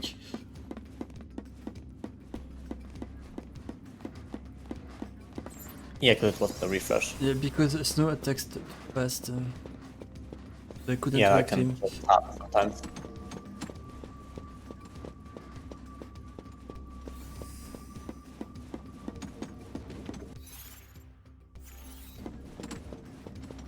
Yeah, that's annoying. How many I can use Quake at least.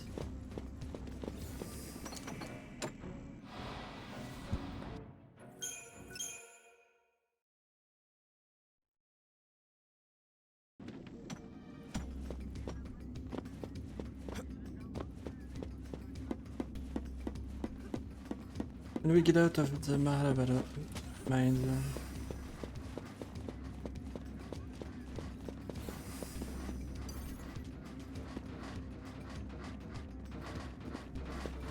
what the fuck?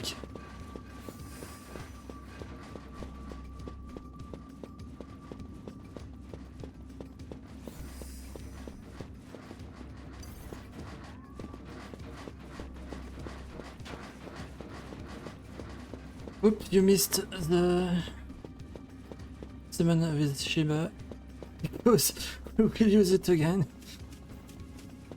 That's crazy how many times we summoned Shiva in this run.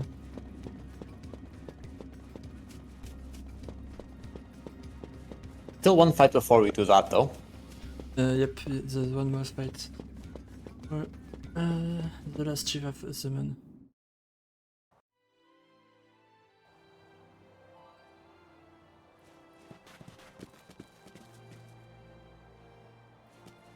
It's also a fun fight, by the way, because if you try to do that fight when you first arrive on Pulse, you will at least have a lot of problems with the fight, and it might be very slow. But since we do it now, The two it's, behemoth? yeah, since we do it now, it's like buff up and kill him immediately. It's like 15 seconds. Yep, but I don't have the aura scarf, so long will be bit slow. Did you get enough CP from the Juggernaut Nope. or not? I need 10,000. Oh. Ah, rip. Also, shouts to BTNM almost getting in the way again. It would have helped me actually.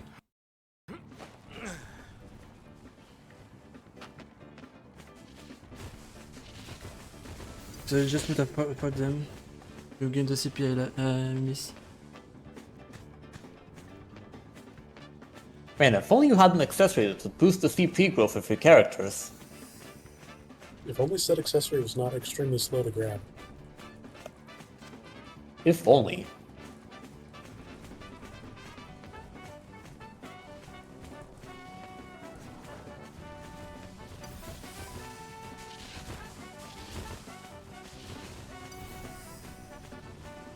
If only Dash can see this.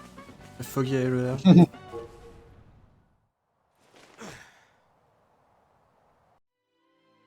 Says has really weird codes sometimes.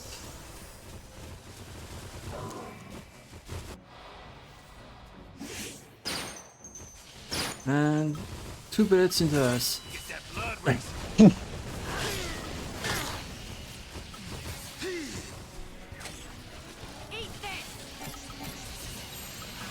By the way, your notes don't even say the Quake. Hmm? Yeah, Your notes don't even say the Quake, so not sure if that was... Because I'm supposed to have the aura scarf, but I don't trust Fang. Okay. Yeah, that makes sense then. I would also not trust Fang. I trust her if I don't have the aura scarf. If I don't trust her. Basically.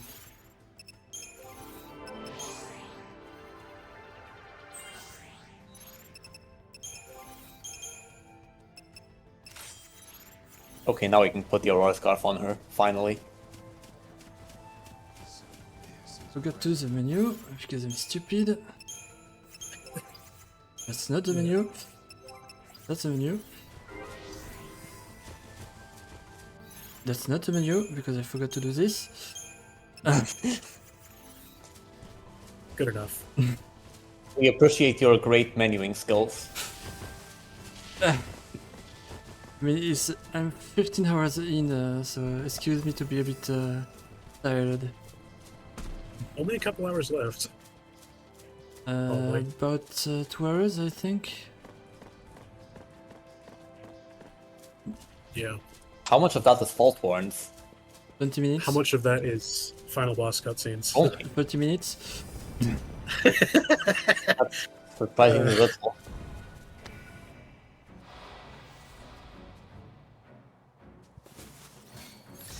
Oops, no. Yeah, you kind of skip the most annoying parts of Fault Warrens in this route, I think. So.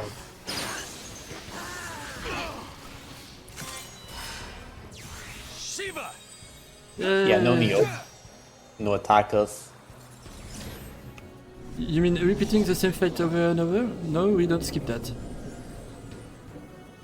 That part's fine. I mostly mean Neo too.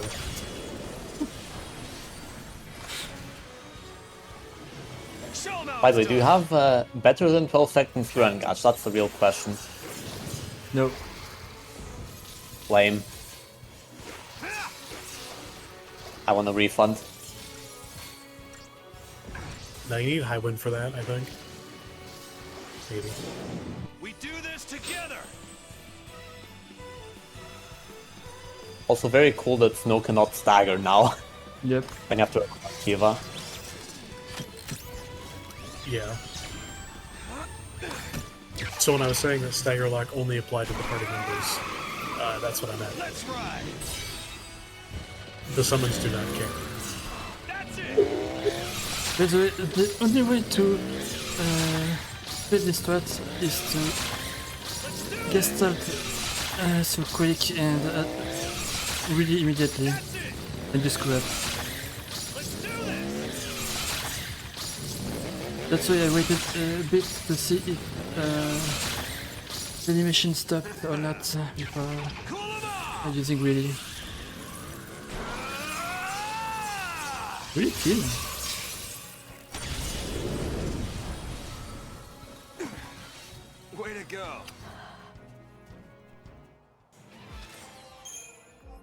Money.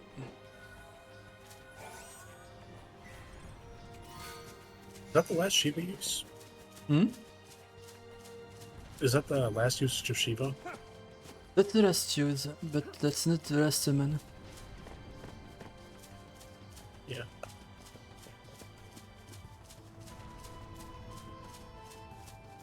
So after many hours, we can finally say goodbye to Shiva, I suppose. Yeah, finally.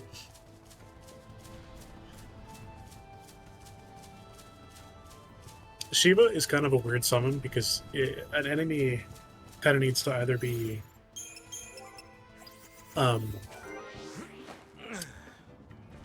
positioned or stationary in a way where Spin Freeze will basically continually hit it, or it needs to be weak to ice in order for Shiva to be truly good. Yeah. But this category fights 3 different Adamantalids, and it fights a bunch of Rangdas, and it fights the Svarog. So there's just so many enemies that Shiva is completely 100% applicable to. So Shiva just sees a lot of use.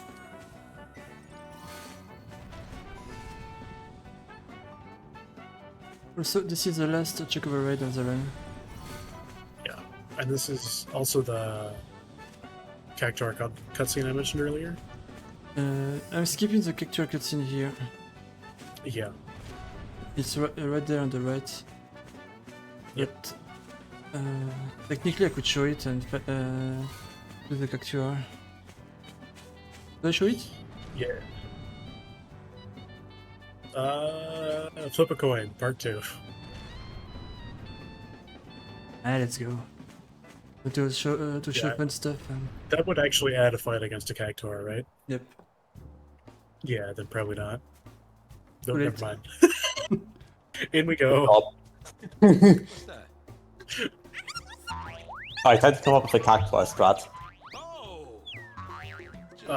It's and possible to dodge the fire Cactuar, by the way. I saw someone dodge the Cactuar on stream for no problem. That was crazy. First try victory.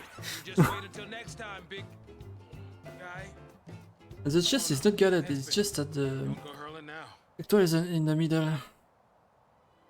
That's the true Gandalf.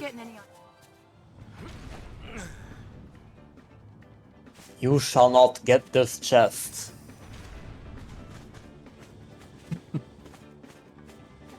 Okay, speaking of guarded chest, there are 3 guarded chests in the game that can be taken if you pick them up on the right angle.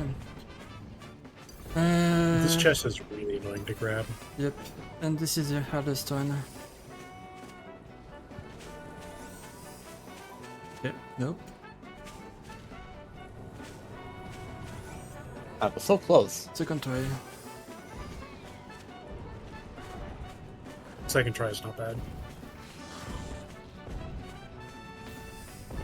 Yeah, that one and the Rod of Thorns chest are the only ones on the step that are partially guarded, I think. Yep. And the last one is in chapter 2.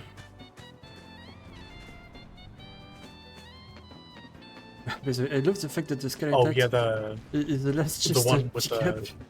Well, in the missions and 13% is a chest that we absolutely want.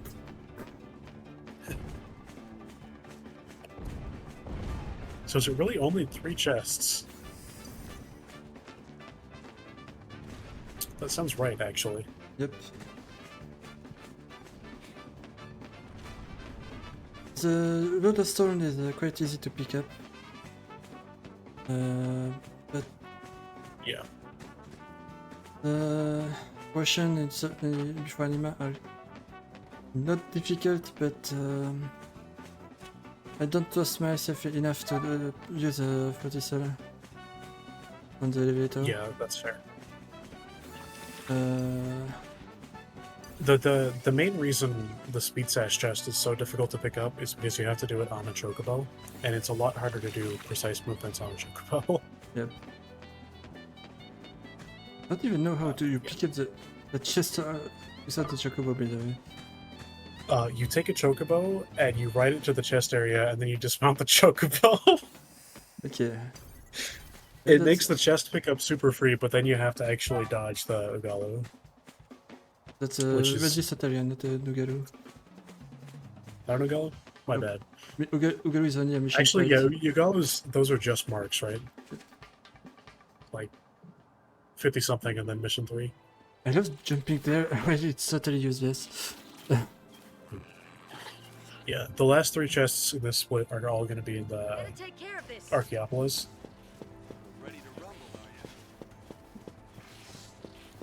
Which is technically still on the step, but only barely.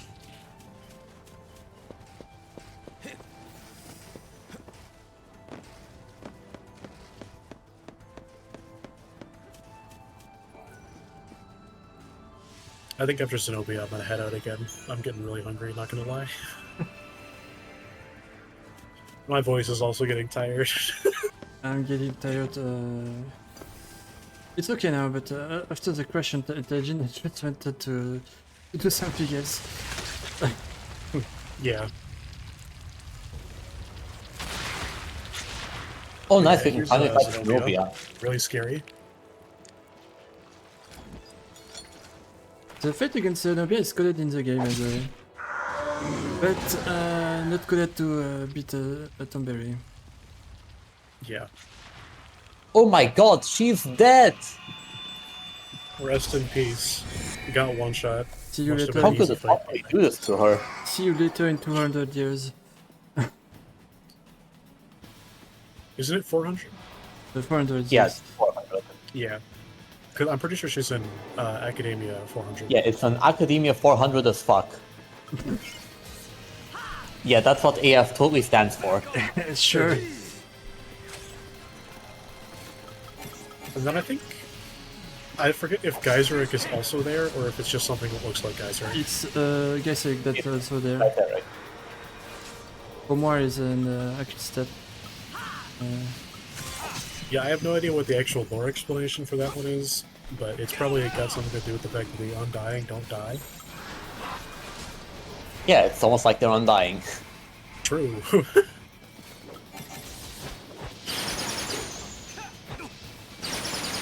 If only I could use Top Gear on this fight.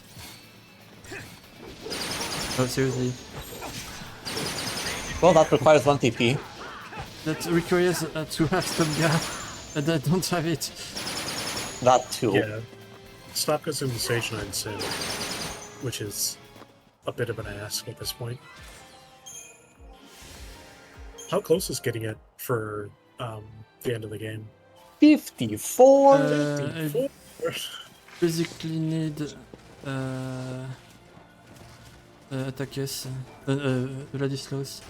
I can pick it up before Tiamat, but I wait a bit Tiamat to get a bit more HP. Yeah, that makes sense.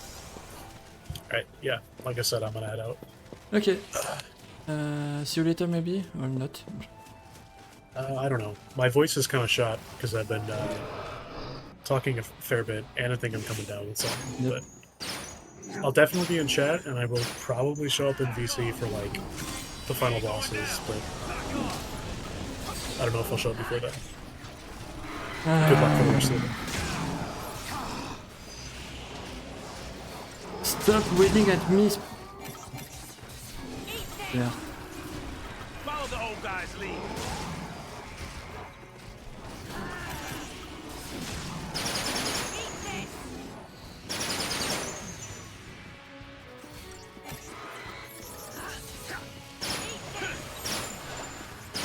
Bobbing and weaving.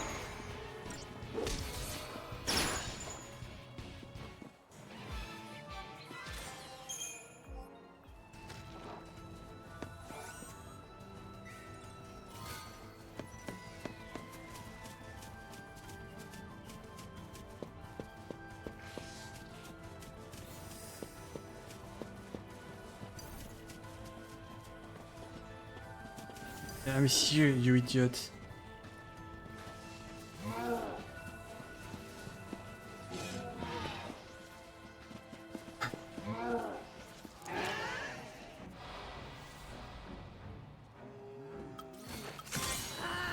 This is, by the way, the dumbest thief in the entirety of Pulse.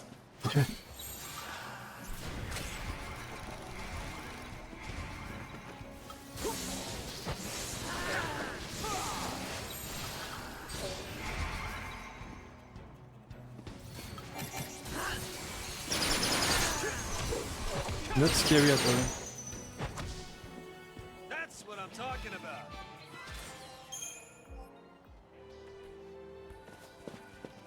Well, yeah, it is the dumbest thief after all.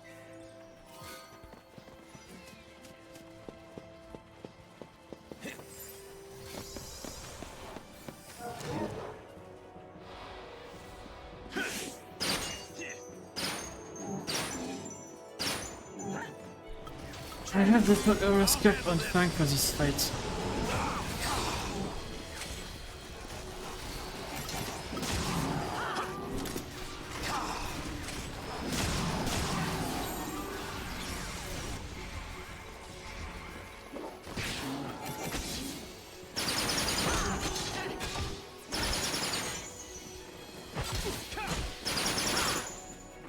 To the victor go the spoils.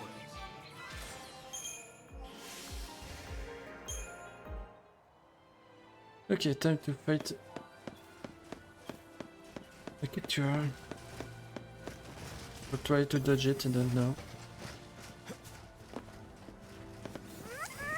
That's a primitive, what the fuck? That's a new one. I don't think I've ever seen anyone naturally preempt attack war. Me neither. Follow the old guy's lead. Do you even need to buff or debuff anything? I don't know. Okay, I guess the one buff does help. Okay, that was really fun. The highlights of the run, by the way. I didn't see that coming. Okay, I'll do something that is not in my notes because my note sucks. Is to upgrade the collector catalog. Didn't mention that I have a problem of guilds. Never crossed my mind.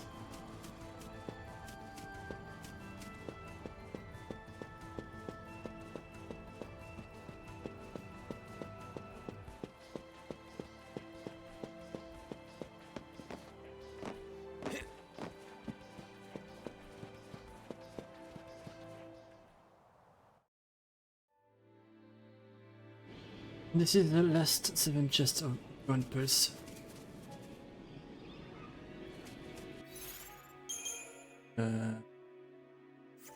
No, that's not my notes. What am I supposed to do here? Paradigms? Yep, but didn't have the correct paradigm.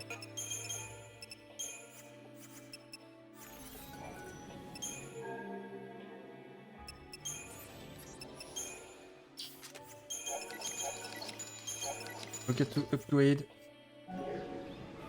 Anyway, since we're entering Fault Warrens, it is also getting a bit late for my side, so I will say goodbye for today. Yep, thank you.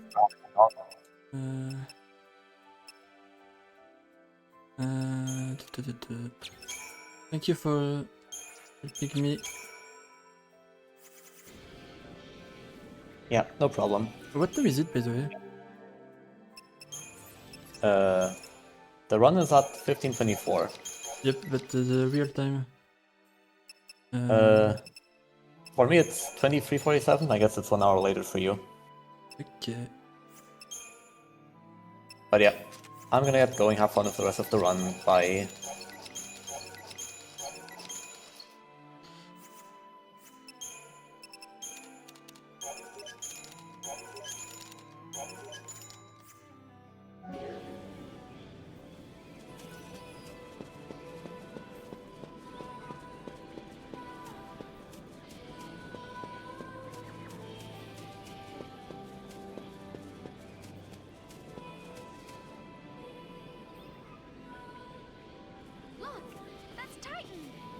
thing that size even eat?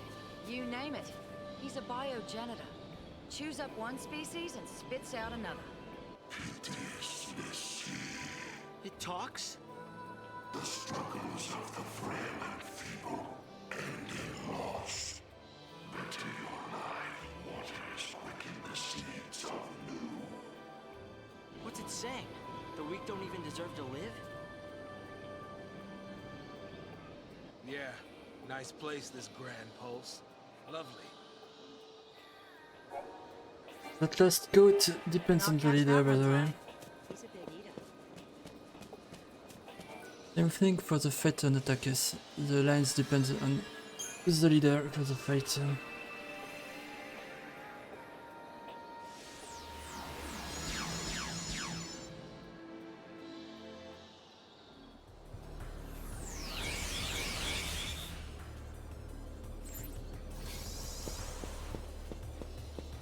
So the patrons are quite simple.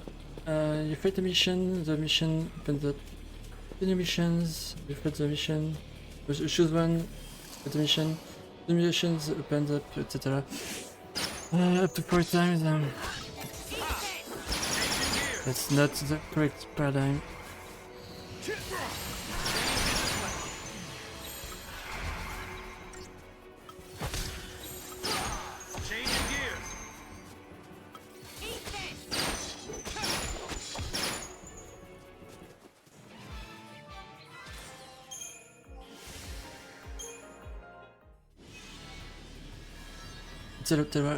And at the end of the fifth mission, you go back to the entrance. But here we only need to do 3 missions because the last section don't have any chests there. There are 3 chests in D1, D3 and D4. So we have to do 3 return strip to get them all. So this fight is horrible if I don't get a playthrough.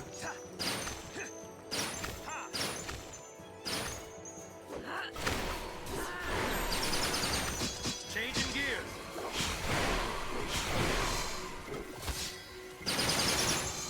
And good night. Wisdom does come with age.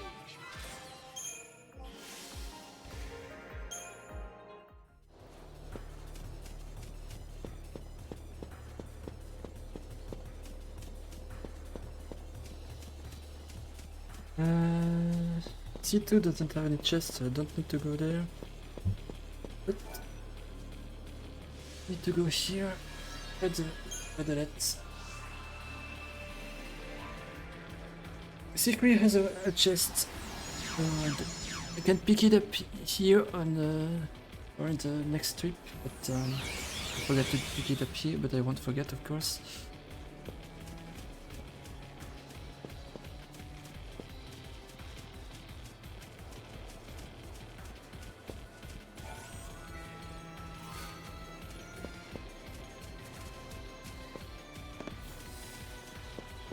Use the Libroscope earlier to make sure Hong will use attacks on these guys. You don't need to use the Libroscope either. Changing the play.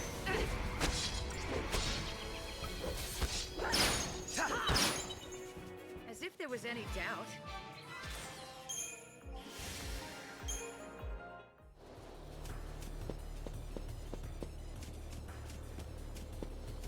Accept this mission. We have access to the second chest, and then I'll go back.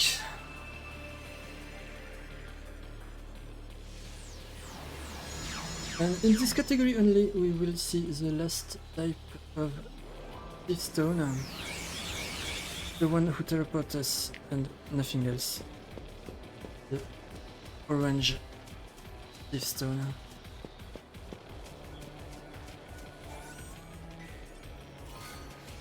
We have nothing else to do here, so we can go back to the entrance. The Thief Stone teleports us back to the entrance of the Fortress.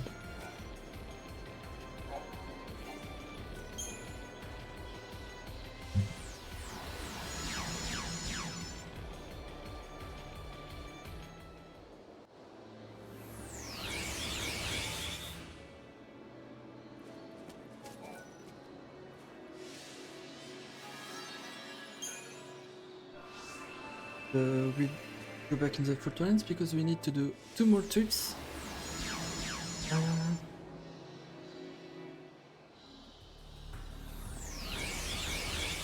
Basically, all Golden Gatch fights use the Deceptive Soul. There are 3 Golden Gatch fights. The Amam mission will use the Deceptive Soul, Nagi Soul and the 40 Soul. Because it's the most annoying mission in the Fortress we have to fight. And the Deceptive Souls are used on the Borgbear fights. Borgbear fights. Since we have to fight 3 times the Borgbear, we get a chest guard. And the rest of our shards will be used on chapter 13.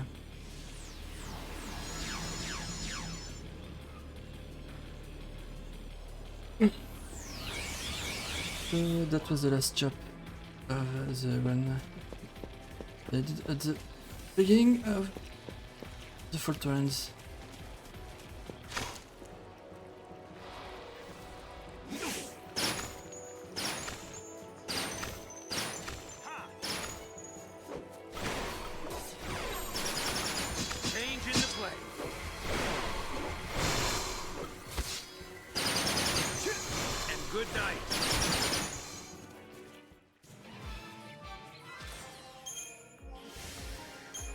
I'm glad I succeeded with the 2 preemptive of these fights because they are the fight is really annoying otherwise.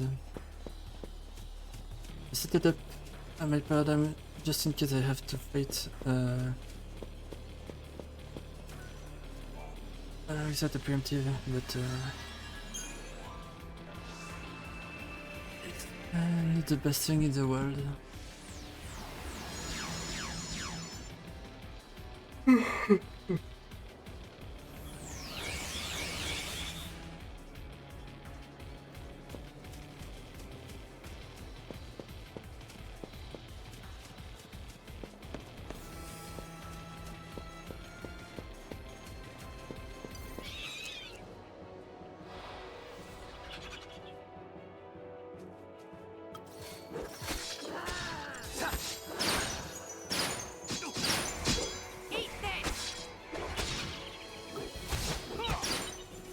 And I was just getting started.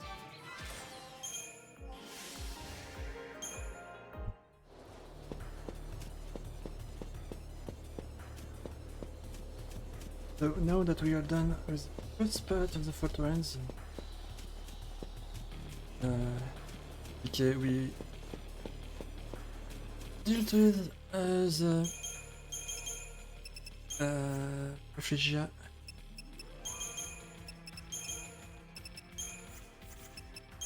We can change the paradigm again for the rest of the Fortress and a huge part of chapter 13.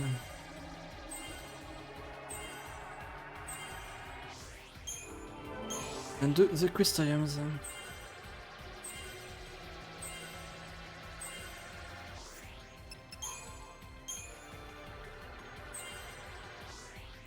Okay.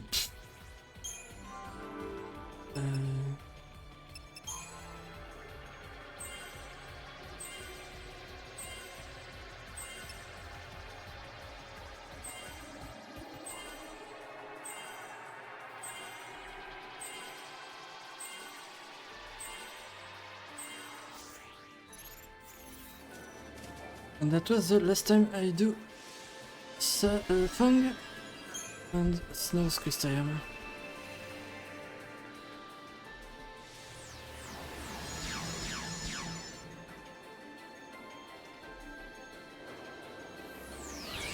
The last Crystarium in the run will be Saz just before the final bosses. Because I need Stopgap. And I don't have the CP for that yet.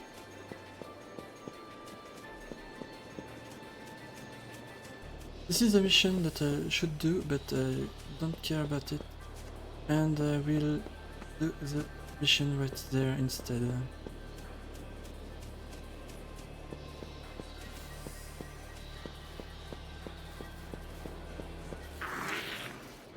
So the big problem is this kind of problem and party is that I have to use Quake to fire the board here and pretty much everything.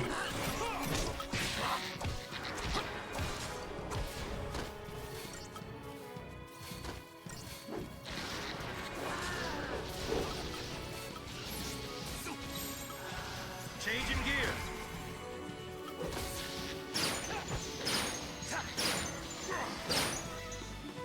Wisdom does come with age.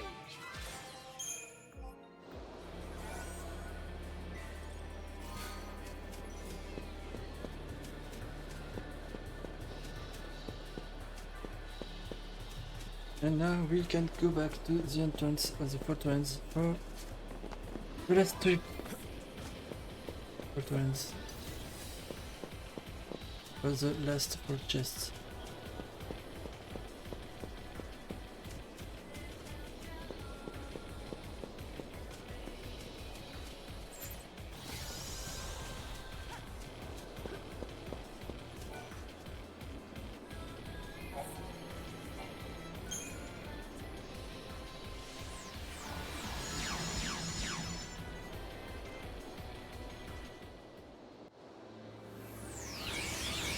I can't activate this stone if I don't move a bit, so I just take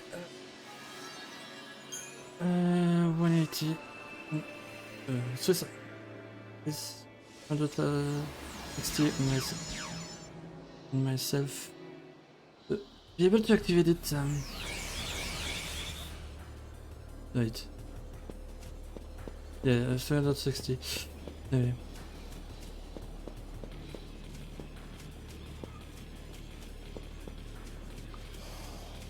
This is the last go and catch fight.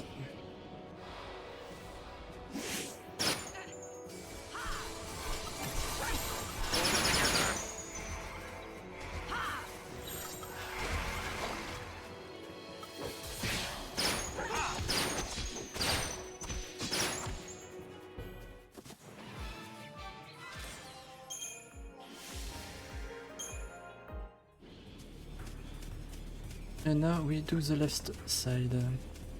So D2 doesn't have a chest, but this side has 4 chests. 2 in B1, 1 in C1, and 1 in D1. 2 of them are not guarded. 2 are guarded by 2 orc bears.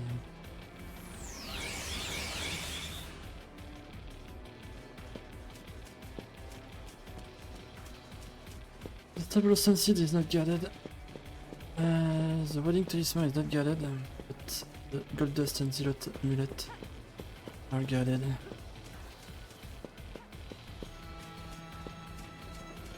Fun fact, the Corner Game Guide tells us that the Wedding Talisman is guarded while it's not.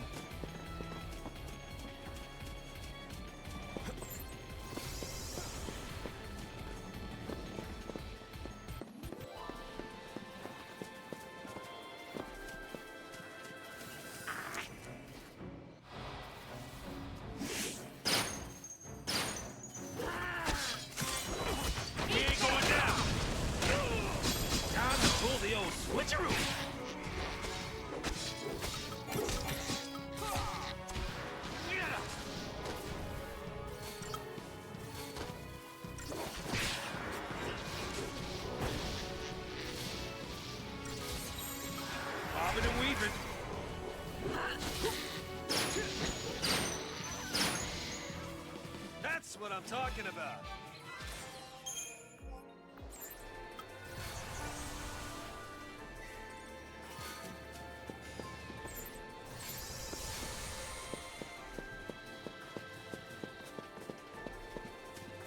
The previous route needed better thunder for this fight, but it's too possible to not care about that.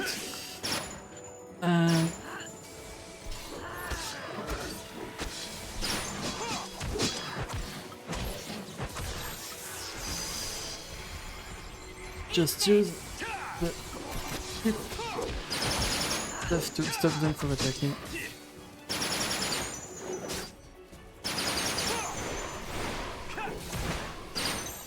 Follow the old guy's lead. No problem. And done.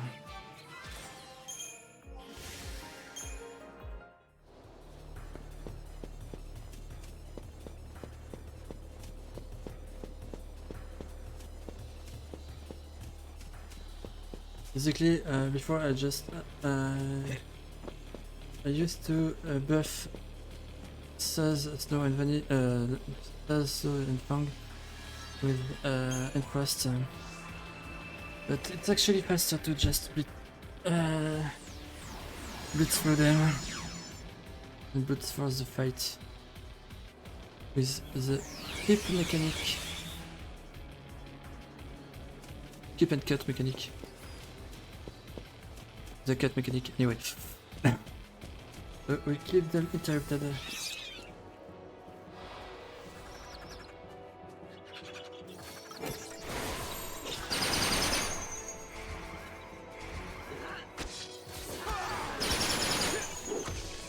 you see that coming?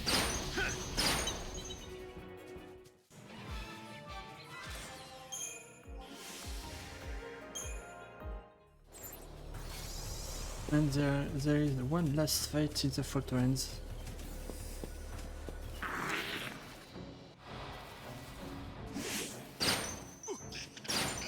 One last bugbear fight.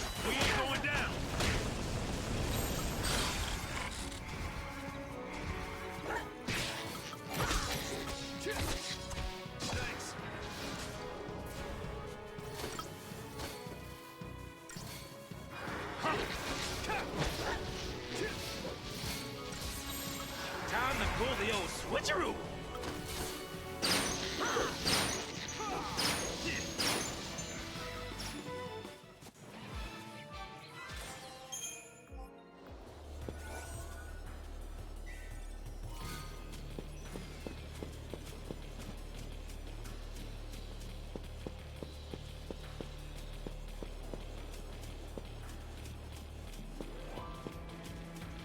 And there is one last chest in the Fortress.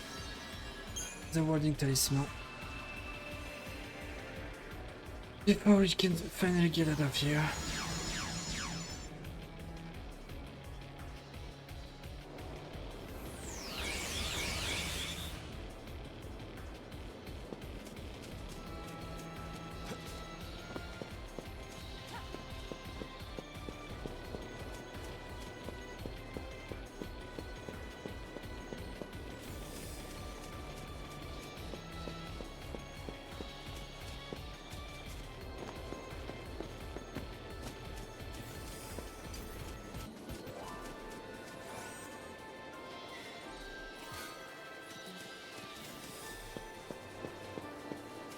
And that's the Fortress.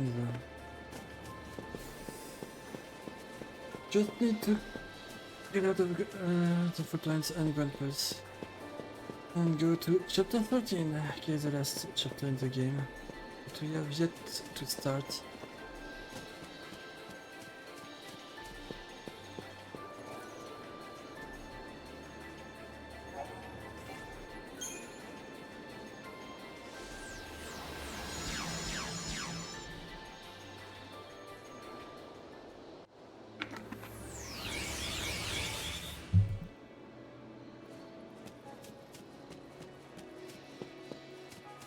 I did mission 41 earlier for one reason.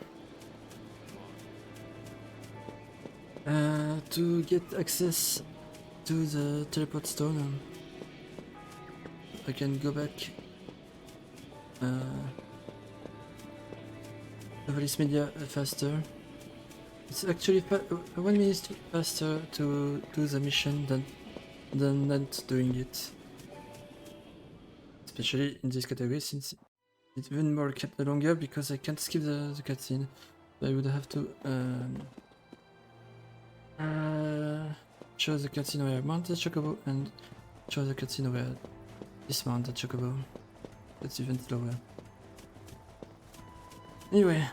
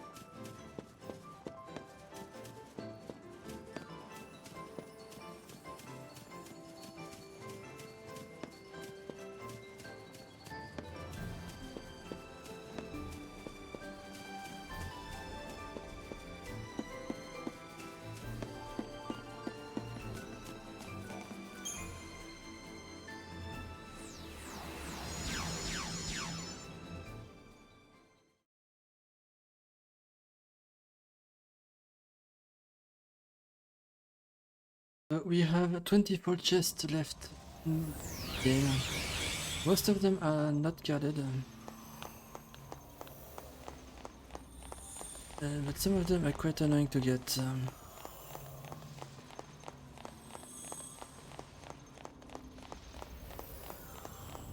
And if we accept 2 of them, the elixir, not 3 of them, the elixir, the soul and the twiggy souls, all of them are totally useless. Is this where we want to be going? Yep. We never go here in any normal speedrun because there is nothing to do, but there are 3 chests that we need to pick up. So if you look at the minimap, you'll see that the Velocycle goes crazy if you don't watch them.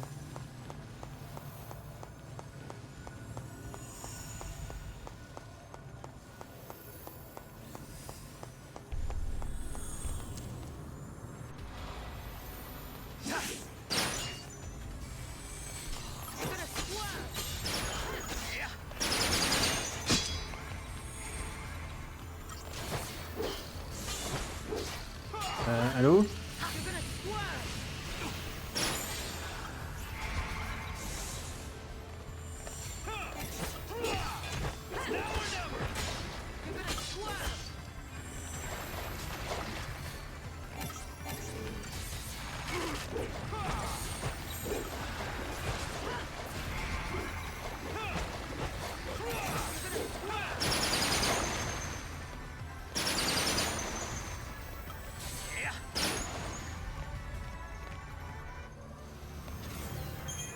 Yep, that fight was really slow because Aquila didn't want to attack.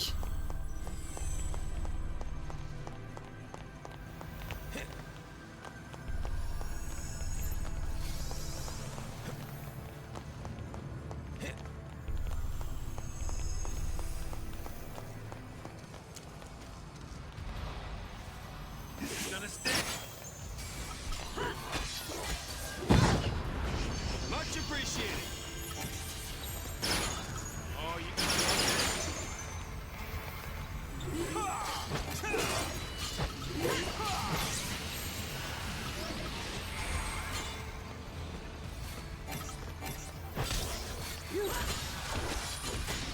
Oh, getting serious now.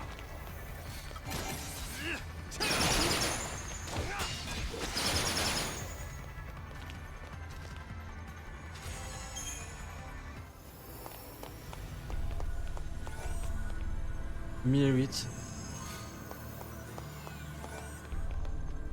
I still don't understand why they keep giving us mirror it while this it's totally useless.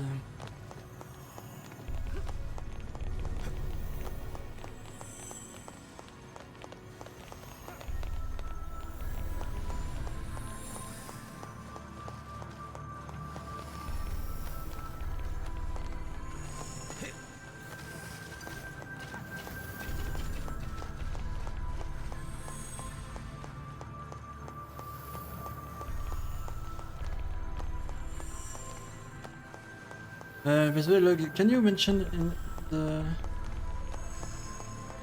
Discord that I have something like 1 hour left before the end of the run?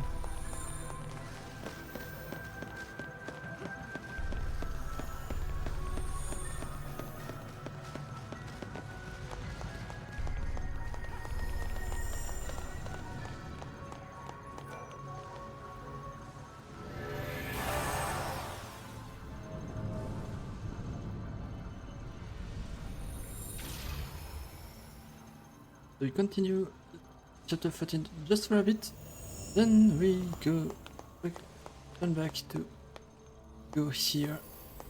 There's quite a lot of chests that are not guarded. And the recycled that are running around go crazy.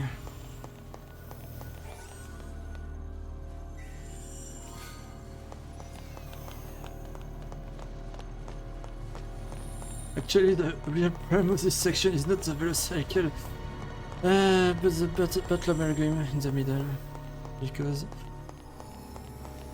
Fang and Snow can push shit and make us unable to dodge it. That's really annoying.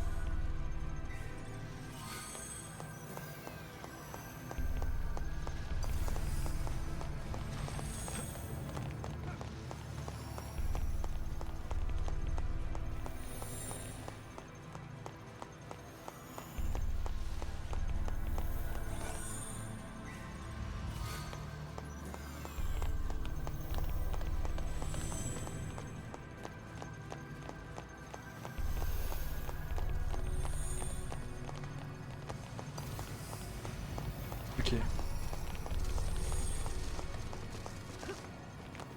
Didn't push it in a way that I can't dodge it, at least.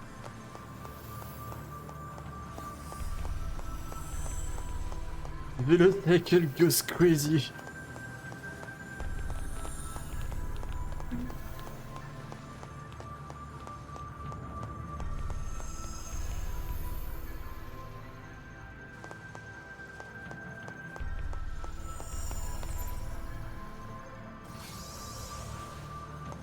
Three more chests are guarded in chapter 14.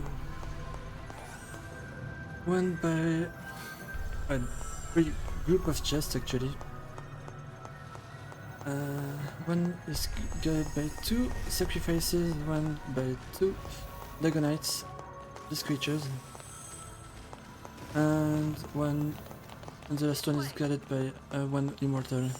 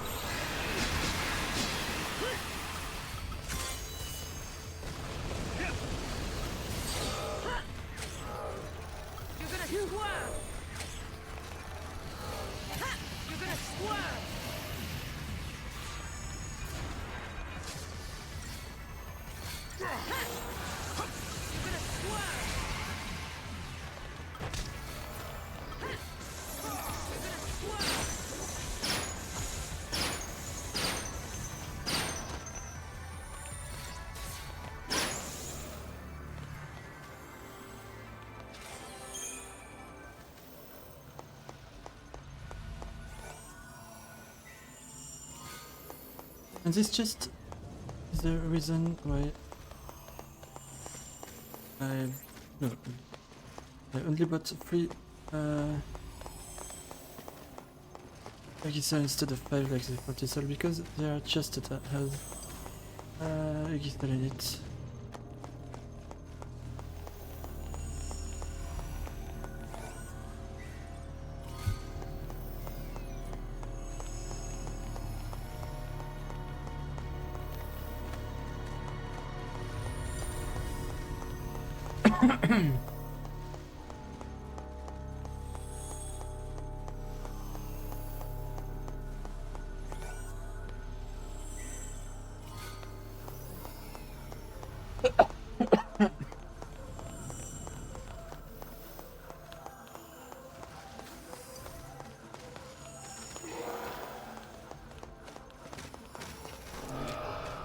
And the jibber.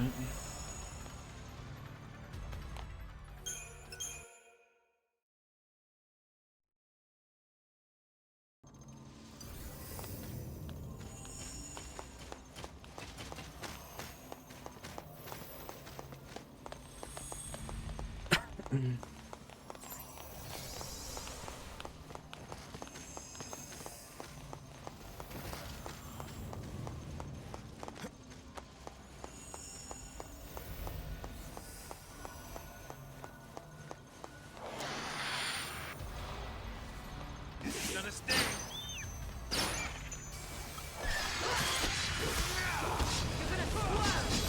I'm ready for anything. Time for a second wind. You're gonna swell.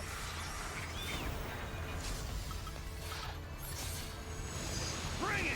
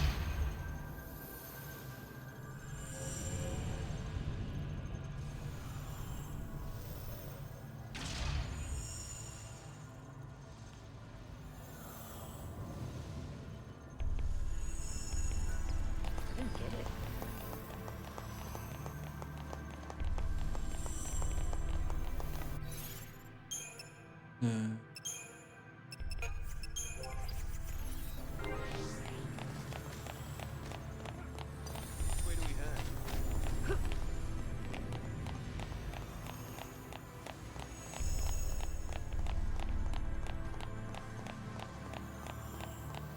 So from here and out, all chests are not guarded, but they are very annoying to get for some of them.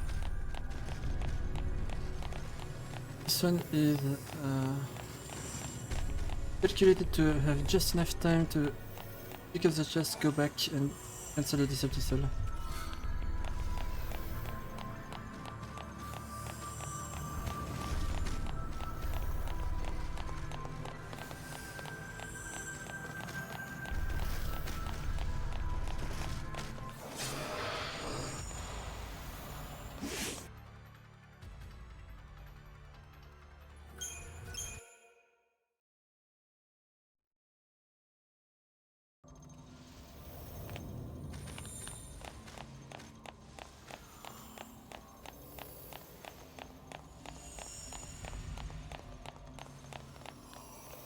And now we will have the hardest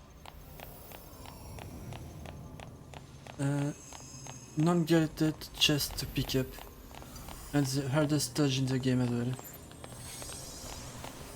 Okay, this one here. It's much harder than it looks like, because I have to cancel my Decepticon to use it later, so I have to do it once more, and that's not fun. And lose a lot of time if you are not able to do it fast.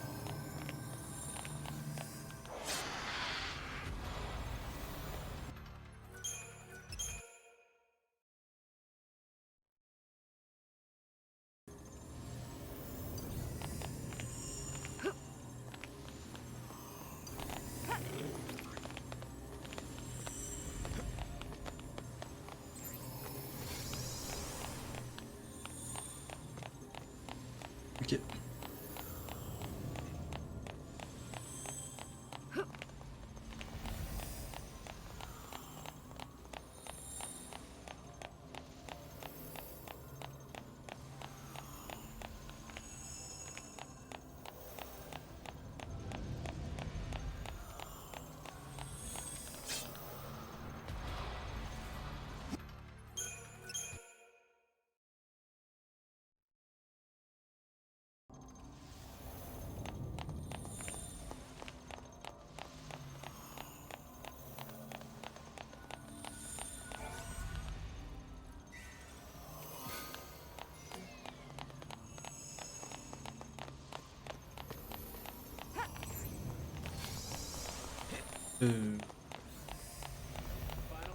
It was a mistake. About time you turned up.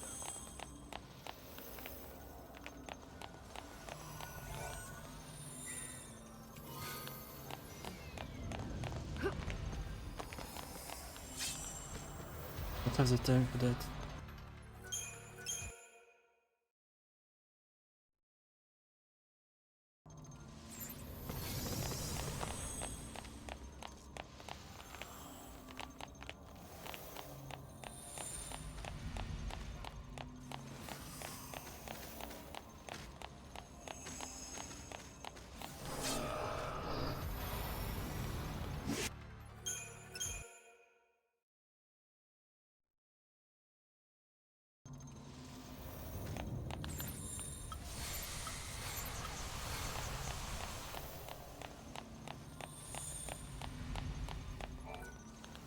Okay, there are 3 boss fights in this chapter, except the final boss.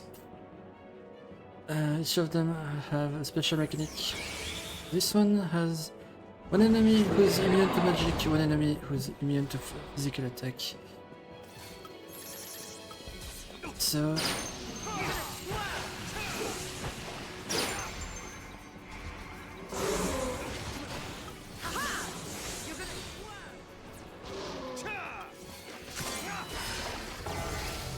For the one who's immune to physical attack, we will use Bahamut to kill it, because we are... Our team is based on physical attacks, not magic. But we will never do enough damage outside of Bahamut, so we use Bahamut instead.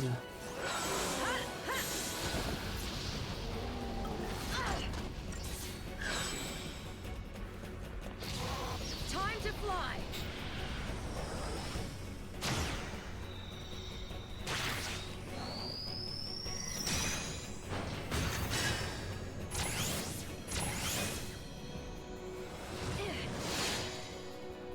Nice view from up here. Bring down the sky. Let's use the mission.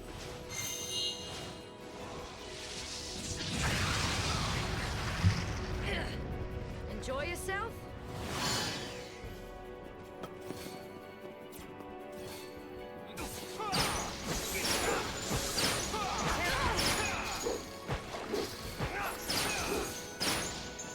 You're gonna squirm.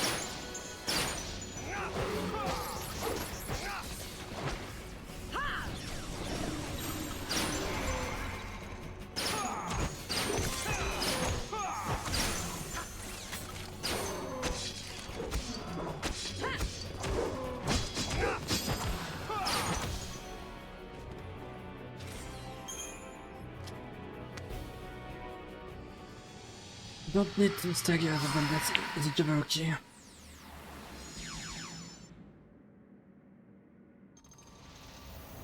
Don't think those Fal'Cie want us getting through. Where's this end? If there is one, I can't see it. I can't do this.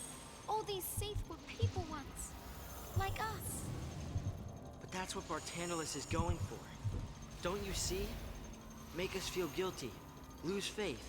And the second we give up, it's focus time. Wait till we're broken, and slip on the leash. Yeah, well, when you think about it, having all this empathy, it puts us humans at a big disadvantage. Maybe. But it's also what makes us dangerous. Fang? What's wrong? Oh, nothing.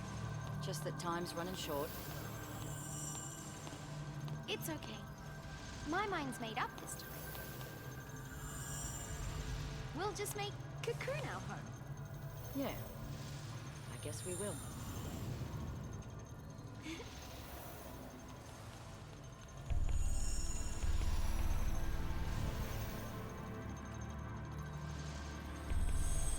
No, they are CP, not XP.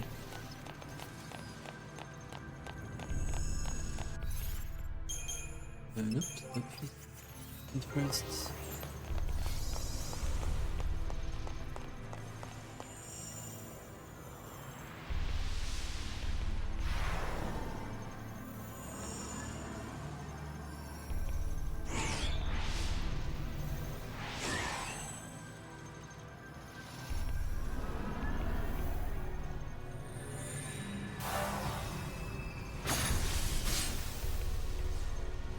The three statues of Eden, generally called Eden, but we don't know the name, transform the Orphan Squadron design to challenges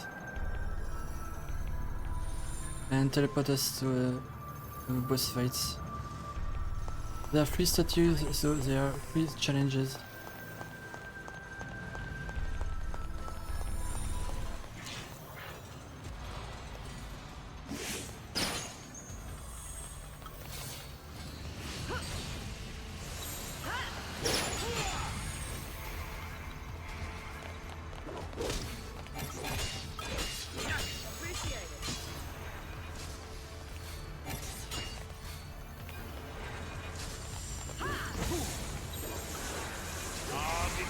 Now. This is gonna sting.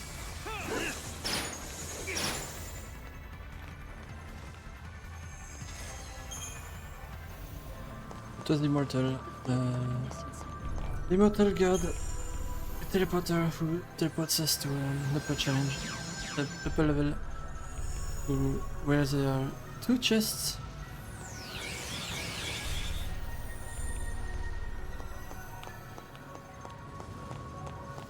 And the lower level where there are 2 chests.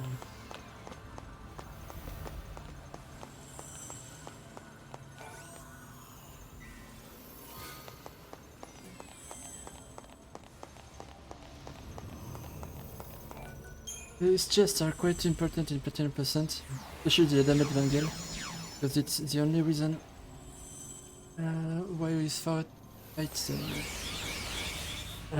what's it called? The Immortal.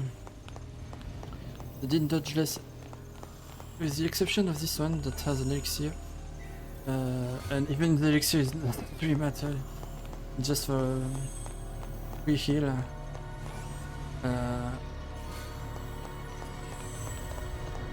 All of these chests are useless. Now we go back to the beginning of the area.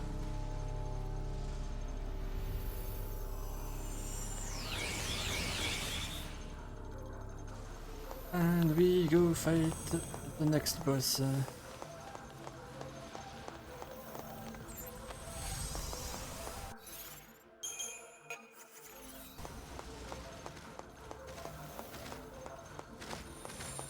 This boss is quote unquote immune to stagger, because it has a stagger at 999%.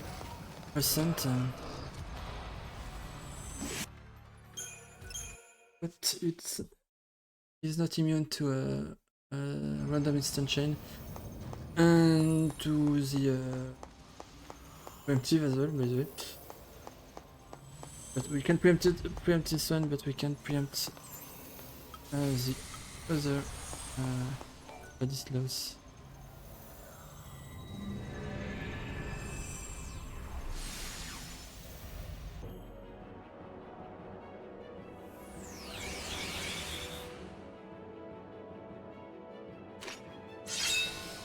This team is the best for Valadi slows, by the way.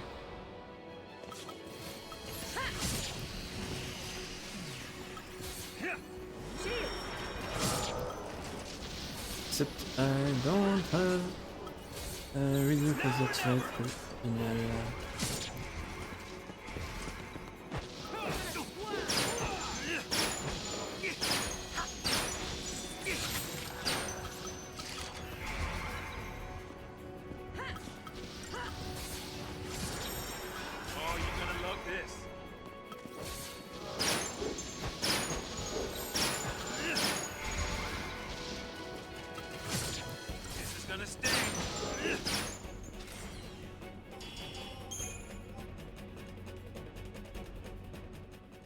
Fang.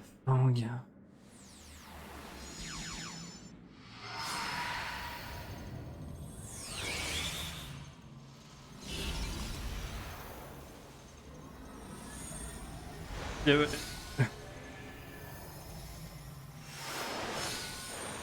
There's no light The chest is useful in the chest as well because I have 0 TP for the final fight. And I want to be able to use stop guy and renew.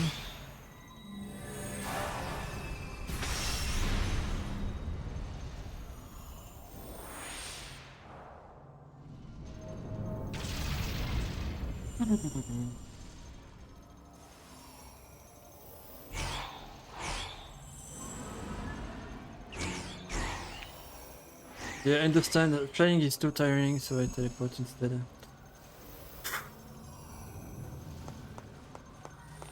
And now we get the best chest in the chapter. 3,000 gills and 5,000 gills. I think I'd strain my neck looking up at that.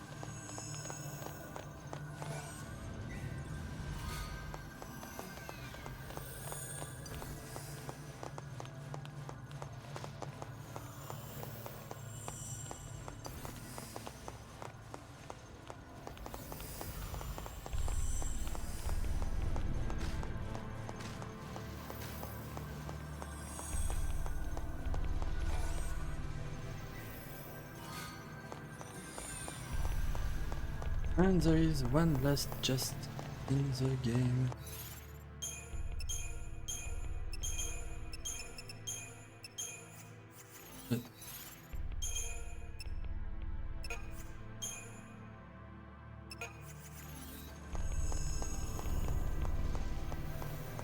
So as you could see, we can fight against the Vladislaus and the Bundesland Jabberwocky that are just here.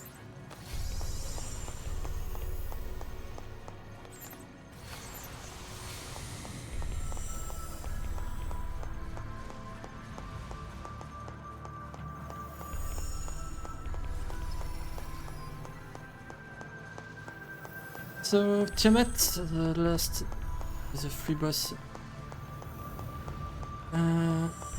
Can change form.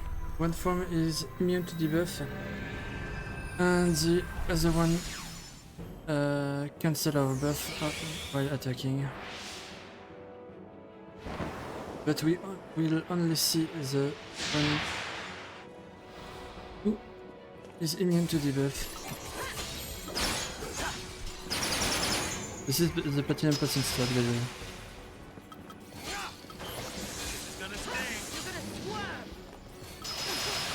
Lock and load.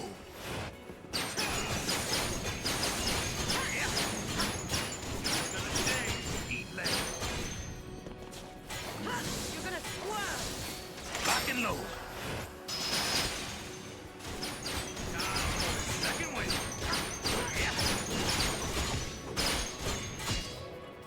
No, he can swap from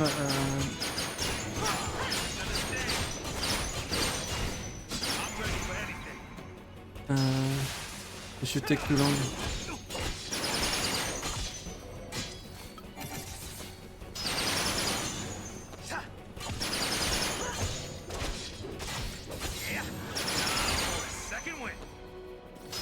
Yep, and it will let stagger.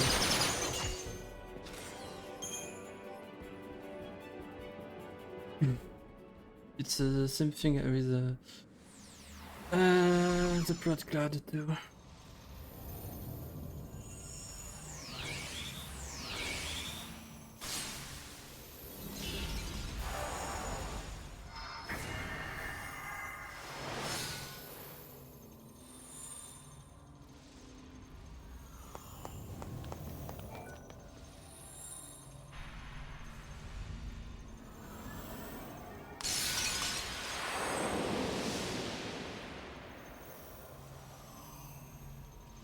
Log, if you want to jump back in, this is the final boss time.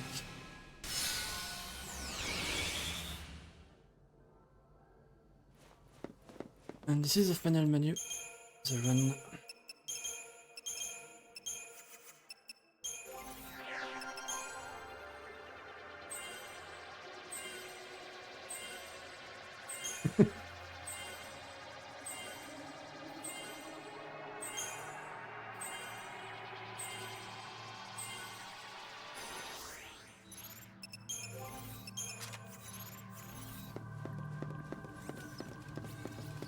Yep, I'm back. Yep.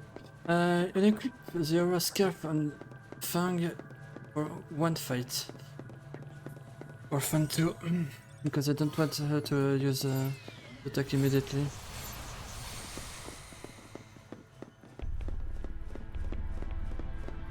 Otherwise I would keep it on her.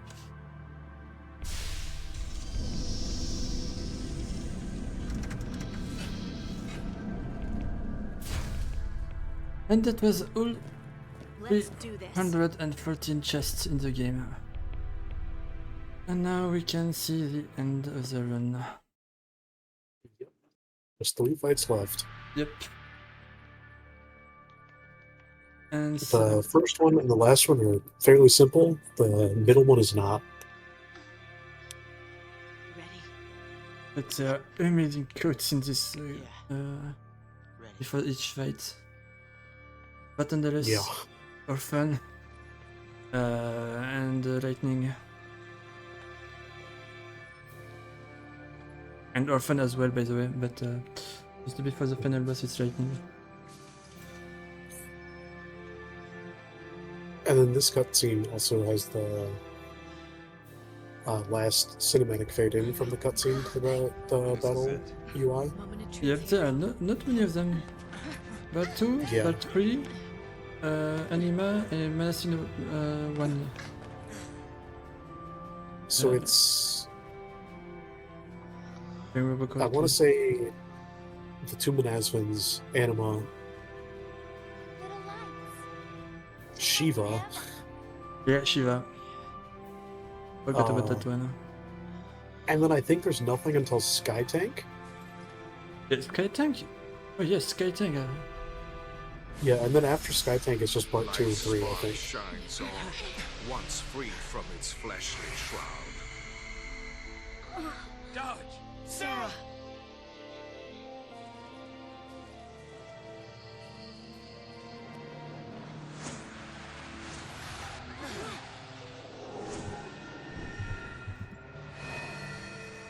Dreams, meanwhile, shatter in a flash. Dodge! No!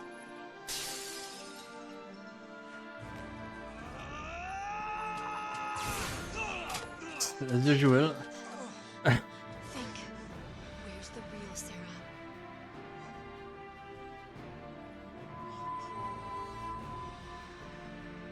Hey, listen. It isn't real. It's just Falsey smoke and mirrors. Yeah, they don't work wonders. They play tricks.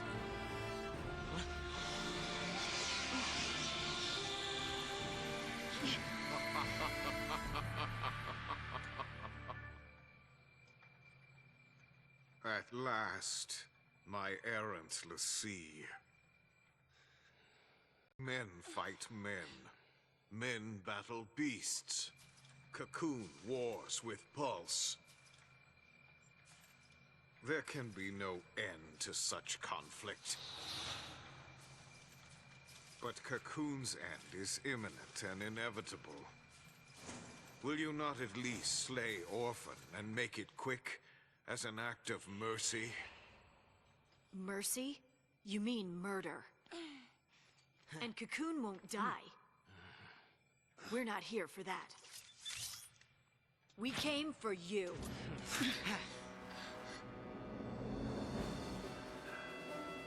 Such willful insolence. Disappointing. You prolong Cocoon's suffering. This is the most important quote of the game, by the way. And to what end? Refusing me but condemns another to face your focus tomorrow. If you truly seek salvation, you will obey.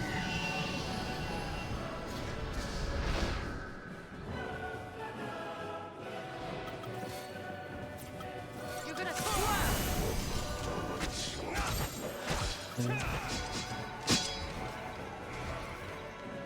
Yeah, I wish I had to fade in for more fights, but oh well. Oh yeah.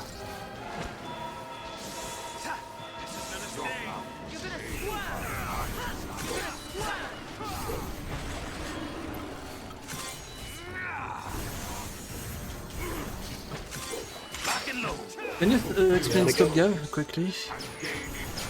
So Stopka is a weird ability. What? It drains fully the ATP of all allies and enemies.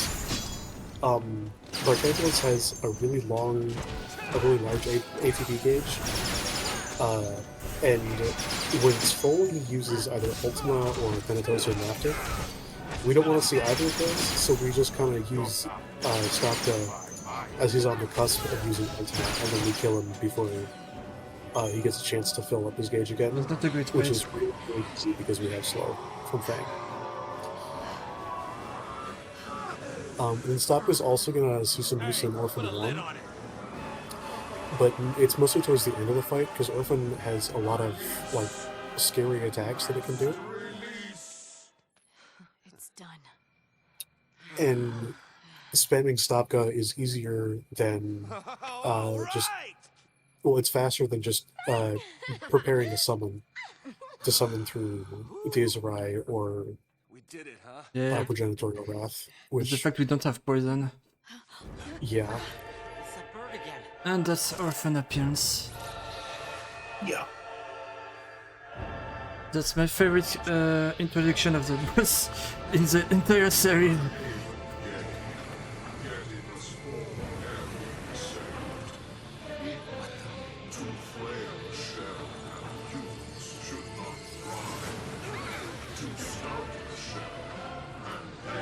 That's my favorite It is pretty cool. battle team of the 13. My favorite's probably Eden Under Siege. Although that's not exclusively a battle theme. Didn't get what you the one you meant, sorry. My favorite battle theme is probably just Eden Under Siege.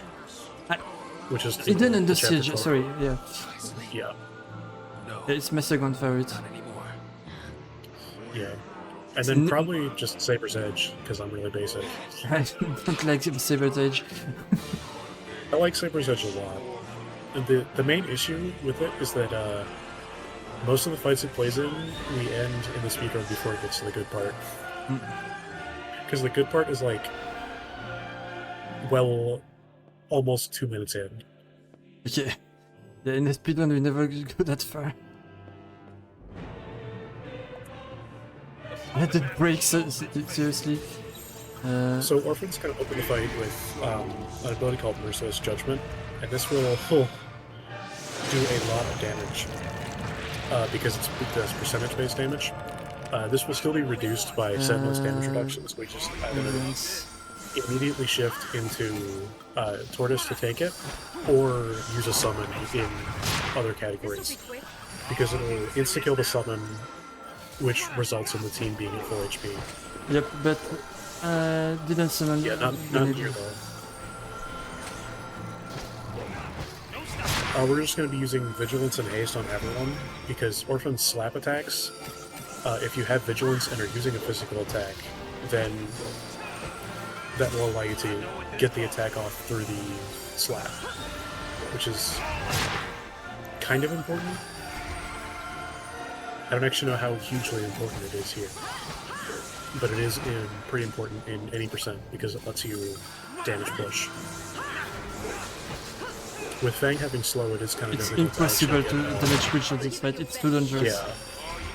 Yeah. It's mostly because of Fang's slow, in my experience with it. And also, I don't have a medic, so I can't make sure.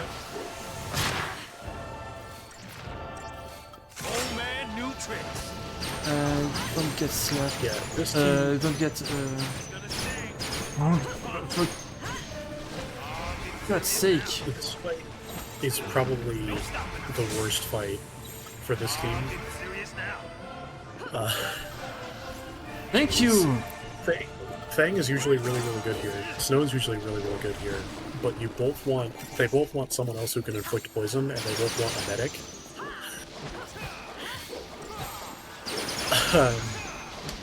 Poison does 1% damage every 1% damage based on max HP every 3 seconds. I That's think. the worst orphan ever. Yeah.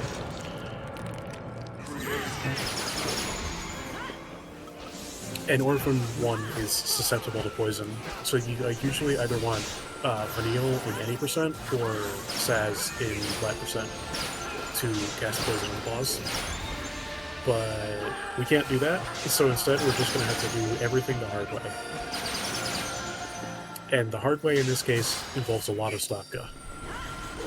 And just throwing elixirs and renews very, very liberally to heal. So you're going to see like a Stopka used every 2 strings, I think? And that just something like stops that, Orphan. I don't want to take a risk, so... It just stops Orphan from doing any of the scary moves. Either Vile Exploitation, Vile Exploitation, oh well, never mind, there's a Vile Exploitation. Progenitorial Wrath, which has a chance to just insta-kill whoever it hits. Yeah, but... And Diazerai, which you might be able to tank in Sortis, but I don't know. This area, no, I can't. Okay, then yeah, then Diazerai, which is just kind of an insta-kill at these stats. So 2 of those attacks you'd have to summon through, and Vile Exploitation just does a lot of damage. Yeah. They went into Turtles just in time. They used Elixir right after. Yeah, Vile Exploitation is like probably the main reason Hope is useful here as a leader, because he can set up Protect and Shell pretty easily, which allows for the second phase, technically third phase, to be pretty free. Yeah, but Stopka makes it even more weird. Yeah, Stopka just makes like 2 of the final bosses completely free. If you can spam Elixir. Yeah. Well, okay, Stopka makes Part 3 free if you have Magnums. Stopka makes Orphan 1 free if you have Poison or an Elixir to spend. Yep, yeah, Poison. That was an important quota, we took in the middle of it.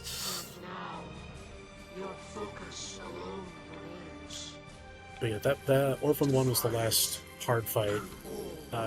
Up next is a bunch of cutscenes. The longest cutscenes again. A lot of cutscenes. Followed by Orphan 2, which is basically a victory lap fight. Followed by the credits. And that will not take an hour and 45 minutes. So... Bonanu is the name of the first phase of the battle team of the first phase of Orphan. Just want to mention that. Sorry. I think it's Nascent Requiem, and then Born Anew. I don't remember which is which. Nations Requiem is the final boss. Yeah, it's probably Born Anew then. But Born Anew is mentioned in this quote. I'll do it. I'll destroy you. Yeah, it's just Born Anew. The will to guide a world unto oblivion. Can you Nascent Requiem is also pretty good. Yeah. And Very being able to underestimated. You heard me. Underrated. Yeah. I said I'll do It plays for a while in the cutscenes leading up to the fight too. Which is pretty cool because the fight lasts like a minute and the track is like 4 minutes long. I made another Because promise otherwise too, to protect my family. you're not really hearing it in a speedrun context, unfortunately. Born Anew you're hearing a lot of, because yeah, we hear the entire loop for Born Anew. It is definitely... I think Orphan 1 is just outright the longest fight in any percent. Yep, and Chess as well. We're in this Yeah, that makes sense. Because, like, what is the second longest fight in any percent? It's probably just Ushu 2. Yeah, which is, in not Old that Chest, long. it's Dreadnought, I think. It's Yeah, that makes Dreadnought. sense. Honestly, Dreadnought might be longer than Ushu 2, even at 8%. I'm not sure. No, the Shuto is generally longer than Dreadnought. Yeah. There's also part 2 in any percent. And part 1. Part 2 in any percent's usually not that much longer than like. Okay, 2 so minutes. Fang betrayed the party. So we are all Sith. Fun. Everything I do. And Gen Armed can't Is this what you meant to happen? use the gunblade. All of them.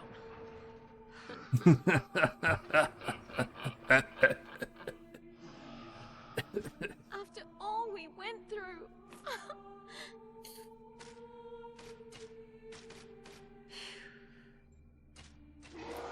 The Geist, by the way. The Sith we encountered at the start. Guess I deserve it. After what I did.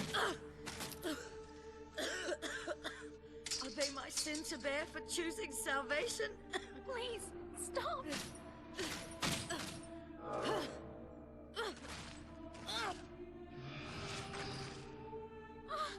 Stop it!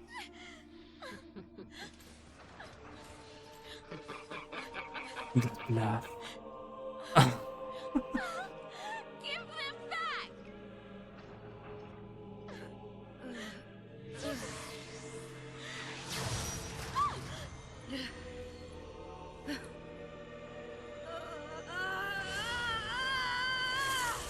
Salvation is born of sacrifice, miracles of misery. From shattered shards, a new crystal legend will arise.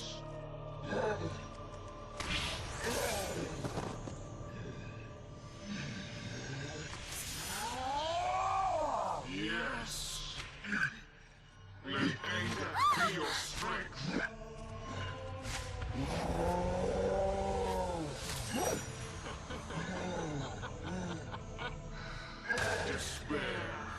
Despair and save us all.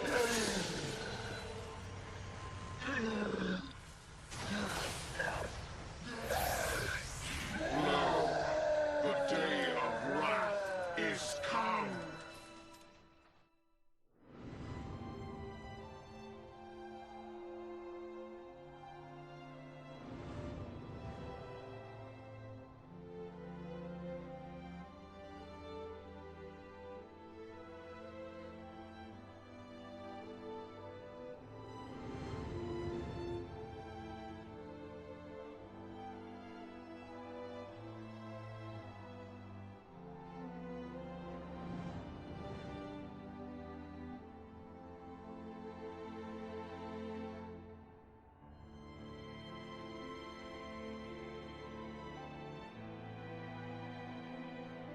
Anger didn't drive us. We just had things worth fighting for.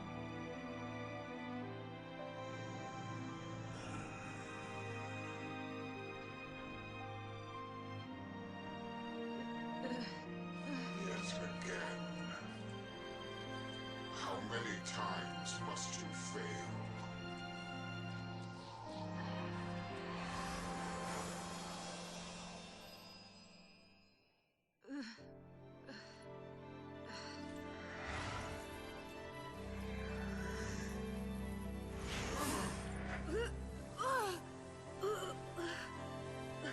Yeah, at least destroy the shield that protects Orphan, something that our party wasn't able to do.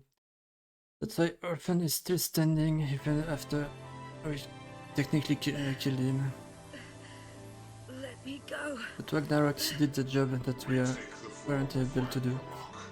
Deliver us that which we have too long been denied. Pure torture!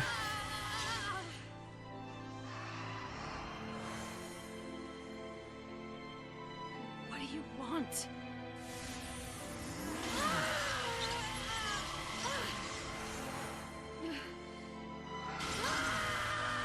Steep yourself in hatred. Let it infuse your That's why I'm a bit wishing to explain some stuff. Yeah. the game kind of gives you no time to like rest on what's actually happening for this set of cutscenes, because it's just straight cutscenes, no gameplay in between these two bosses. Vanille.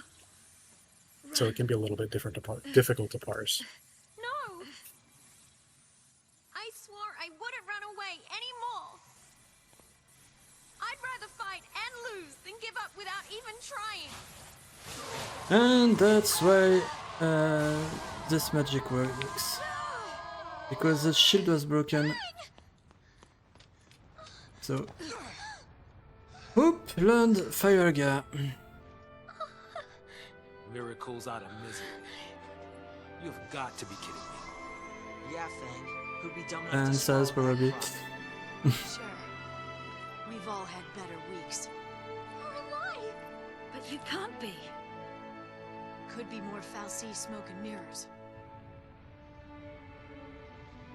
Here, Lightning is carrying Fang's weapon, the Bladed Lance, in reference to how it's a useful weapon in Lightning Returns. Mm-hmm. Second time now, isn't it? It's actually pretty good, too.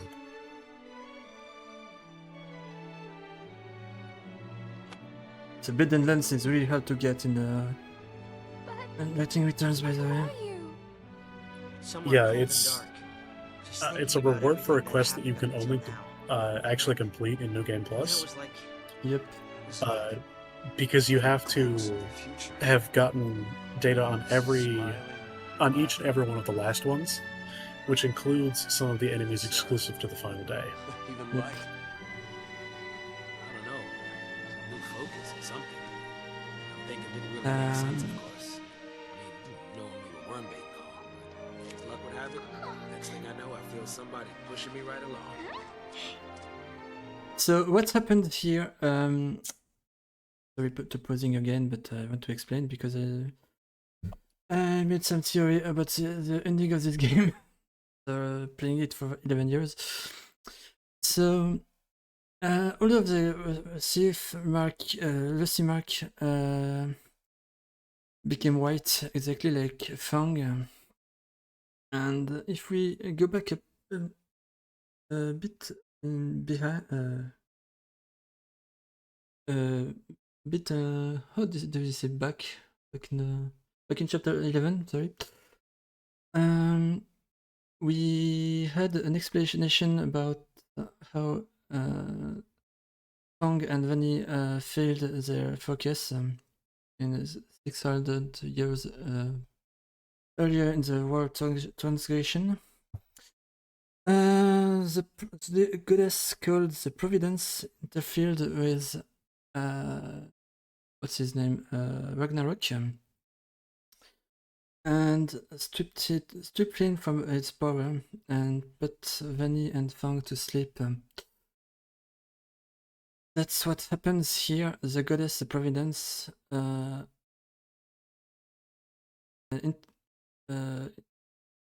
intervened as well to save them from the thief status that they were in.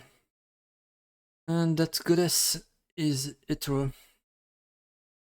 If you have played FF13 too. That's the same goddess who save us in the cutscene. That's also she's able to bring back people from death and save them from the Lucy curse. So if she doesn't save them, I don't know who saved them here. And they also have a new focus. And that's it. You were there too, Faye. The explanation. Same side. All of us. Together to the end. Yeah. And I think all of their brands are the same kind of messed up that Fang's was. Yep. Like from the start. I've never actually checked to see if you can see that on the models in their fights. On their models in the fight against Orphan 2. I don't know. I don't know if Fanny has the same Lucy mark. Because it's impossible to tell with her. Yeah, the easiest to see it on is probably Snow. Because you can't see Lightning's. Oh, you can't see Vanille's. Fang's is still the same. Yep. Hope technically, but it's also already done. You're welcome. Hope, I promise. Hope and Saz are reasonably easy to see, but you have to. We promise. But you can only see half of it at a time, and then Snows is just like in plain view right there.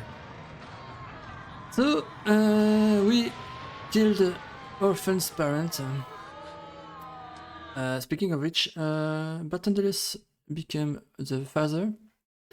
And who is the woman? The woman is a representation of Lindsay, the god of cocoon.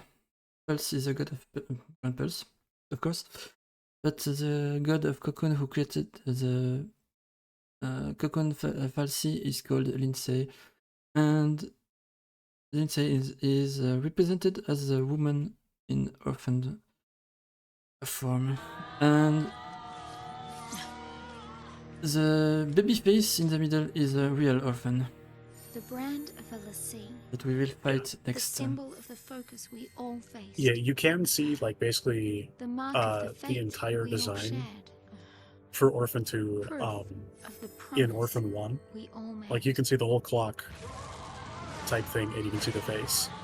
But I think the face has its eyes closed the entire time. Yep.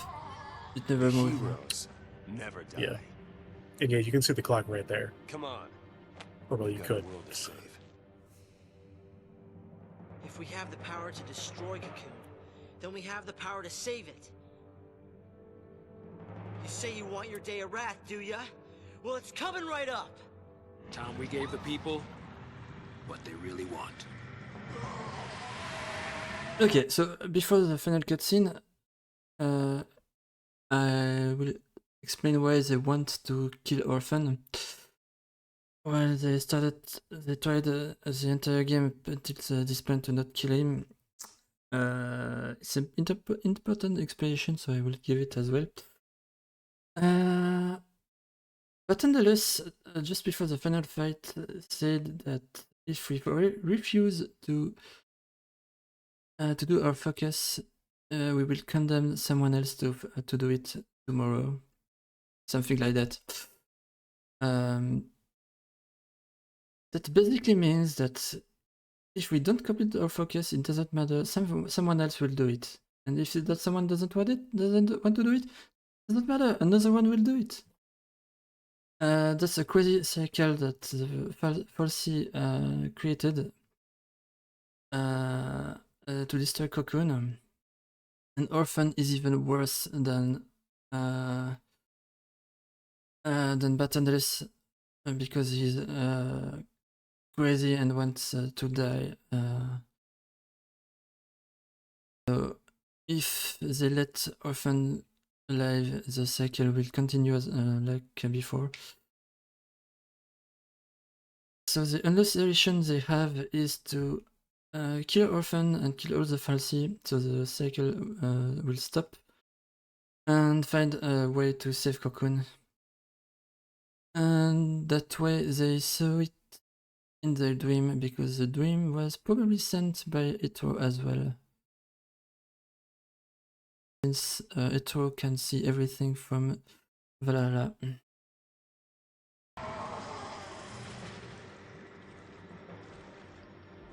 I'm sorry if I keep stopping the game every time, but the game doesn't really explain this kind of stuff.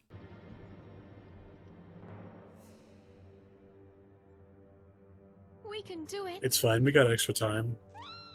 I know we can. We made it this far. Right. Let's make a real miracle happen. Lady Luck sure ain't on his side.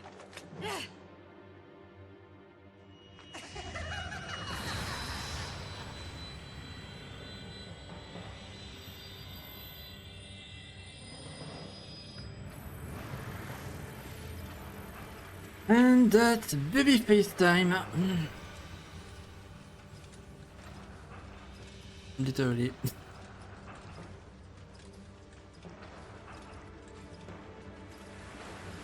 You overreach yourselves.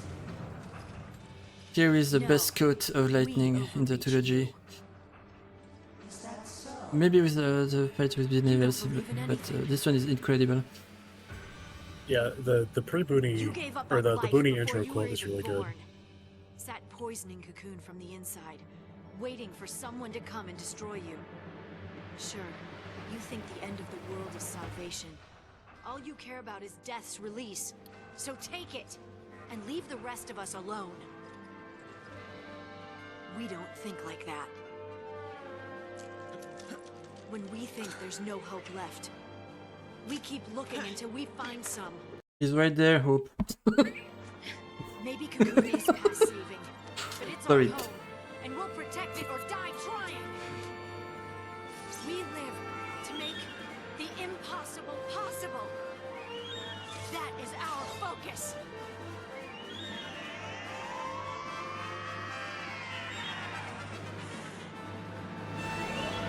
Dun, dun, dun, dun.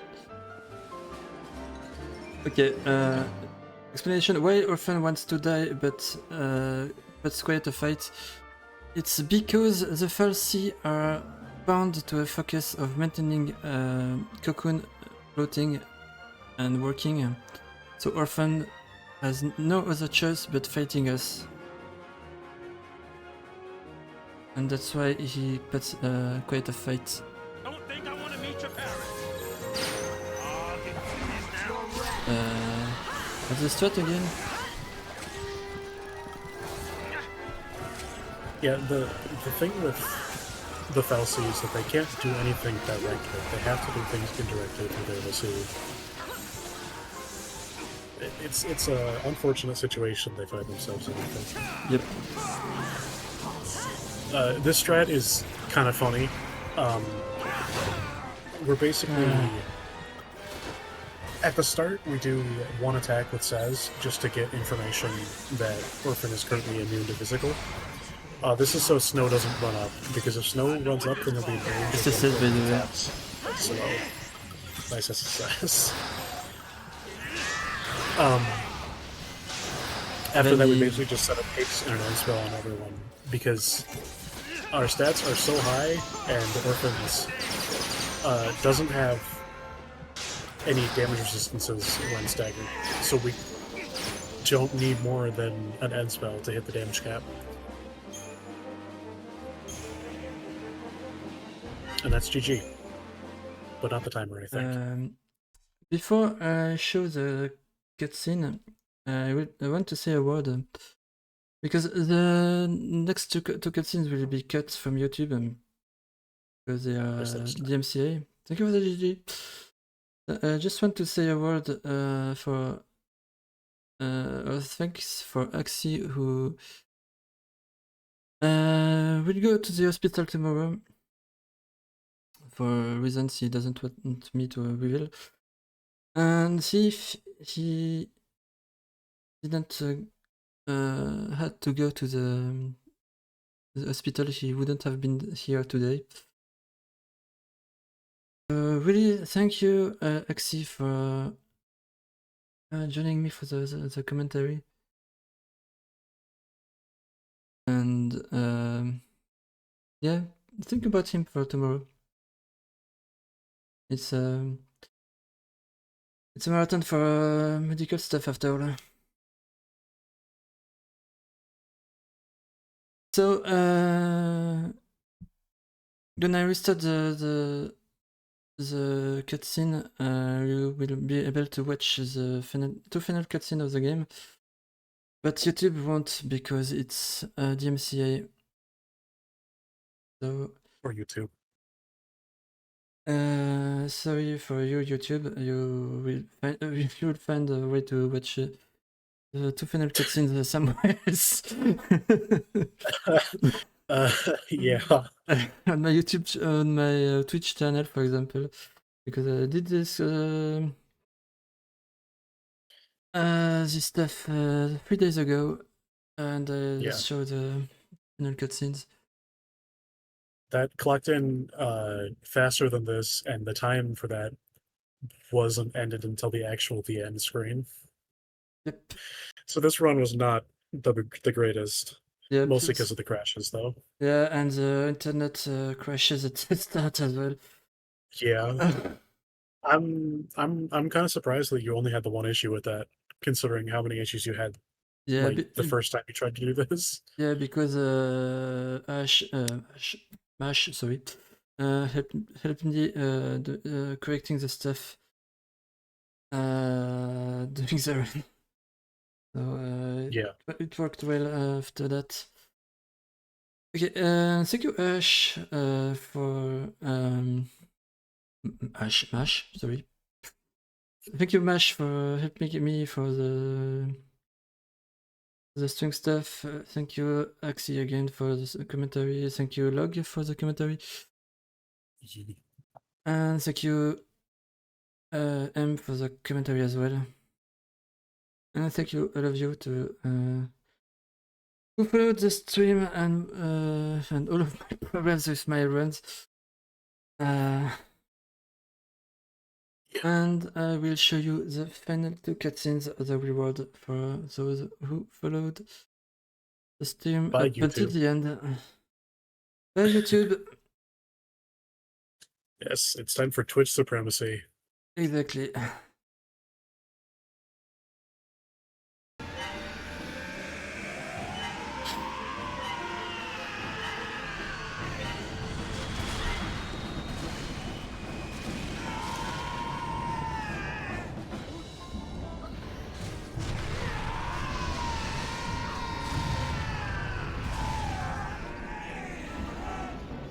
We're here to stop him. We've come to save Cocoon, right? I think the ad started up like basically immediately You're serious? as you unpaused. Yeah. Okay, That's really funny actually. tell me when the ad ends.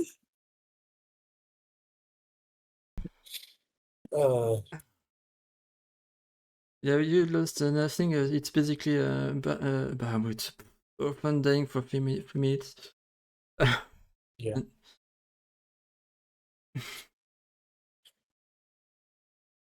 Pia, tell me when they stop the ad, please.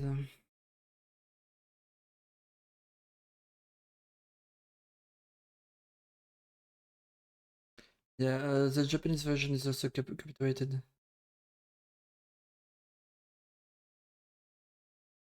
Yeah, a lot of the ending songs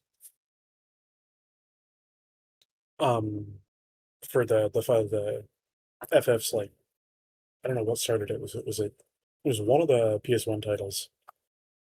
Those are kind of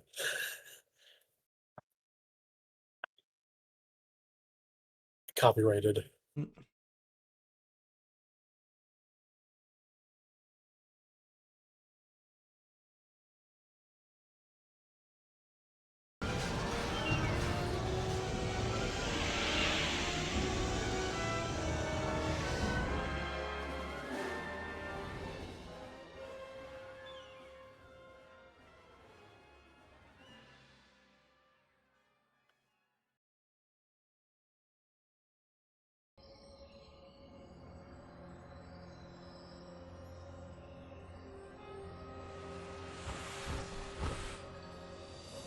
If you remember, this is a dream we had at the start of the game, but it was very blurry.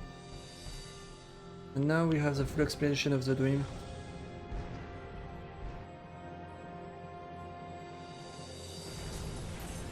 And it turns out that somehow Snow was right the entire time. Exactly. Stay together. It sent them the what they were supposed to do. Fang! Vanille!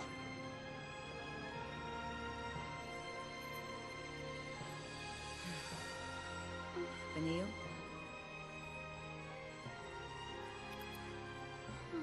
Wishes can come true. But not if you just wait for miracles. Ready. Miracles are things we make for ourselves. Here. But their focus was to save Cocoon.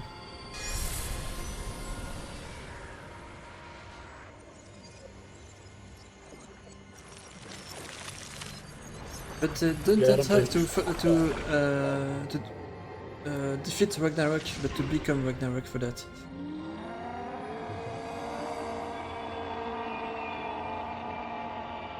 So as usual with Snow, who's correct in the most wrong way possible.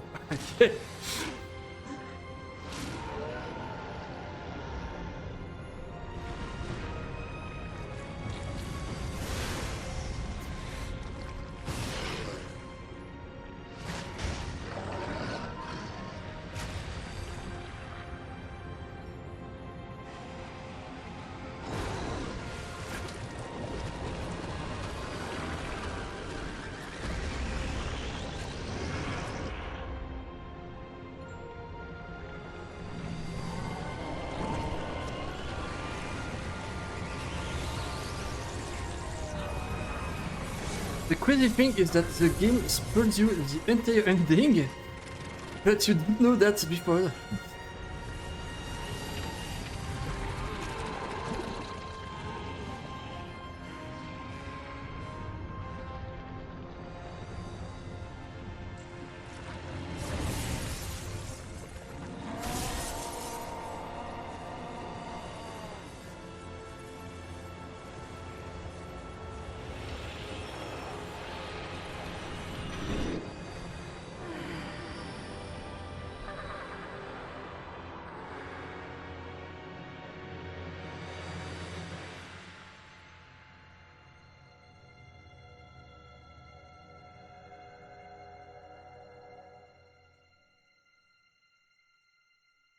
And this is the logo of Final Fantasy XIII.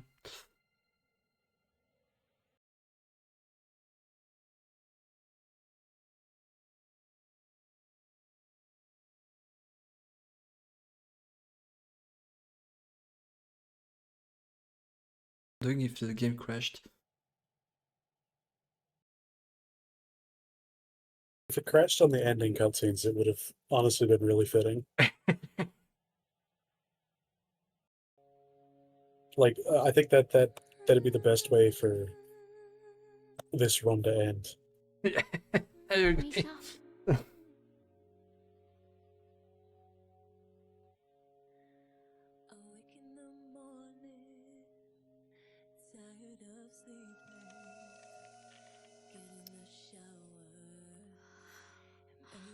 Hey, they're supposed to be naked.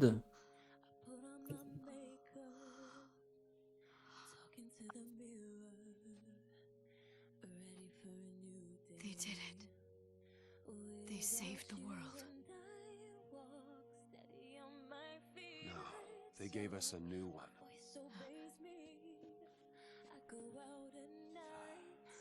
That's one gift I'll forgive him for not rapping. Yeah. This is as much as we can do. The rest is up to you. Does this mean we completed our focus?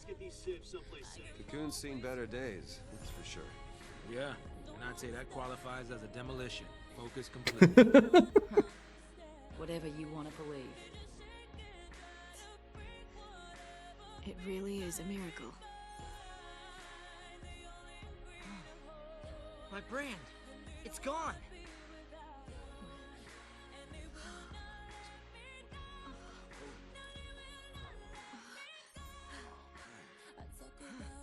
It's easy to lose sight of things in a world as wide as this one.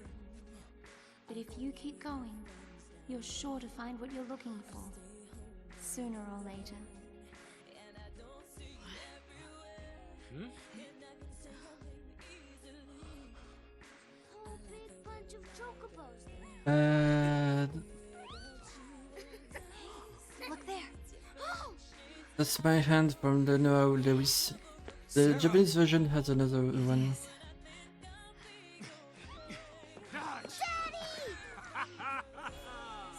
Sarah!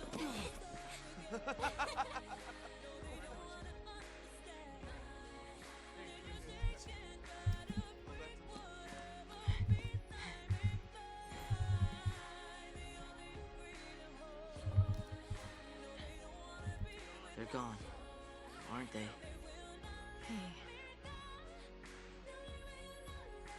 I guess they meant for this to be goodbye. And again, we've changed our fates before. Come on. Okay.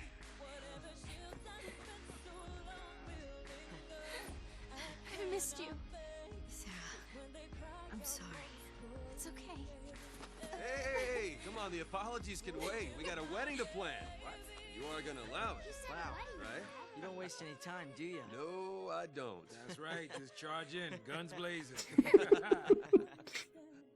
Charging guns I blazing. swear to you, I will make her happy. I believe you. Congrats.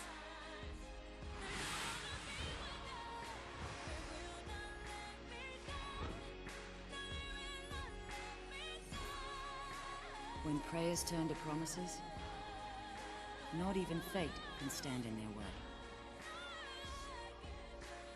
We held the light of hope in our hearts and achieved the impossible. They became the pillar Now we who move on supports Cocoon. to greet a new dawn.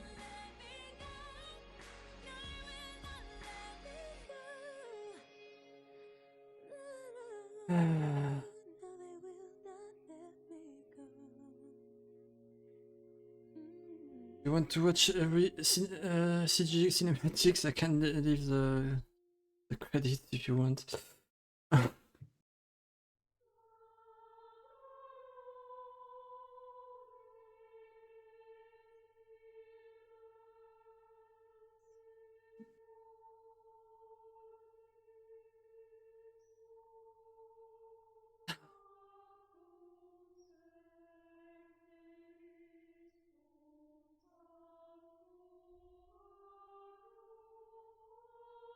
Yeah, the 13-2 story happens because of a hetero convention at the end of the first scene.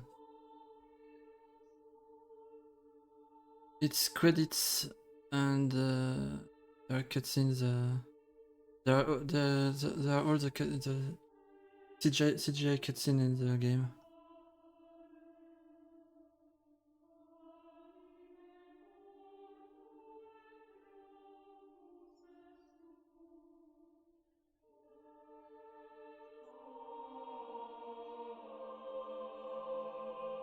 Can you prove I'm right, game, please?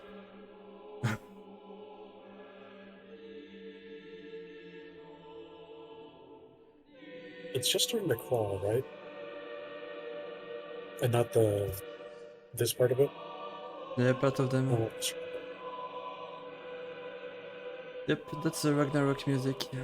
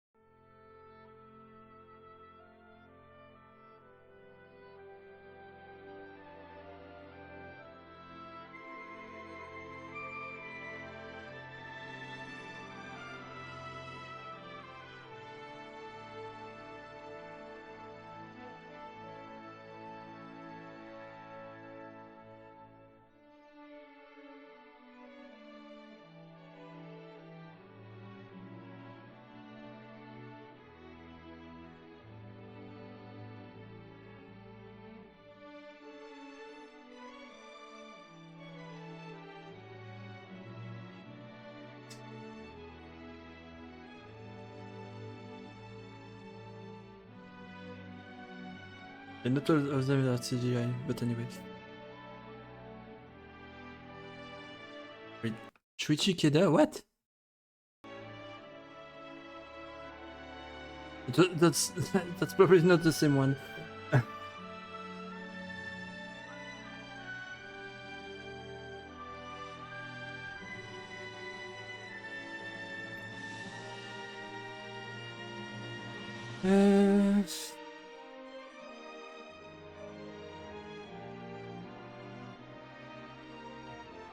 So that's basically it for me. Thank you for playing all this crazy run that I want to do again. Casual plat percent when? Yeah, I will suggest Casual, dodgeless, casual all missions. Not all missions, I don't really like all missions. All enemies, maybe. 10% perhaps, I don't know. That one is crazy, so...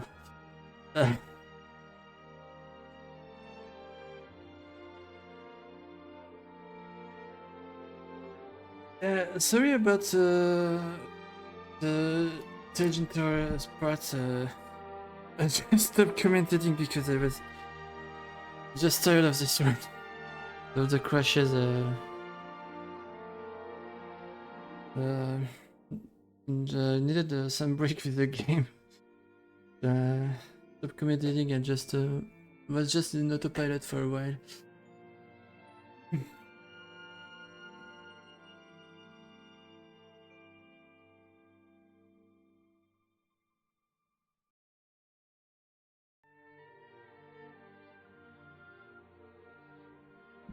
Thank you.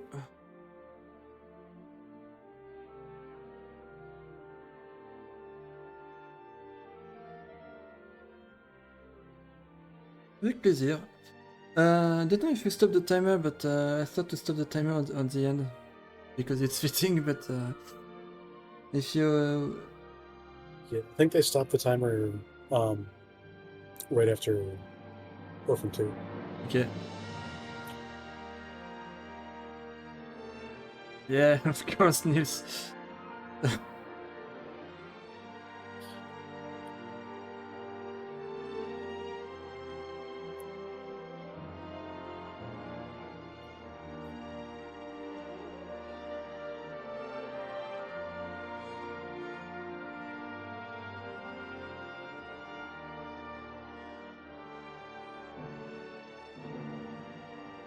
Brawl or challenges?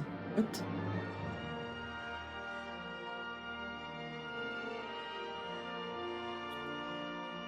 Was that the, like, 300-hour or something long run that you had running in the background of one of the really, really long-a-thons, like, for the entire time? Oh, yeah. By the way, you should invite and convince Blue RV to do the FF12 OOA, not OA, NLB LG category, who's the longest category of FF12, with more than 60 hours long, but with a lot of break to sleep for him.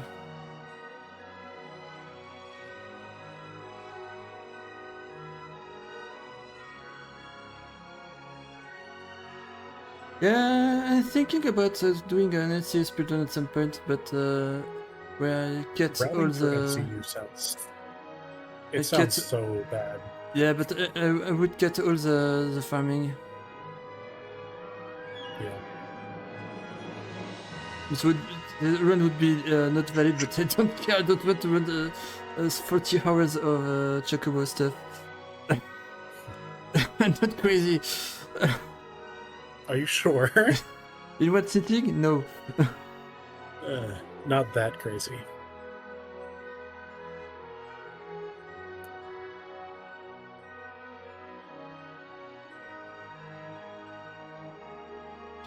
But into NCU percent is likely possible in less than 20 hours. You just have to load it. But 13 is not possible. You need quasi stats for fun. You saw how often is in where we are quasi strong. So imagine when we are quasi not strong. Yeah.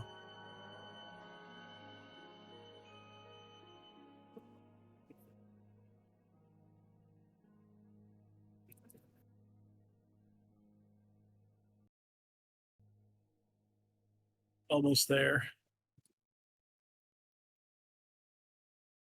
Final Fantasy XIII. The end. That was a crazy ride. It's the end. You know, the The weird stuff with this run is that the beginning is so long. I don't do anything for 6 hours. It's just waiting for the cutscene to pass Yeah. and do stuff. It's Then it's very cutscene heavy at the start. Yeah, then chapter 11 arrives and it's a lot of gameplay, so it's not that it finally starts to become interesting, but at least I'm doing something. You saw at the end with all my crazy explanations, I know this game by heart. The story, know it by heart. I know. Didn't press any button, but still.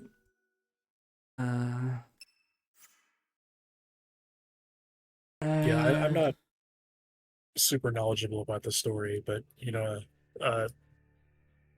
I'm going to be knowledgeable about the gameplay, so it's fine. Yep. I have nearly 8,000 years of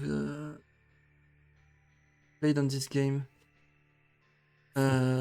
Plus at least 1,000 hours, if not more, spent on watching other players the game. Yeah, I'm very knowledgeable about this game. On some stuff I'm not as knowledgeable. Like all the crazy lore, or the Ultimania stuff,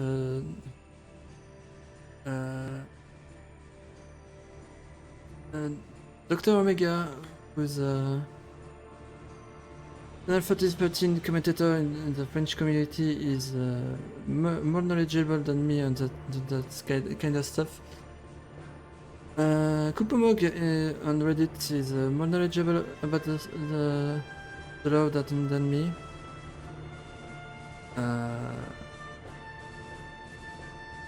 Janice, who was supposed to be one of my commentators, but he could not in the end. No problem, but he's one of the most knowledgeable person about this game as well. He's the first person to create the Platinum % route. Big shout out to him. Okay, I'm talking, but I can stop my stream at some point. And thank you for following me.